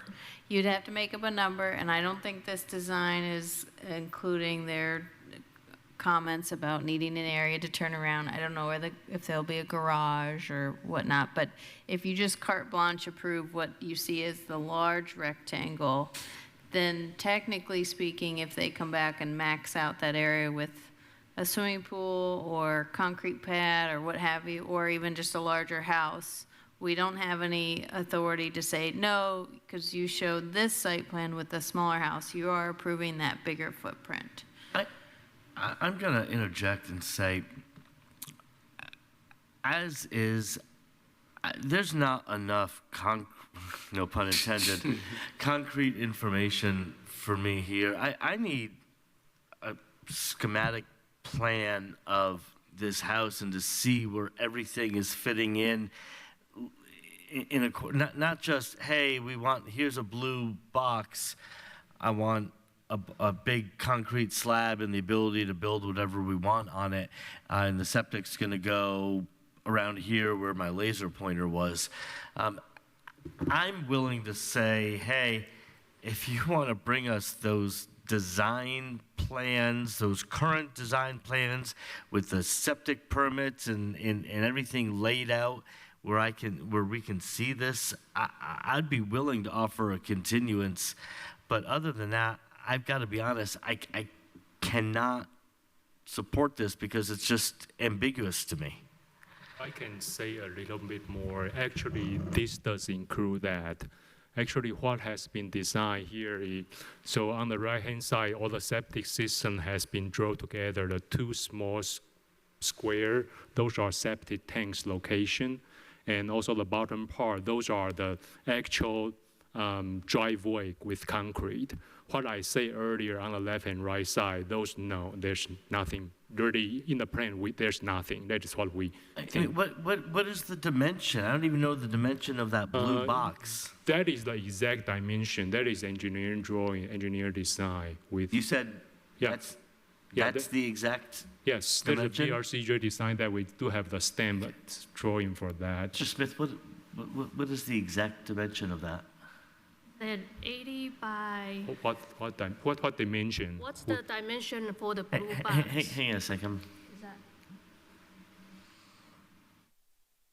Give me a second. Let me see if I can pull up their original designs. My biggest problem with it is its proximity to the community's drinking water supply. And we're just, touching the tip of the iceberg as far as land disturbance is concerned. We allowed a variance for a driveway, but there seemed to be a natural break. But now we're talking about cutting off ridge tops and laying, it just seems, it doesn't seem as though it fits with our goals and our CDO as far as some of our overarching values.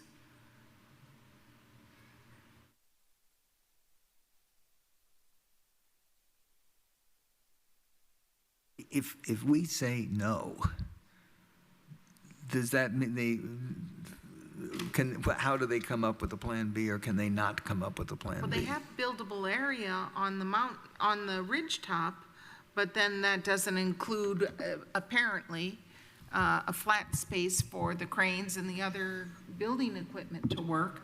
And so they're going to have to do grading plans. They're going to have to build longer driveways. They're going to have to, I mean, I don't get it. I don't get how this is not really disturbing the eco area, which is right adjacent to the lake. It's the dimensions of the blue area are 200 by 80 or 17,000 square feet. Again, was it 200? 200 by 80. 200 by 88. Or 88, sorry. And how big's the house? I think it's 400 by 100. So 40 by 100. So 40 wide and 100 length, north to south. I'm measuring 145 north-south and 40. Is it possible it's 145 on there? Like this. In all the years I've On the been BRCJ plans, I'm measuring 145 feet north-south For and the 40 house? feet east-west. 40 feet wide and north to south of the square should be 100. Otherwise, they probably made a mistake. It says 145. Okay. It does measure 40 feet though, east-west. Okay, yeah. Yeah, I'm just not comfortable voting in favor of this tonight. I'd be comfortable continuing it and getting more refined drawings that specifically state the size of the house with it there than what that is going to be in between the shaded rectangle and the blue line. Mr. Smith, is this something that if The green is actually the septic field that we finished the soil testing.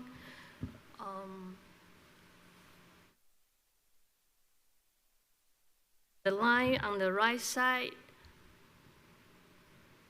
these two are the septic tank liquid and also the pump tank. And then where's the septic field?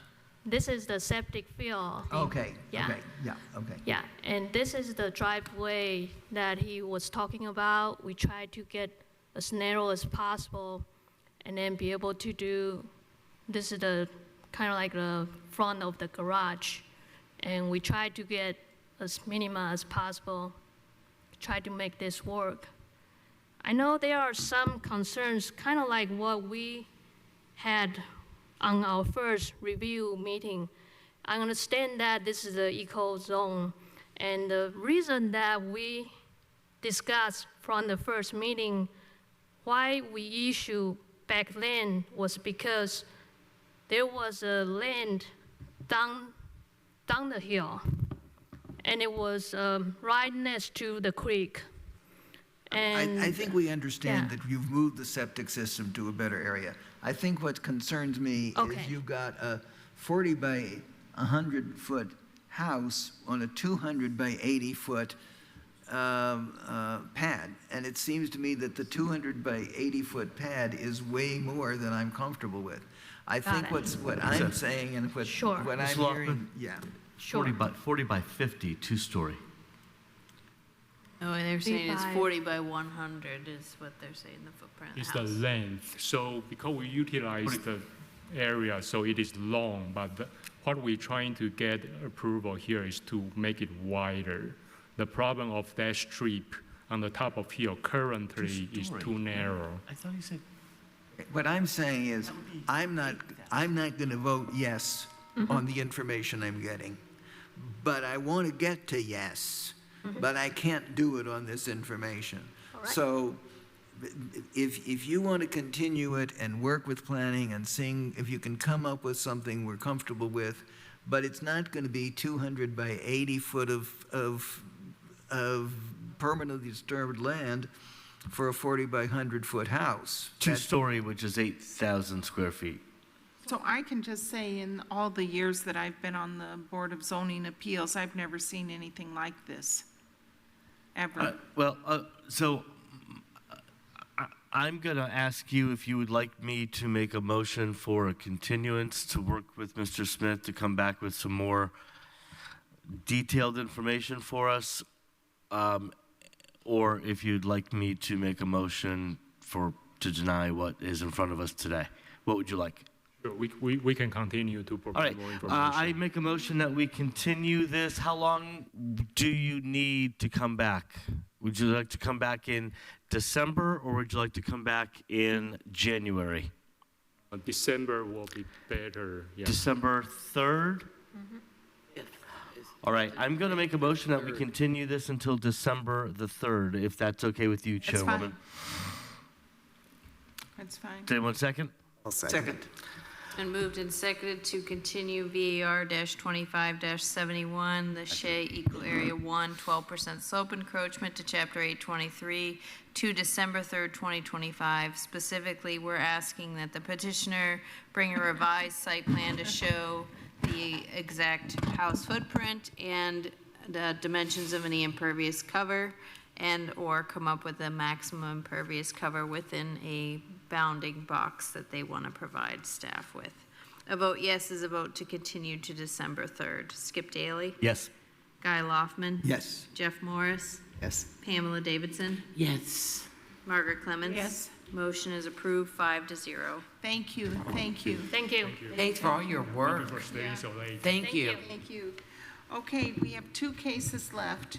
The next one is Is it are the 27 and 28 withdrawn, or is it just, so we have 27 and Page 29? 281, page 281, whatever that is. 27, 29, and 30 is what we have left. No, okay, so as far as Crimson Storage is concerned, we have both 25-69A and 25-73. Okay. Correct. So this concerns the same 4.0 plus or minus acre parcel in Bloomington Township, Section 16 at 4750 North State Road 37. And one is a self-storage use variance, and the other one is a sidewalk variance. Mr. Myers, if you would kindly review. Wait, I'm confused. Items 27 and 29 on the agenda. 28 has been withdrawn. I'm sorry, okay, 27, 28 is 29. withdrawn, okay. And what's the staff recommendation on 69? Denial, then withdrawn by staff, and then approval. So the self-storage use variance is denial. The sidewalk variance is recommended as approval. Okay, I misunderstood that. Yeah, okay. Mr. Smith? Or, sorry, Mr. Myers? Thank you. All right. So the petitioner is requesting one use variance and one design standards variance in order to proceed with a site plan amendment to permit the construction of 2 new storage unit buildings on the property at 4750 North State Road 37 Business. This is the location of an existing permitted self-storage use called Crimson Storage. The use variance is to permit the self-storage land use on the property, which is zoned limited business. Under the County Development Ordinance, self-storage is listed as conditional only in the general business zone, while RV and boat storage is listed as conditional in the institutional public, limited business, and light industrial zones. Petitioner is also requesting a design standards variance to Chapter 818 in order to avoid having to construct a sidewalk. I'm sorry, but it's 10:30. I'm reaching the, what I'm suggesting is that, and I'm sorry, and you've been here all night, but I just, There'll be a quorum. There'll be a quorum if you have to leave. Good. Yeah, I mean the 70, the last two are approved, and I thought that's all we had left. But yeah, I'm gonna leave. Sorry, I'm sure they can take good care of you, and I'm just sorry I can't be here in case my vote's needed one way or the other. But it's 10:30, and I'm 80 years old. Thank you, Mr. Loftman, for all of your good thoughts tonight. So, Mr. Myers, if you'd kindly continue. Sure.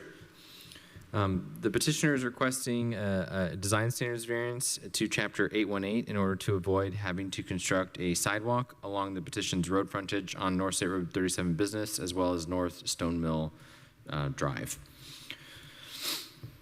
So a little bit of background for this petition. Originally, the property was approved, it received the site plan approval for convenience storage under the prior zoning ordinance in August of 2021. Upon site inspection for the land use certificate, planning staff noted that the business signs on the buildings advertised boat, RV, self-storage options.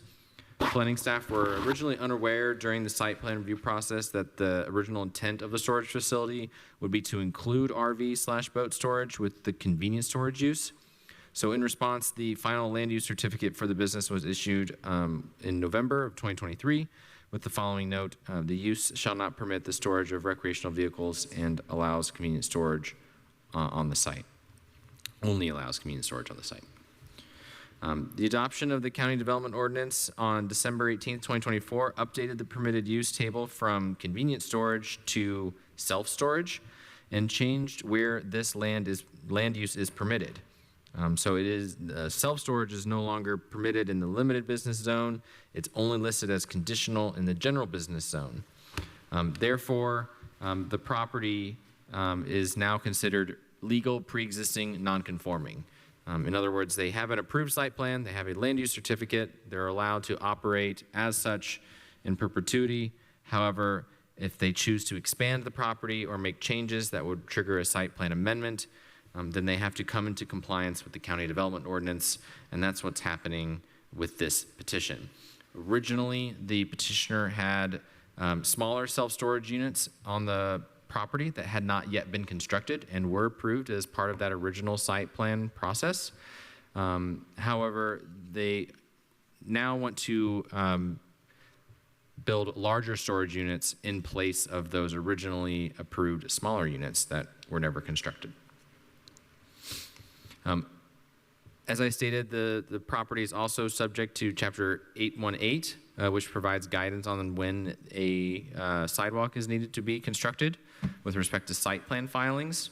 And those conditions are as follows. Sidewalk is present within 2,000 linear feet of the property, or the property is shown on the Transportation Alternatives Plan with a greenway corridor or a road improvement label, or the property is within the urban area boundary as defined. That last item is applying here, so they do require sidewalks. On the screen, you can see the location map. It's on North State Road 37 Business. The zoning map has it limited business. Site conditions map here also shows some floodplain around the property and some steep slopes along the eastern side with respect to North Stone Mill Drive. Now on the screen are some imagery. The location of where the smaller storage units were originally intended is over here on where my cursor is. And I zoomed into this area as well. It's this blank area of pavement where the smaller units were proposed to be, and now they're proposing larger units, hence the variances. Here's a picture of on ground of the already built units. You can see there on the sign that they are advertising boat, RV, and self. And also you can see the size of some of the units, clearly large enough to store boats or RVs. And that initial size was missed during the site plan review process originally by staff, and there was nowhere on the site plan that had indicated to staff that boats or RVs were going to be intended to be stored on site. On the screen now is the 2 letters to the Board of Zoning Appeals, one for the use variance request on the left and one for the design standards variance on the right. So here on the screen now is the original approved site plan. You can see those smaller units down here in the bottom right-hand corner of the site. Those were never constructed, although they had originally planned to construct them, but now are planning to build larger ones that you can see now on the screen, circled in yellow. Here is that original land use certificate that was finalized by the planning department upon site inspection and meeting all conditions. We also added that note that RV storage is not allowed because it is a separate use to the convenience storage use that was originally permitted on the site. I will take a moment to say that the withdrawal aspect of this petition, which would be VAR-25-69B, staff had to withdraw that request due to an error in understanding how that particular use fits in the CDO. That is actually, as I stated before, a conditional use in the LB zone. So in order to have properly noticed and presented this case, you would have received a use variance, a design standards variance, and a conditional use all in the same report. So we have to have the petitioner submit a conditional use to formally go through the process for the RV and boat storage use on the property, since they are wanting to keep that use. Okay, so that brings me to the recommendation. Staff recommends denial of the self-storage use variance, Chapter 811, citing item D from Chapter 841-4E. The strict application of the terms of the zoning ordinance does not constitute an unnecessary hardship. In other words, the petitioner is able to construct the smaller storage units that are detailed on the original approved site plan without the need for the variance. And then also, staff recommends approval of the sidewalk variance, Chapter 811, citing all 3 criteria of Chapter 841-4F. Practical difficulties are met with respect to the petition site's proximity to floodplain, as well as North Stone Mill Drive being a gravel road. I will now take any questions. Well, Well, let's just go straight to the petitioner. The petitioner is here. And do you see him? Yes, it looks like Daniel Butler is in attendees, so Yes. if he could be allowed to speak. Mr. Butler, if you would kindly unmute yourself and raise your right hand, do you swear to tell the truth, the whole truth, and nothing but the truth? I do. Okay, well, you'll have 15 minutes. Welcome to our Nat Hill room. It's good to see you. Yeah, sorry about that. I had to leave, and I'm glad that you're able to get to our case tonight. But Josh Alley is there in the room. He's the owner of the project, and just wanted to give some clarifications that we received approval, like Drew was saying, some years ago for this project, and they decided not to build the last set of units, and partially just to see marketability of the units that would be on the site and how they would do. And the larger units on the site have done really well, and the smaller units haven't done as well. And so that's really the reason we're asking for additional larger units in that corner. And when we came back, you know, the CDO had been approved. And so then this triggered this meeting to have to come back and get approval on the use variance, even though it's the use that's on the site now. So the additional units that we're asking for are not as big as the rest of the bigger units on the site. They're medium-sized units. And so these aren't for boats and RVs or anything like that. So we're not lumping that together with the other variants that we're going to be asking for boats and RVs, but this wouldn't necessarily contain those. It would just be there's a need and showing a need. And the hardship is that could show you in person, but we have the actual occupancy of the site right now, and the smaller units are only about half full, and then all the larger units are full. And so there's just a need for, the hardship is just a need for more like a larger type unit for self-storage for people, and that's what the market is showing. I don't have a camera to show you this sheet that just came from the owner today about how that's occupied, and the other thing is we already met with the fire department. They're okay with adding these units to that corner of the site, and we would have to remove 2 of the 30-foot long units to make sure that the fire truck could turn around in there. But otherwise, they're okay with adding the larger units in that corner. But with that, I'll take any questions. Okay, do members of the Board of Zoning Appeals have questions for Mr. Butler?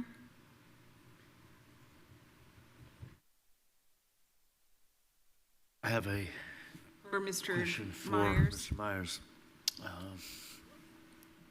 You mentioned that the current use is not necessarily what you guys had originally thought it was going to be. Are there enforcement efforts going on right now?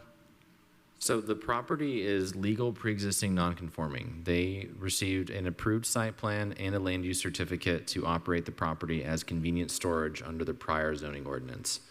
When the new ordinance came through and changed how that land use is classified and where it's permitted, their property automatically became legal pre-existing non-conforming. They're allowed to operate as such in perpetuity until they make a change or an expansion to the property, and that's what's happening. And now you have to come into compliance. Okay, but you're not knowing about the RVs and stuff does not constitute an issue of that would necessitate. We do not have an open enforcement case. Under the CDO, they actually, boat and RV storage has become easier on the limited business, but self-storage has become more difficult. So we're hoping that they will follow up and get the conditional use next month, which I think they are going to do. Okay, thank you.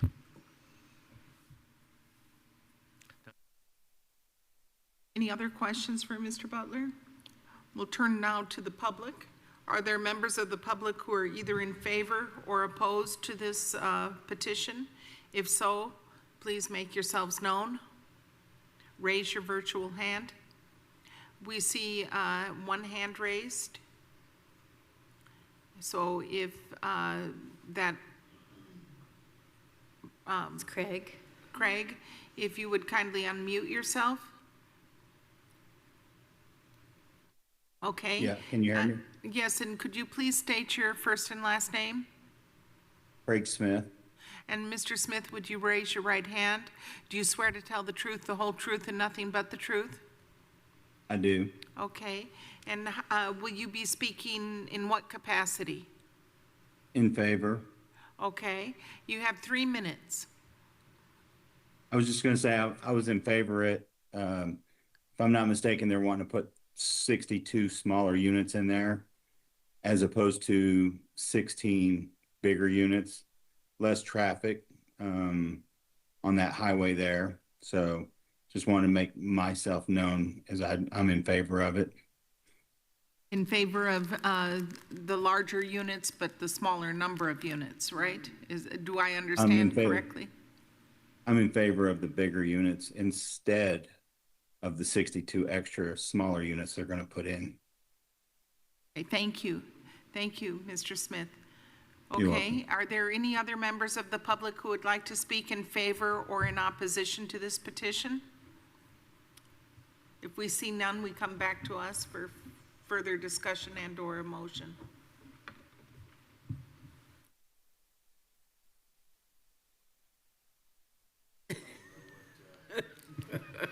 Pat Lofton wants to do. Yeah.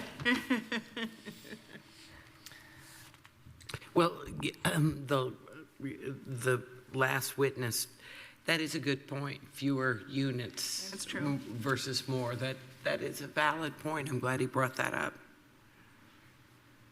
I'm not sure, with the use variance on RV and boat storage, which isn't on the table today, whether or not highway, I would like just advance notice, I would like highway to weigh in on that because that is on the corridor to I-69. But as far as the larger units are concerned, I'm not,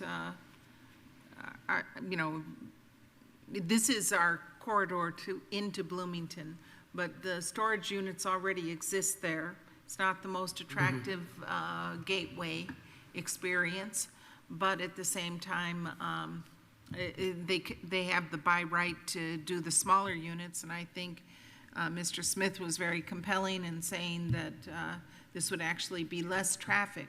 But if I'm just standing on notice here that if the goal is to put in RV storage and boat storage, that might meet with more resistance, just from my perspective, because of highway and So we did inquire, since we had to continue the boat and RV Yes, storage. yes. We stated to them that if they wanted to just go to this meeting and they only received approval for self-storage and the sidewalk variance, that these units that they're proposing would only be approved for self-storage.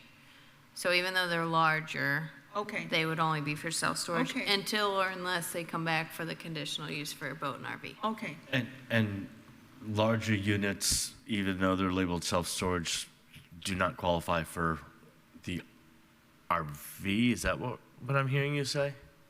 I'm not following. Self-storage is not RV. Self-storage is like personal storage. Correct. So what we're saying is that even though the units are going from being small, which were clearly for self-storage use only, to be larger, the question we had for their engineer was, are these now going to be, instead of for self-storage, for boat and RV storage, similar to Margaret's request?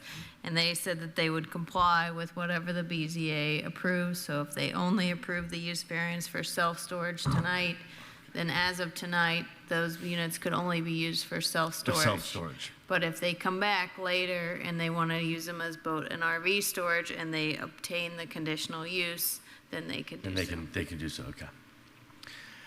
And I thought the testimony was they weren't going to use them for RV or boat. Didn't he Stated say that? self-storage. We had the conversation offline, yes, with them, so they would be using it for self-storage for now. That's right. Okay. Well, that takes care of your concerns. Okay. I'm going to move that we approve variance 25-69A, Crimson Storage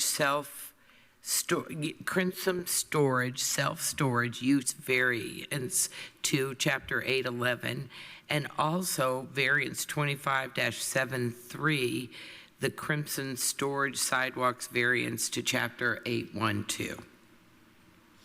Second. 818. 818. Yes, thank you very much.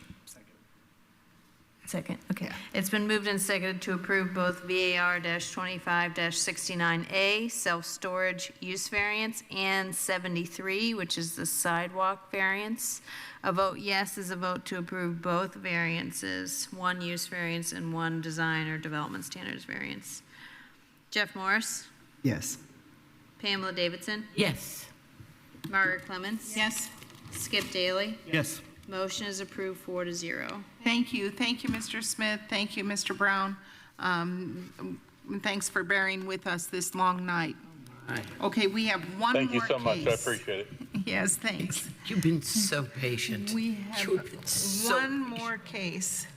And I believe on this one, Mr. Daly. You have to introduce it. What? You have to introduce it. Oh, yeah.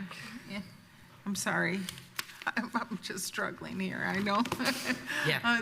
This is the last item on the agenda, item number 30, CDU-25-12, Oliver Winery conditional use to Chapter 811 concerning 125.45 plus or minus acre parcel in Washington Township at 200 East Winery Road.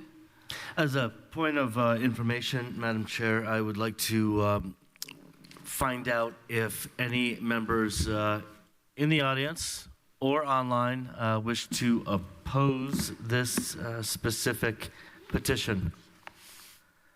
Show your hands. Do a dance. Seeing nobody.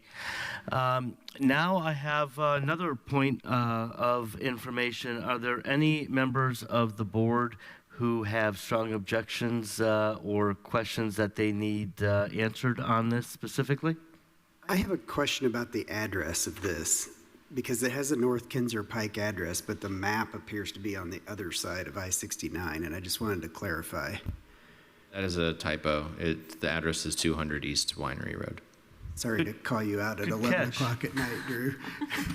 Good catch. Are there any other pressing matters that folks have concerns about? Any concerns that board members have about this specific? All right. Well, with that being said, I would formally move to call the question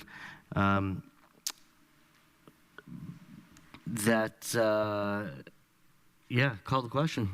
Does anybody? Approval? Can you move approval? We have to vote on. The question. Well, we have to. Does anybody have any disagreement with calling the question on this? No. No. No objections. Are you sure? I am more positive Madam Chair, about this because if you than have an anything I've objection, been in. we do need 67%. All right. With that being said, I would like to have Mr. Morris take it over. I've got 2 minutes before I fall asleep. For case CDU-25-12, I move approval due to the ability to fulfill the requirements of the conditional use standards subject to county highway engineer and stormwater program manager reports. I will second that motion.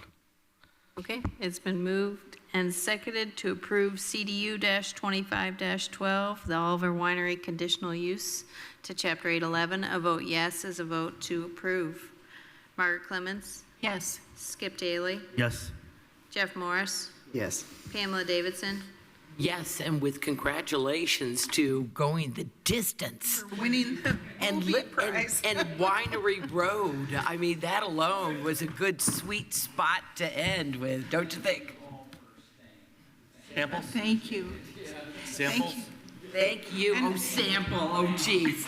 Oh, geez. We want to thank you for how much Thank you you. serve the community. We really appreciate you, and we're proud to have you in our community, so thank you. Yeah, thank you. I was in the Bar Association when Bill Oliver was giving Camelot mead and wine. Thank goodness his son made better wine. I move to Improved. I move to adjourn.